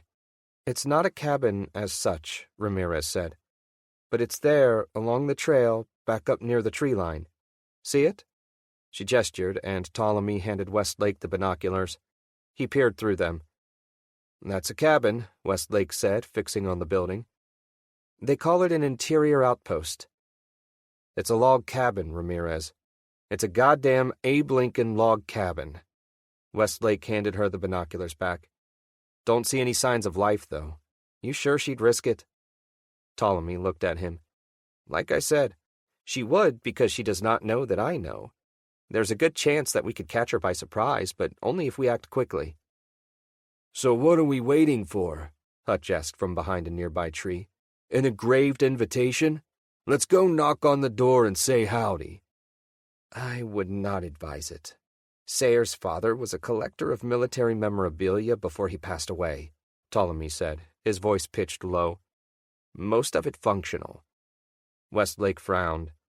Meaning? Weapons, Ramirez said. Ptolemy nodded. Guns, explosives, and the knowledge to use them to best effect. You make her sound like Rambo, Westlake groused. That would be an apt comparison. Westlake shook his head but didn't reply. Instead, he looked at Ramirez. What do you think? Forget it and move on? No. Ramirez got to her feet, one hand on her weapon. She thought of Frida and Dunnigan and the others. The screams as people raced for the safety of the lodge. She let the anger fill her. Anger was good. It kept you moving when the world got tough. Feel free to stay here, but I'm going in. I want to know what the hell is going on, and the quickest way to do that is to kick in her door and ask, like Hutch said. Now we're talking, Hutch growled. He heaved himself to his feet as well. What about the rest of us? Westlake demanded. Ramirez ignored him. Ptolemy, Lebrond, you two will stay here to keep an eye on things. You see anything, give us a signal. Coida, you stay with them. No, don't argue. Ramirez gestured to Attila. There are walkers all over the mountains. You and Attila are our early warning system. Finally, she looked at Westlake. You and Calavera follow me and Hutch. Keep low. Don't make any noise. Once we get to the cabin, see if you can circle around it. Use the trees for cover. Hutch and I will go in the front. Ramirez kept her eyes on the cabin as she made her way past the lean-to. She paused and then darted for the trailer, Hutch following. No alarm was raised, so no one had seen her. Calavera and Westlake came next, keeping low. Ramirez's heart was thumping as she moved around the trailer, keeping herself pressed flat to the corrugated metal of the wall. Tumbleweeds of scattered papers danced across the ground. There were hard hats and high-vis vests scattered everywhere. She wondered what had happened. Had the workers been attacked, or was the debris simply the result of no one being around to pick it up? She dismissed the thought as the front of the cabin came into view. This close to the river, the pulse of the water was omnipresent, drowning out all other sound. She turned to Hutch and saw that he was about to step on a thin wire stretched from a nearby log pile to the edge of the trailer. Attached to the wire were several tin cans, a crude alarm system. She flung a hand up and Hutch froze. She gestured to the wire and Hutch gently pulled his foot back and stepped on a broken plank. The rotten wood snapped beneath his weight, nearly pitching him off balance. He grinned helplessly as she rolled her eyes in consternation.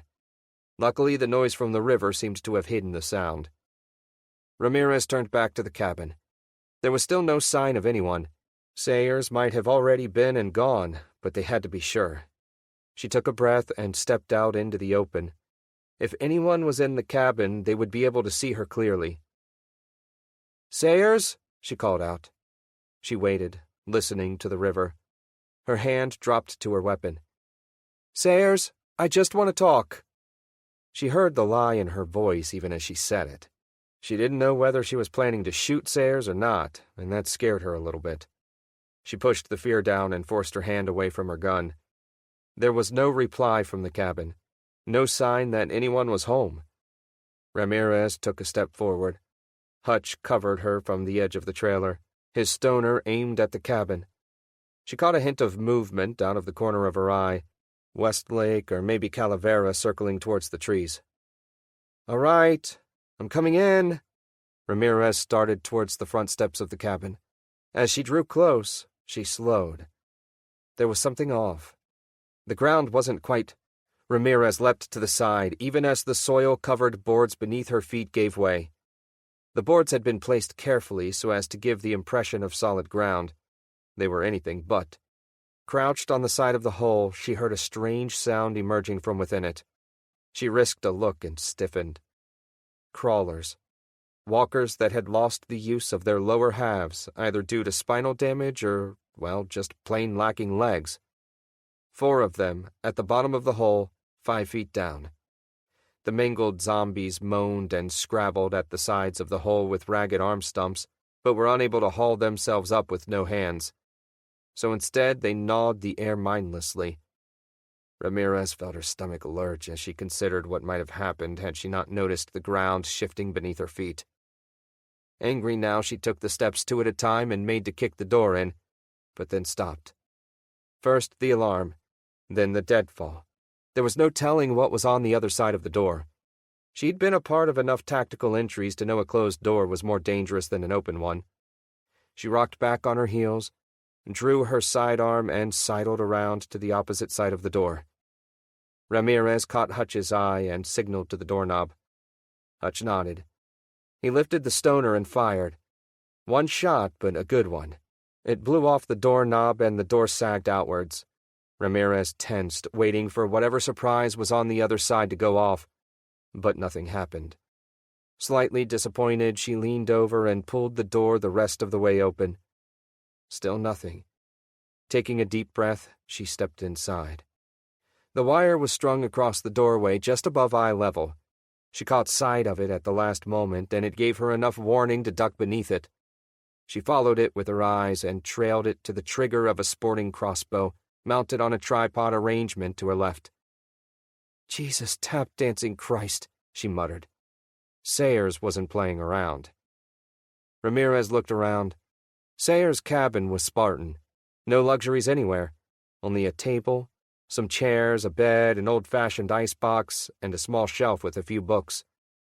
Moving carefully, she drew the hunting knife strapped to her thigh and cut the wire, disarming the trap. Then she unloaded the crossbow and set it aside. Briskly, she checked out the kitchen and the bathroom. Neither were booby-trapped. She went back to the front door and signaled Hutch. "It's clear," she called out. "Let the others know." That done, she started searching for something. Anything that might answer the questions she had. In the end, all she found was a folded map of the Adirondacks, with circles drawn on it around Mount Marcy and the lodge, and notes written in the margins. The notes were all numerical in nature. She was staring at them in puzzlement when Ptolemy cleared his throat behind her. "It's a cipher," he said. Coweta and Westlake had come in as well. Calavera stood outside looking down into the crawler pit with Hutch. LeBron had shimmied up onto the closest of the trailers and was keeping an eye out for the locals. Ramirez glanced at Ptolemy. "I know. I'm trying to figure out what type. I don't suppose you know?" She extended the map in his direction. Ptolemy took it with some hesitation. "I do. I made it for her." "Can you read it?" Ptolemy looked around. "Where did you find it?" "On the shelf, by the books." "Out in the open?" Ptolemy frowned. Ramirez read his sudden unease on his face. "She left it out for someone to find." "For you?" "Perhaps." Before he could say more, the air was split by a sudden loud noise. An air horn. It took Ramirez a moment to recognize it. It had been so long since she'd heard one. The air horn blared again and again. She pushed past Ptolemy and stepped out onto the porch, scanning the tree line. "Can't see nothing," LeBrand called down. He had his rifle up and was peering through the scope. The air horn sounded again. It was close by, but where? Ramirez felt a sudden prickle of apprehension. There was only one reason to make so much noise out here. "Shit," she said. Inside the cabin, Attila began to growl. LeBron swung his rifle around back the way they'd come. "We got company." The air horn had done its job. A walker stepped out of the trees, swaying slightly. Then another, and another. In moments, almost a dozen of them had appeared. Attila began to bark. A twig snapped on the other side of the cabin. Ramirez turned. The dead man hissed and took a tentative step forward. He was dressed in country club casual, but the clothes had seen better days. "Calavera!" Ramirez called out in warning. As if that were a signal, the zombie sprang for the big man like a chimpanzee full of methamphetamines. Calavera spun and smashed the dead man from the air with a blow from his fist. The zombie hit the ground and flailed like a crippled crab, unable to right itself before Calavera stomped on its head. But there were more of them on the way, wearing tattered business suits and tennis outfits. They boiled out of the trees like angry insects, lurching towards the cabin. Hutch swung his stoner up and fired, dropping the closest of them. "We need to go, now," Ramirez said, drawing her pistol. "LeBron, cover us." The gunshot took her by surprise. It plucked at the porch rail, sending splinters into the air. Ramirez flinched back in surprise. Another shot sent LeBron scrambling off the side of the trailer. "Sniper!" he shouted, clutching his hat. Two more shots toward divots from the ground, sending Hutch hopping back. He swung his stoner around. A third shot smacked into the weapon, nearly tearing it from his hands. He almost fell into the crawler pit, but for Calavera's quick reaction. The masked man caught Hutch by his colors and swung him away from the pit. "We must get inside," Calavera shouted as he all but tossed Hutch bodily onto the porch. Ramirez nodded. "LeBron, come on!" she shouted. The cowboy hurried towards her as a rapid series of shots pursued him onto the porch. Ramirez was the last one in. She paused in the doorway. There were more than 24 walkers plodding towards the cabin. She kicked the door shut and looked at Ptolemy. "Is there a back way out of this place?" "The windows," he said. But as he moved to open one, the glass spiderwebbed from another bullet and he fell back onto the floor, eyes wide, glasses askew. "I am mistaken. Not the windows." "A trap," Ramirez said. She slid down the door into a crouch, suddenly overwhelmed by the enormity of her mistake. "She suckered us." Westlake peered out one of the front windows, and for a moment she thought he was going to say, "I told you so." Instead, he gave a weary smile and said, "Yeah. So what do we do about it?" "Nothing," Sayers said, her words leavened with static. Ramirez looked up, spotted the walkie-talkie in its solar panel charging station, and lunged for it. She snatched it up. "Sayers, what are you—" "Shut up, Ramirez. You're only going to get one chance, so you better listen." Chapter 17. Under Siege. Coetta sat on the floor beside the door and scratched Attila's head as the others argued. She looked around the cabin and wondered how Sayers had stood living here. It was so lifeless, barren, not even any pictures on the wall. Then Sayers had always been something of a mystery to her. She'd been a park ranger stationed in the Adirondacks when the dead started rising. Rather than joining the rest of them, she'd retreated to the wilderness, a not inconceivable option, but one Coetta found somewhat lacking, what with no one around to talk to and all. Not that she was one to talk, of course. She'd roughed it for a time, after all, but not out of choice. Maybe Sayers just didn't like people very much. Given what had happened, that seemed the likeliest answer. She flinched as a dead fist thumped against the door. It had been jammed shut and reinforced with the addition of a bookcase. Hands clawed at the windows. The glass was stormproof and reinforced. It would take the walkers hours, if not days, to bust through it. That didn't make her feel better about the situation, though. She watched as Ramirez snatched up the walkie-talkie and spoke into it. Sayers replied, then a hiss of static followed by, "Now let me talk to Calvin." Ptolemy held out his hand. Ramirez gave him the walkie-talkie. He pressed the button. "I am here, Elizabeth." "You should have listened to me," Sayers said. Her voice sounded flat to Coetta, unemotional. "You didn't. Now you're stuck. There will be more of them on the way. There's canned food and venison jerky in the root cellar." "This place does not have a root cellar." "It does now. I spent a month digging one. For us." Another static-filled pause. "There's also a few days' worth of supplies, more if you ration. Water as well. There's a rain filtration system on the roof near the chimney. I put in an access hatch in the kitchen ceiling. The ladder is beside the fridge." Ptolemy glanced back in the direction of what Coetta guessed was the kitchen. "Elizabeth, why are you doing this?" "You didn't give me much choice, Calvin. It's for your own good. Like I said, you should have listened to me. But as usual, you fell prey to bad influences. She paused. Yes, Estella, I'm referring to you, if you were wondering. Ramirez frowned, but she said nothing. Kawita wasn't sure what that was all about. Sayers had already been gone by the time she arrived. There'd been some falling out, but she wasn't privy to the details and hadn't been curious enough to ask. Now she was wondering if she ought to have made the effort to find out. Elizabeth, we can discuss this, Ptolemy began. Sayers cut him off. It doesn't matter now. You're trapped. I count 24 walkers outside that cabin, and another dozen moving through the trees below me.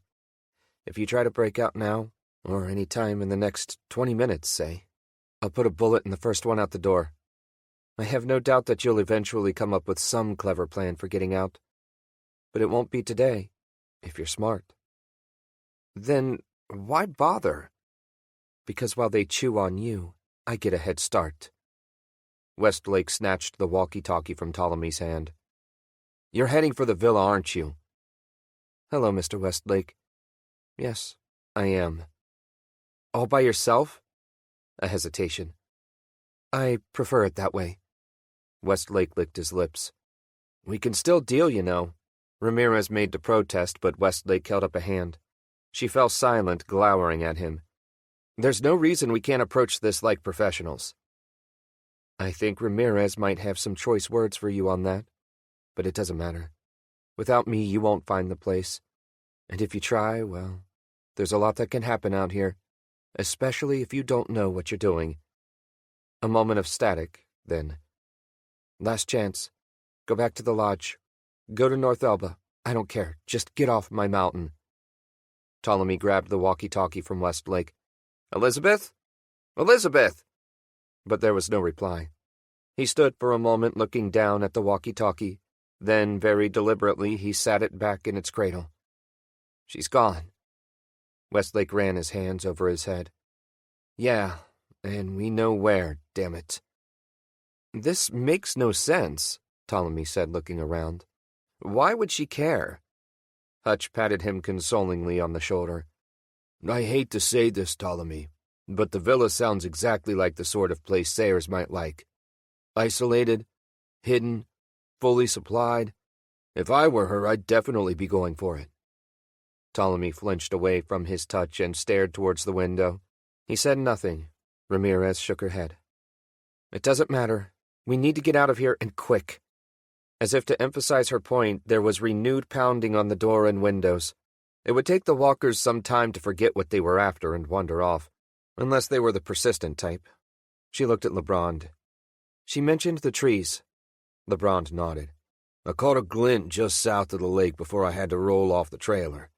He gestured towards the southern-facing window. The one Sayers' shot had cracked. She's probably up around one of the trailheads on that side. She'd have a good view of the cabin and of us. She must have been waiting all damn day for us to show up. She was counting on it. Why? All this for a head start that she already had? It seems obvious, Calavera said as the moans outside grew. She wished to draw us into a trap, to prevent us from reaching the villa, not just reach it herself. He smacked his fist into his palm. Clever. She must have counted on us escaping, Westlake said. She knew we wouldn't let it go, so she planned accordingly. You sound like you admire her, Kawita said. Westlake nodded. I do. Be ashamed to put a bullet in her. Kawita saw Ptolemy looking at him, a strange expression on his face, but he said nothing. If Westlake noticed, he gave no sign. Instead, he went on. Either way, we're in the trap now. So how do we get out? We go out the front door, Calavera said. And then she puts a bullet in you, Ptolemy said harshly. Or the zombies pull you down. Either way, you do not get far. He sat down heavily in a chair and set his shotgun across his knees. Face it, we're boxed in. That set off a new round of discussion that Kawita found somewhat tedious. So instead, she turned her attention to the window and what lay outside. Some of the walkers were wandering now. They had been drawn by the noise, but seeing nothing to immediately assuage their hunger, had begun to drift away. The rest, however, weren't going anywhere. Stubborn, or maybe too stupid to give up. She took out her notebook and pried apart the stiff, water-stained pages. Something about these walkers was different. Not their behavior, but their appearance. But she couldn't say what exactly, not without more study. A hand on her shoulder made her jump. She looked up at Westlake. "What is it?" she asked. "You seemed lost in thought." She frowned. "Were you checking on me?" Usually Ramirez was the one who did that. It felt strange to have someone else interrupt her train of thought. Westlake shrugged. "Crew, remember?" He tapped on the glass, provoking a walker into hammering on the window. He twitched back. "Ugly bastard. Looks like a side of beef jerky." Kawita smiled. "Some of them do. Initially, people figured that they'd starve over time. Walkers don't do well without a source of food. They start breaking down a lot faster, as if whatever is making them walk around starts to consume them. Mostly they get skinny and fragile, but some of them turn, well, into jerky?" Westlake ran a palm over his head. "Given how many of them are still around, I'm guessing they didn't starve." Kawita shook his head. "No, they adapted." She was warming to her topic now. It was rare she got the chance to talk about it. "They're ridiculously adaptable, but that's not always due to obvious environmental factors." "Meaning?" "Take brutes. Why do some of them balloon up like that? What causes it?" She paused and studied the zombies outside with new insight. "Oh!" Westlake blinked. "What?"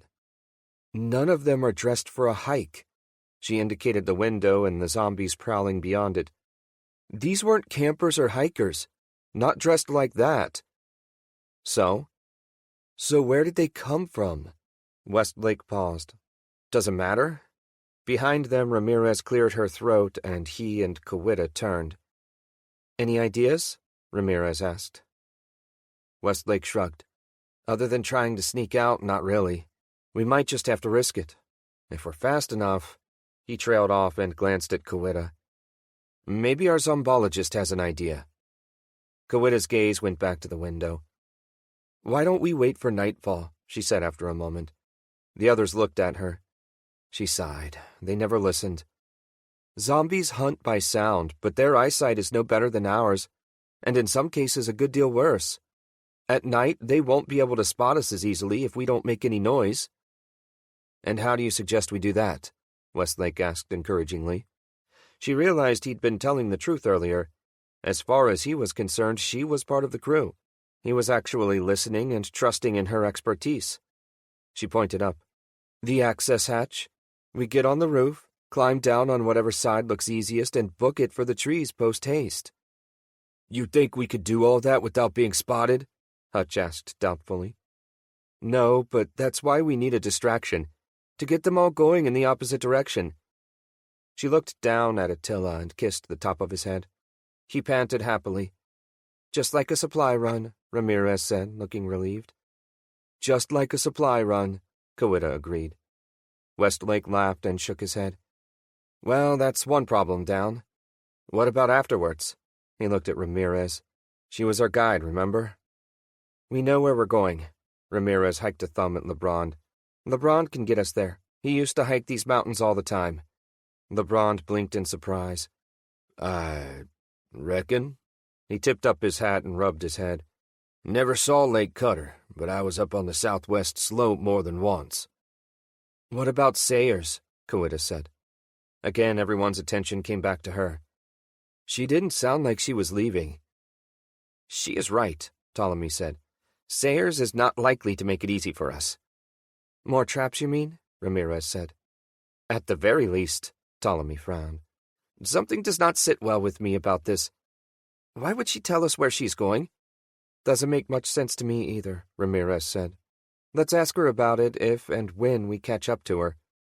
She went to a window and twitched aside the curtain. A zombie flattened itself against the glass, smearing bloody saliva across the panes. She let the curtain fall back into place. "But for now, try and rest. We'll sleep in shifts. Eat if you need to." "Dibs on the bed," Hutch said.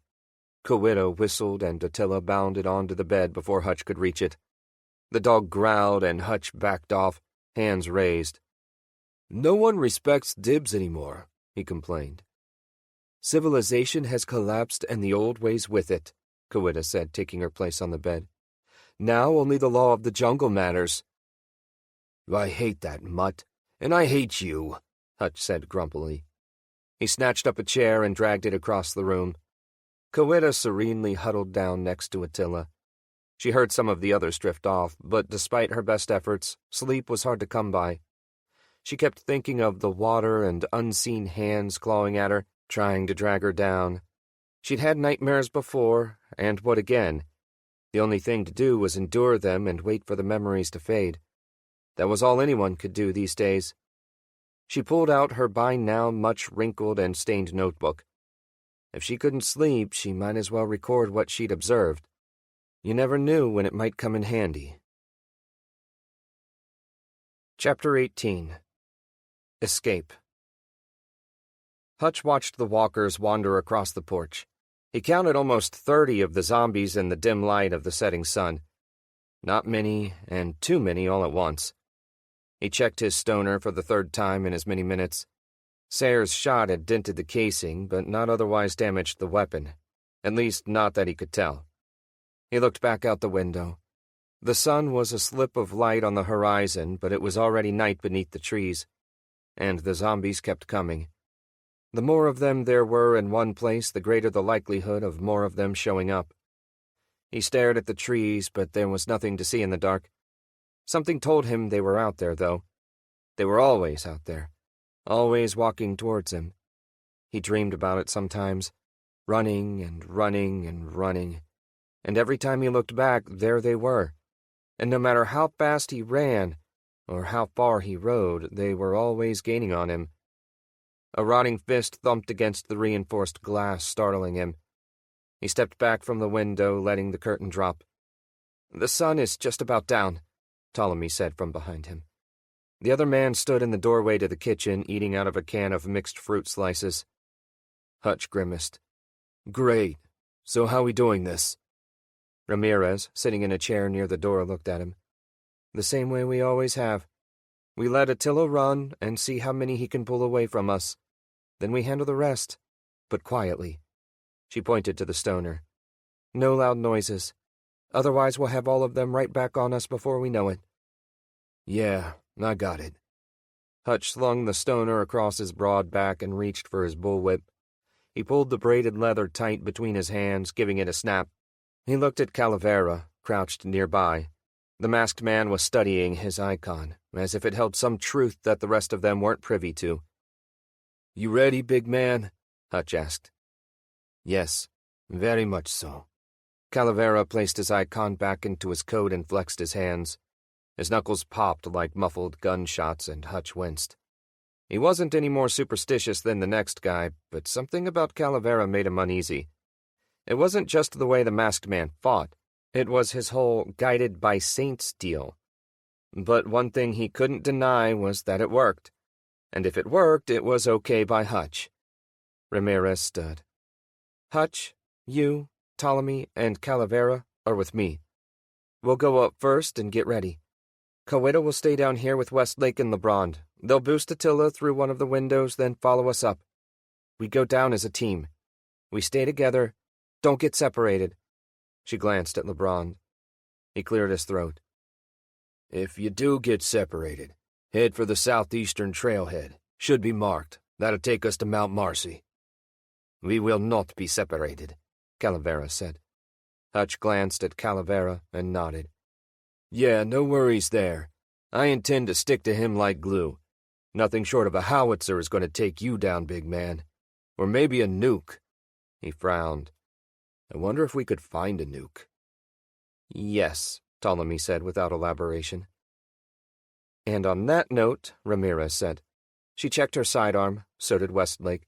They looked so similar in that moment, not in their appearance but in their behavior, that Hutch almost laughed.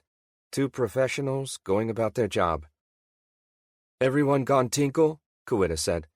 Hutch and the others looked at her. She grinned. "What? You don't want to be caught out in the woods needing to pee with zombies on your trail, do you?" "She makes a fair point," Hutch said. Ramirez looked at him. Hutch shrugged.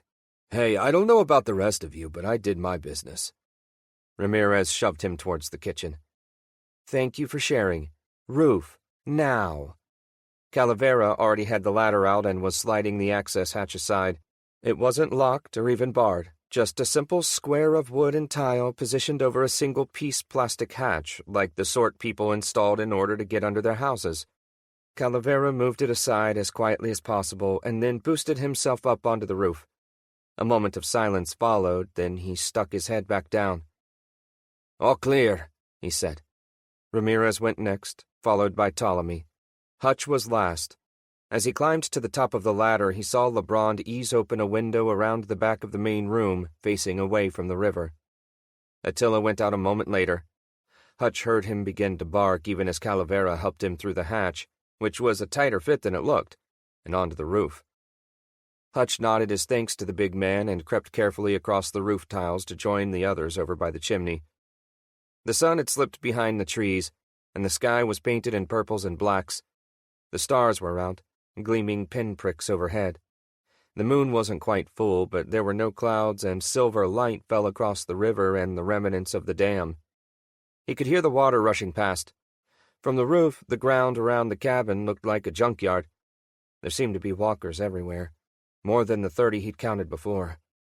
That's a lot of zombies, he murmured softly. It will only get worse if we stay here, Ptolemy said. His hand rested on his hunting knife. By morning, their numbers may well have doubled. Hutch wasn't sure about that. He couldn't imagine where they were all coming from, but he refrained from commenting. Instead, he watched as the mutt went to work. At first, it seemed as if the zombies were ignoring Attila's presence. She was right. They can't see him, Ramirez murmured. Hutch realized what she was getting at. The zombies turned this way and that, following the sound of Attila's barking, but they couldn't pinpoint the dog. At least not until he went after one of the slower ones. Hutch, crouched beside the chimney, could barely make out what was happening, even with the moonlight. He saw a brownish blur and a walker fell over. He heard growling as Attila chewed at the zombie's leg with every ounce of ferocity he possessed. Then, just as quickly, he let go and bounded away, barking loudly. Hutch almost laughed. The mutt didn't have much in the way of brains, but he was good at this game. Slowly but surely, the zombies started moving after the dog. Soon, the area below the chimney was all but empty. A few stragglers, slower than the rest, were all that remained. Kawita and the others climbed out through the hatch and joined them on the roof. Time to go, Ramirez said. Remember, boys, keep it quiet. Calavera was the first off the roof. He crept down the incline to the lowest point and dropped the 6 feet to the ground without issue. Hutch grimaced. He'd jumped off plenty of roofs as a kid, but it had never turned out well for him. He hoped this time was different. He waited for Ptolemy to get down and then followed, somewhat clumsily. He nearly lost his grip on the edge of the roof more than once. When his feet finally touched solid ground, he sighed in relief and froze as a walker lurched around the side of the cabin. He had his whip in his hand, but the thing was too close for him to get a good wind-up. Instead, he snapped the end of the bullwhip around the zombie's head and dragged it towards him with a swift jerk. It was clad in a pantsuit and pearls. A businesswoman, never to make that last important meeting. Off balance, the walker stumbled into him, and he snapped its neck. It fell, making gagging sounds as it tried to gnaw at his boot. Carefully, he set his heel on the center of its forehead and pressed down with all his weight. Bone popped and flesh tore. The walker spasmed and lay still. Hutch pried his foot loose and scraped it against the ground. When he turned back to the others, he saw that his walker wasn't the only straggler, but they'd been handled quietly as well. Ramirez had baton-pounded one in the head, and Calavera stood over another, wiping his hands on his trousers. Hutch grinned and started towards them when something tugged at his boot. He froze again, expecting to see a crawler. Instead, he saw a thin wire extending across the ground and into the open door of a trailer. The stake the wire was attached to hadn't quite been dislodged. He'd stopped in time. A booby trap. Of course Sayers would have left a few, just to make things difficult. God only knew what would have happened if he'd fully dislodged it. Taking a deep breath, he crouched and gingerly pushed the stake back into the dirt. He almost called out to the others, but stopped himself. They were already moving towards the trees, LeBron in the lead. He could hear Attila barking, then splashing. The dog was leading the zombies into the river. Hutch started after them, moving as quickly as he dared. He saw someone. Ramirez, he thought. Look back, and he gestured frantically, pointing at the ground, hoping they'd understand. Too late. He saw Ramirez stumble, heard her curse, followed by a loud clatter. Cans, pans, metal striking metal, and loudly.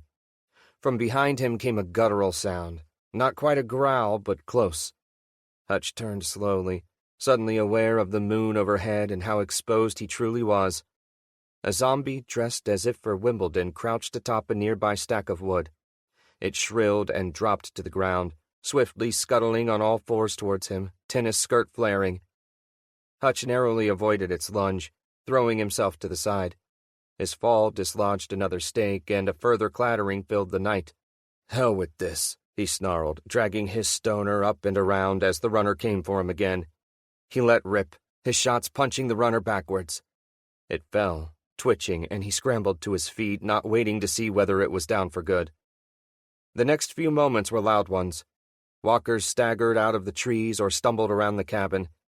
Realizing they'd been spotted, the others gave up on quiet. Ptolemy's shotgun boomed, and he heard the crackle of Cowitta's cattle prod. Hutch fired from the hip as a walker reached for him, and its head popped like a balloon. "We need to get out of here before they surround us," he shouted to the others. "They will do no such thing," Calavera roared, charging towards the largest of the walkers that stood between the group and the trees. The big man caught the zombie up around its midsection, grabbed it by the back of the head and tore its skull and spine free in a burst of gore. Then, grasping the blood-slick spinal column, he began to whirl it over his head. He swung the still twitching head of the zombie down atop the cranium of another, flattening it. Using his improvised weapon, he battered the rest of them aside. "Come, then," he bellowed. "Come to El Calavera Santo." The nearest walkers obliged, converging on the loudest target. Calavera was like a hurricane in human form, using every limb, including some that didn't belong to him, as a weapon. Wherever his fists or feet went, a walker fell, and soon enough the way was clear. Hutch watched in sickened fascination as Calavera twisted one's head off and hurled the gory missile at another. "Calavera is clearing us a path," Ramirez called out. "Hutch, covering fire." Her pistol barked, and a walker fell. "Everyone else into the trees." Hutch didn't argue. Big gun, big responsibilities. That was how he'd always seen it. He turned back to the cabin and sank to one knee. He took careful aim, suddenly, unavoidably aware of how little ammunition he had left. But there was no choice. He fired a burst, and a pair of walkers stumbled and fell. One began to rise, and Hutch fired again. 2 down, but too many to go. He rose, backing away. "Hutch!" At Cowitta's cry, Hutch spun and saw a walker lurching towards him, too close to avoid. A brown blur took it off its feet and knocked it sprawling. Attila. The dog growled deep in his chest as he dragged the walker by its throat to Cowitta's feet. She gave the zombie a tap with her cattle prod. Electricity did the same thing to dead muscles that it did to living ones, made them seize up. Smoke billowed from the zombie's jaws as it thrashed and went still. "You okay?" she asked Hutch. He nodded. "Thanks." He glanced back and saw the rest of the walkers approaching. "Time to get the hell out of here, I think," Cowitta said, hurrying into the trees after the others. Hutch followed after only a moment's hesitation. He considered letting off another burst from the stoner to take more down, then decided against it. He might need the ammunition later. "Past time," he muttered as he slipped between the trees. Chapter 19. Double Whammy. LeBron walked point as the group made its way southwest. Tall pines surrounded them, rising to blot out the brightening sky. The trail was uneven, a rough stretch of tumbled rock that wound up and around in serpentine fashion. It grew narrow at points, and they found themselves hemmed in by walls of birch and pine. The undergrowth was thicker than LeBron recalled, but then, given that no one had been tending the trails, perhaps that wasn't a surprise. He ranged ahead of the group, checking the condition of the trail. He liked Walking Point. He hadn't been much for talking, even before the dead had risen. Even so, he listened to the quiet murmur of the others' voices and took some comfort in it. Though he wasn't by any means social-minded, he liked having other folks around. That was part of the reason he'd sought shelter at the lodge in the first place. He tried to make it on his own for a month, give or take a few days. He'd been set up for a long weekend in the wilderness when things went bad, with plenty of camping gear and a burning desire to escape a recent divorce. She'd taken the house, the dog, and his record collection. All vinyl. Lots of Nashville firsts. He wasn't bitter. He'd gotten away cheap, all things considered. Sometimes he wondered what had happened to her, whether she was still in their house or whether she'd had the sense to find someplace safer. He hoped so, but part of him was glad he didn't know either way. Ignorance was bliss, as the saying went. Hell, he hadn't even known what had happened until he'd stumbled across a hiker with a hole where his stomach had been and a mad-on for fresh meat. It had taken him more time than he liked to admit to figure out how to put the poor fellow down for good. The solar-powered radio he'd brought with him filled him in on the rest. Not that there was much in the way of news. It had happened so quickly that most major media outlets had gone black before they even noticed what was going on. These days, life was simple. He knew what he needed to do, and anything else was just a distraction. Maybe that would change once they'd found this place of Westlake's. So long as it was bigger and easier to defend than the lodge, LeBron would count it a win. They needed one, especially after the last few months. Too many losses, too many close calls, too many scavenging trips coming back empty-handed. He stopped suddenly and raised his hand, bringing the others to a halt. Branches cracked under the weight of something heavy. LeBron gestured to the others. "Back up a bit. Now. But don't run." "Bear?" Ramirez asked softly. LeBron didn't look at her. "Yup." He lifted his rifle and sighted through the scope. "Big one." The bear was still keeping itself out of sight, back among the trees at the bend of the trail, but from the sound of its grunts it had caught their scent and was decidedly curious. "I thought black bears didn't get very big," Westlake said as they retreated. 7 feet if they're on their hind legs, LeBron said. "That's bigger than I thought." Westlake clutched his shotgun more tightly. "Animals shouldn't be that big. It's not right." "You sound scared, Westlake," Ramirez said, glancing at him. "Worried that the big bad bear is going to eat you?" "No, but then I'm faster than you are." The black bear ambled into the open and pushed itself up onto its hind legs, surveying the trail with dark eyes. LeBron held his breath as the animal's gaze fell on them. It scented the air. Then, when they showed no sign of approaching, it fell back onto all fours and gave a grunt. 2 cubs bumbled out of the underbrush, and together all 3 went on their way. Hutch whistled softly. "Don't see that every day." LeBron lowered his rifle. "We'll give her a few minutes to get clear, then keep going." He looked at the others. "There's a lot of bears up here, especially this time of year. And without people to bother them, they've been extending the range of their territories. There's plenty of deer now, fish, carrion." "Extending the range back to their natural territories," Kawita corrected softly. "They do eat zombies, then?" Westlake asked. "I don't know how I feel about that." "Better than eating us," Ramirez said. "Now let's keep—" The explosion rocked them on the trail, and a boil of smoke came rushing down towards them. Everyone took cover as best they could. LeBron scrambled behind a fallen tree, seeking safety in its flare of roots. The dust settled, and no more explosions followed. LeBron took off his hat and peered around the roots. There was nothing up ahead but trees and dust, and something red and wet that had splattered all over the ground. He looked back at Ramirez and signaled silently that he'd go up ahead. She nodded, looking shaken. He rose to his feet but kept low, rifle at the ready. He wondered if it was another of Sayre's traps as he crept around the end of the tree, sweeping the trail ahead. There were bits and pieces of something everywhere. Several somethings, maybe. As the smoke cleared, he caught a flash of color in the dawn light, canary yellow. It was accompanied by a soft animal grunt, almost an exhalation rather than a true sound. A walker. LeBron turned and gestured, using 2 fingers to mime someone walking, their signal for a walker. Ramirez nodded and waved the others back into cover. Where there was one walker, there might be more. LeBron slung his rifle and drew his hunting knife. He crept through the trees towards the swaying figure. You didn't often find walkers alone, even out here. They tended to clump up when they could. The first thing he noticed about the walker was that it wasn't dressed for a hike, or for much of anything at all, save the remains of a flight attendant's uniform that flapped alarmingly as the walker swung its head about in a motion reminiscent of a snake tasting the air. He could see no patches of gnawed flesh and wondered how the woman had died. Not that it mattered. It was covered in splashes of blood. LeBron paused to take stock. Sometimes runners used walkers as bait, though he wasn't sure that they knew that was what they were doing. Kawita would probably know.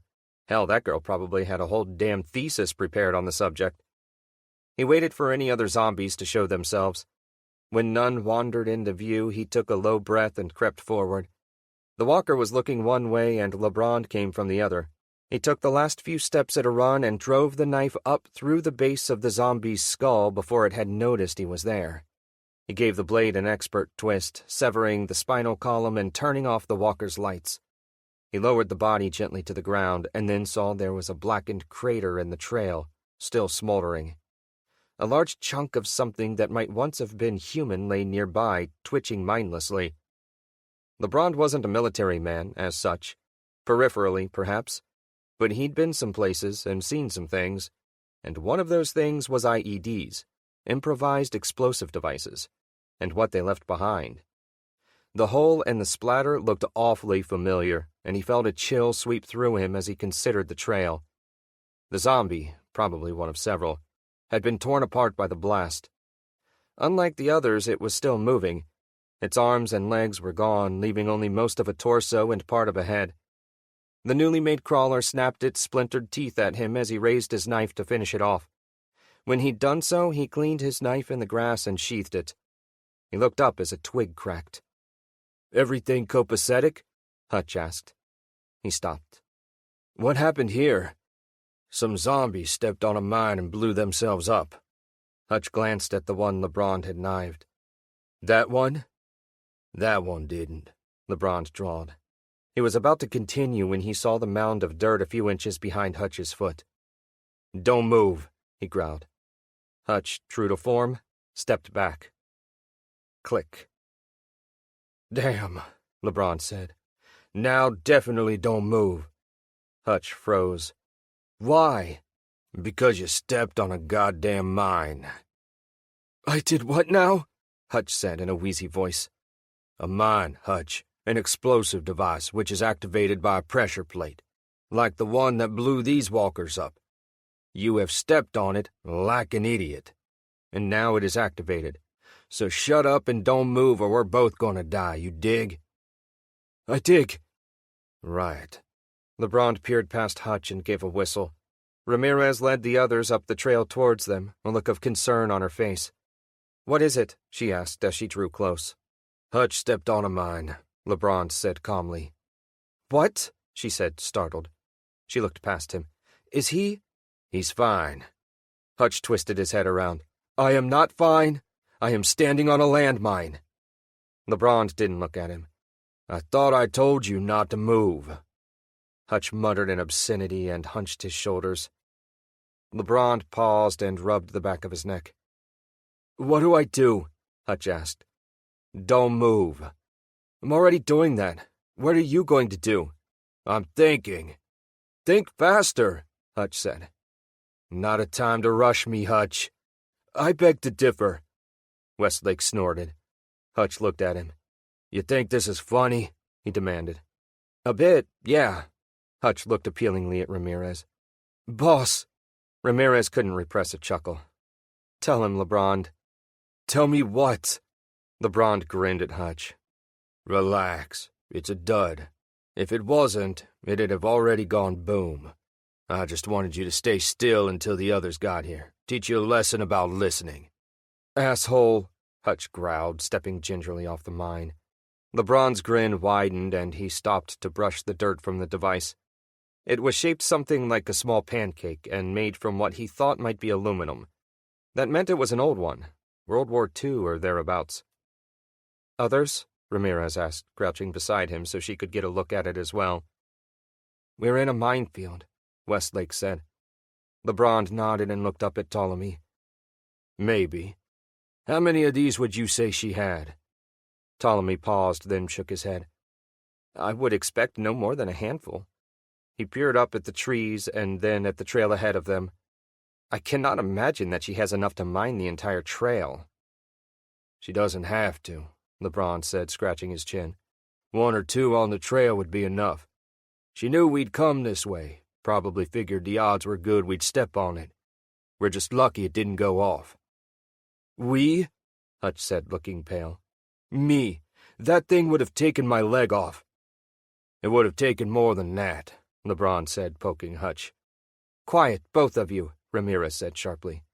She looked up. Anyone else hear that? What? Westlake said, looking confused. Nothing, LeBron said, rising to his feet. The forest was silent, save for the creak of branches and the mid-morning breeze. The lack of birdsong, even at night, left him chilled to the bone. The woods were supposed to be noisy. But not here. Not now. Something was wrong. The birds have gone quiet. So, maybe the blast scared them. LeBron shook his head. If it had, they'd have come back by now. Walkers, Kawita said softly. Birds always go quiet when a lot of zombies are in the area. They've learned to shut up and sit still. She reached for her cattle prod. The explosion must have drawn them. Let's keep moving, LeBron said, eyeing the way they'd come. The wind shifted, and Attila began to growl, deep in his throat. Yeah, about that, Westlake said. If she's planted mines on the trail, is it a smart idea to follow it? When LeBron and the others looked at him, he spread his hands. I'm just saying, this might be what she wants us to do. You have a suggestion to go with that? Ramirez asked. Because if not, LeBron is right, and we need to move. We'll take it slow, LeBron said. I'll stay on point and mark a safe path along the trail. Step on my shadow and keep tight. Don't veer off. He tipped his hat and smiled. We'll be right as rain. Chapter 20. Slow going. Westlake was tired. Contrary to what his mother had always said, a hike hadn't done him any good. His calves were cramping, his ankles ached, and his ribs felt like they were being squeezed. He said nothing about any of it. They were all feeling the same, though some, like Calavera, showed it less. They were taking it slow, as LeBron had said, and dawn had come and gone. Every so often on the trail, the lanky man would stop, prod any patch of ground that wasn't rock with his knife, and then move on. It made for an interminable journey, especially up a steep incline. The trail had devolved from a relatively open path to a jumble of glacial rock, all angled as if to twist ankles or break legs. As they climbed over the slippery rocks, Westlake noticed an abundance of white flowers that he didn't recognize. No, the climb wasn't easy, but it was picturesque. They passed plunging waterfalls and babbling creeks. Slowly, he was coming to understand why someone might willingly spend time out here. Not that he was in the mood for it. They had been walking most of the day when Ramirez finally called a halt. They'd come to a fast-moving stretch of water broken by innumerable round stones that LeBron said was a flume in the opalescent river. The trail went up at a steep angle ahead of them, and trees hung low over the water, some almost bent parallel to the ground. Used to camp out here a good bit, LeBron said. Makes for a relaxing evening. Westlake thought it anything but, yet he was too busy sucking wind to comment. From behind them, down the trail a distance, came the moan of the dead carried on the wind. He stared at the close-set trees, wondering when the walkers would catch up to them. He imagined it would be soon, but knew that they were likely having more trouble with the trek than he and the others. On the other hand, they didn't have to stop to rest. Kawita sat on a rock a little distance from the others, Attila laying beside her. She looked up from her notebook as he approached and pointed down in the direction they'd come. Smell that? They're still on our trail. She paused to write something in her battered notebook. And there's more of them than there were before. You can tell that by smell? He asked, taking a gulp of water from his bottle. Yeah, she tapped the side of her nose. The stronger the smell, the more of them there are. Stands to reason, right? Westlake shook his head. He put his water away. If you say so. Kawita chuckled. You're not a very outdoorsy sort of guy, are you? What makes you say that? Because you look like you're about to keel over. He glared at her. It's been a stressful day. He turned to head back up the trail. Kawita laughed, hopped from her perch, and fell into step with him. Attila trotted ahead of them. The dog made to head into the underbrush, but a quick whistle from Kawita brought him back, tail wagging sheepishly. Did you notice what the one LeBron killed back there was wearing? She asked in a low voice. Westlake nodded. A flight attendant's uniform. He'd been thinking on that as well. It hadn't seemed odd at the time, but the more he thought about it, the more it puzzled him. Funny thing to find in the middle of the woods, right? Kawita frowned and flipped through her notebook. And she wasn't the first. I've been noting a discrepancy in their attire for a few weeks now. Lots of unusual outfits, all wrong for this area. It's almost like someone bussed them in. Ramirez mentioned that there was an airfield over near Saranc Lake. Maybe the passengers and crew wandered into the mountains. Long way to come, she said. Yeah, but they don't know that, do they? She chuckled and put away her notebook. True, they're probably an hour or two behind us, by the way. You don't need to keep checking. What about runners? Kawita shook her head. They usually stay close to walkers. I noticed. Never could figure out why, though. Camouflage, she said. Westlake scratched his chin and considered this. You know, sometimes you make it sound like the zombies ain't got two brain cells between them, and other times you make out like they're as smart as us. You don't have to be intelligent to be cunning, she said after a few moments. They don't think anymore. Not in any sort of way that we'd understand, but there is something going on in there. Some spark of something. Evil, he said. She looked at him and then back down the trail. Maybe. I don't like that word. Makes it too easy to forget that they used to be people. She sighed. Too many survivors want to pretend that the zombies were never people, that they're just a faceless horde to be mowed down. You're saying they're not? I'm saying they didn't start that way, and we have to remember that. She looked at him. We're going to forget so much, you know. In 10 years, 20, 30, how much knowledge is going to be lost? The handful of electrical grids in this country will start shutting down in the next few months. Any remaining server farms will go with them. That'll be it for the internet. No big loss. She shook her head. Bigger than you imagine. So much of our knowledge is stored on perishable media. Even the best-kept books will eventually rot. She paused. Everything rots, and I don't see anyone setting up a printing press anytime soon. Westlake frowned. That sort of problem was beyond him. He'd never been one to waste his time worrying about things he couldn't change, but he didn't say that. Instead, all he said was, maybe, but who knows how it will all shake out in the end. She snorted. Not great at pep talks, are you? Never been my strength, no. She patted his arm. That's okay. You have other talents. Come on, let's go see what the others are up to. Fine by me. He tossed a last glance back down the trail, thinking about what she'd said. Somehow, the thought of everything falling apart only made finishing this thing seem all the more important. If he was going out, he intended to do it on top. One way or another. Up ahead, LeBron was in quiet conversation with Ramirez. When Westlake and Kawita joined them, Ramirez turned to address them. We're going to press on and make camp up ahead. LeBron says there's a lean-to around here. We can get a fire going, get some sleep. You sure that's wise, given what's dogging our trail? Westlake asked. LeBron scratched his cheek. The lean-to is a bit off the trail. They shouldn't be able to spot us if we're quiet. I got some ideas on how to slow them down a bit, if some of y'all can give me a hand. He reached into his backpack and pulled out a roll of wire. Found this in Sayre's place. Thought it might come in handy. You mean like a tripwire? Ptolemy said. He was sitting nearby, his shotgun across his knees. LeBron looked at him. I mean to make several. There's enough wire here to make a handful at least. He gestured. We'll stretch most of 'em at ankle height, but a few at head or neck height. That should give them something to think about. Not that they think, mind. So you're hoping to cause a traffic pile-up? Westlake asked. LeBron nodded. Seems to me if we slow 'em down enough, they might just wander back down the mountain. Make them a problem for another day. Sounds like a plan to me. Hutch said. He heaved himself to his feet. "Let's string some wire, boys." As he, Ptolemy, and LeBron got to work, Westlake looked at Goetta. "What do you think?" She frowned. "No reason it shouldn't work." "But—" She looked back down the trail, still frowning. Then she shook her head. "But there's no reason to think they won't just tear through it after a time. Zombies don't turn aside at resistance. They double down. The only way to stop this bunch will be to outpace them so thoroughly that they forget about us entirely." "Not likely," Westlake said.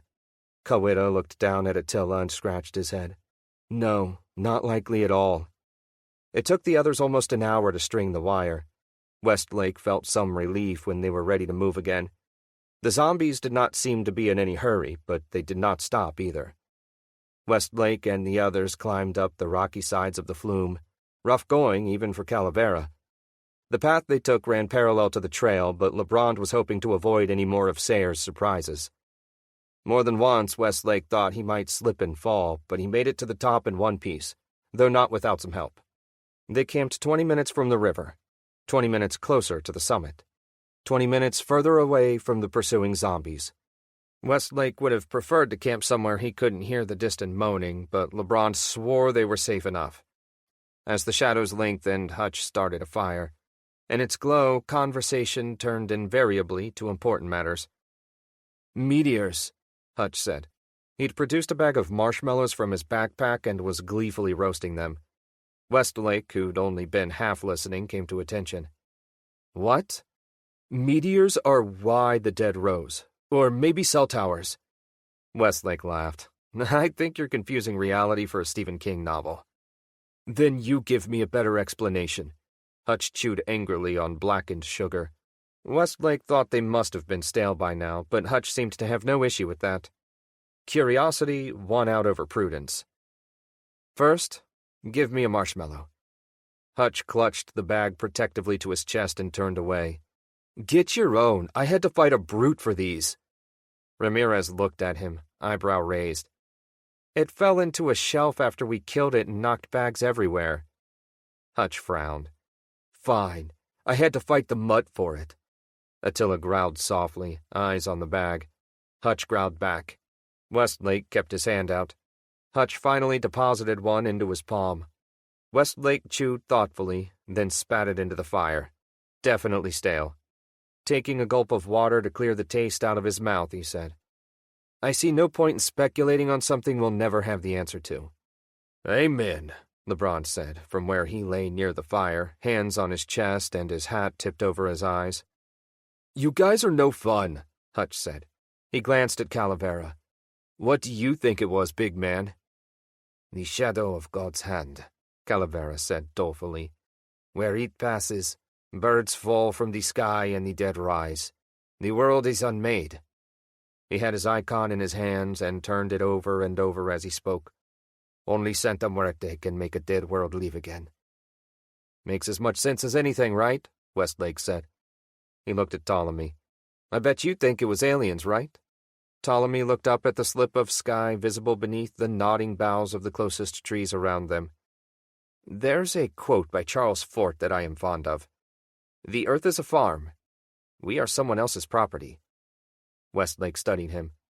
"And the zombies are mad cow disease?" "Or an intentional culling," Ptolemy said, stirring the fire with a stick.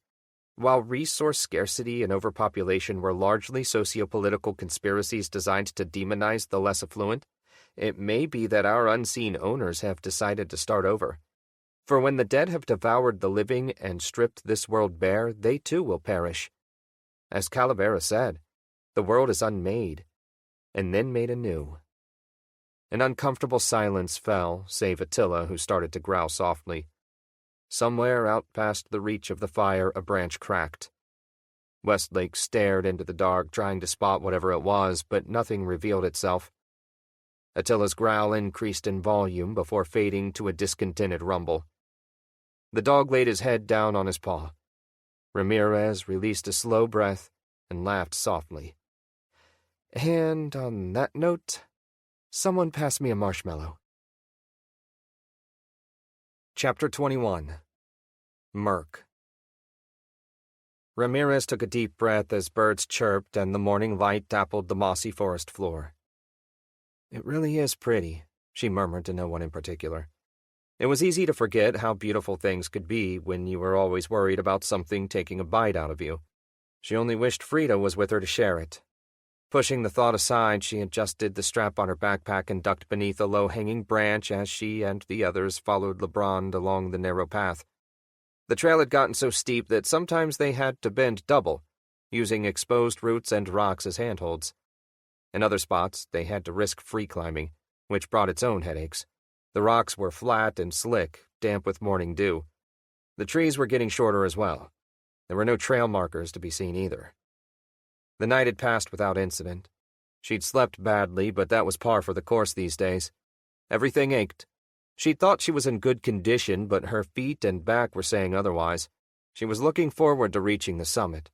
From there on in, they'd be going down rather than climbing up, but unfortunately that relief was still several hours of hiking away. She tried not to think about the lodge as she walked, about what might have happened after they'd left. More, she tried not to think about what might have happened if they'd stayed. Would it have mattered? Maybe they could have done something, saved the camp. She shook her head, trying to banish the thoughts. They had a job to do, and she intended to see it done one way or another. It was colder up here. She'd read somewhere that every 1,000 feet of elevation in the Adirondacks was the equivalent, temperature-wise, of driving 500 miles north. The higher you went, the colder it got, with some exceptions. They hit one of those exceptions a few minutes after the thought occurred to her. They entered a cut in the mountain, 2 steep walls of rock that rose along the slope of the mountain. The trail went along the top of the narrow scree that ran up through a cleft. It was full of fallen, skinny pines and leafy, obscuring ferns. The air was almost humid in this isolated pocket, and as Ramirez scanned the heights, she felt a sudden prickle of unease. She stopped, gesturing for the others to do the same. Then she whistled for Lebrun. He turned, one hand on a tree. "What is it?" he called back. "Look around," she said. "What do you think?" Lebrun tipped back the brim of his hat and looked up. He frowned. "Ambush?" Even as he asked the question, the answer came in the form of a gunshot. His Stetson was sent flying, and Lebrun ducked around the closest tree for cover. Ramirez dropped low, hunkering in the lee of a fallen tree. As the echo of the shot faded, the others sought what cover they could find. Westlake, halfway down the scree, shouted, "Where is she?" "Above us," Ramirez answered. She peered around the edge of her tree, but saw no telltale glint to mark the shooter's position. Sayers was smarter than that. "Somewhere, anyway," she muttered. Her fingers tapped at the holstered shape of her pistol. After a moment's hesitation, she drew it. She felt better with the weapon in her hand, even if she couldn't see her target. "So what do we do about it?" Hutch bawled. He huddled down as a shot plucked at the branches above his head, showering him with pine needles. He covered his head with his hands and gave a muffled curse. Ramirez had no answer for him, not a good one at least. Sayers had the high ground, and if they hunkered down for too long, the walkers would catch up with them. If they made a run for it, they'd make themselves targets. "Can anyone see anything?" she called. "Calavera? Westlake? Anybody?" Westlake gave a sour laugh. "If I could see her, I'd have already shot her." He had his back against a rock partway down the scree just above Hutch. Kawita and Attila crouched nearby. She was relieved to see that neither of them was hurt. Ramirez turned back the way they'd come. Ptolemy had been bringing up the rear. "Ptolemy, what's the status on our tag-alongs?" They hadn't seen or heard from the zombies since the night before. It was too much to hope they'd lost them, but maybe they were far enough away that they hadn't noticed that their quarry had stopped. Ptolemy leaned against the side of the cleft, back at the last bend. He dropped into a crouch and craned his neck. "I do not see them. Perhaps they have wandered off." "Or perhaps that is why she ambushed us," Calavera said. He lay flat against the scree, trying to make himself as small as possible with little success. A moment later, the blat of an air horn proved his theory correct. "She must be operating it by remote somehow, otherwise she'd just be drawing them towards herself," Kawita said. "Doesn't matter. It puts our butts in a sling however she's doing it.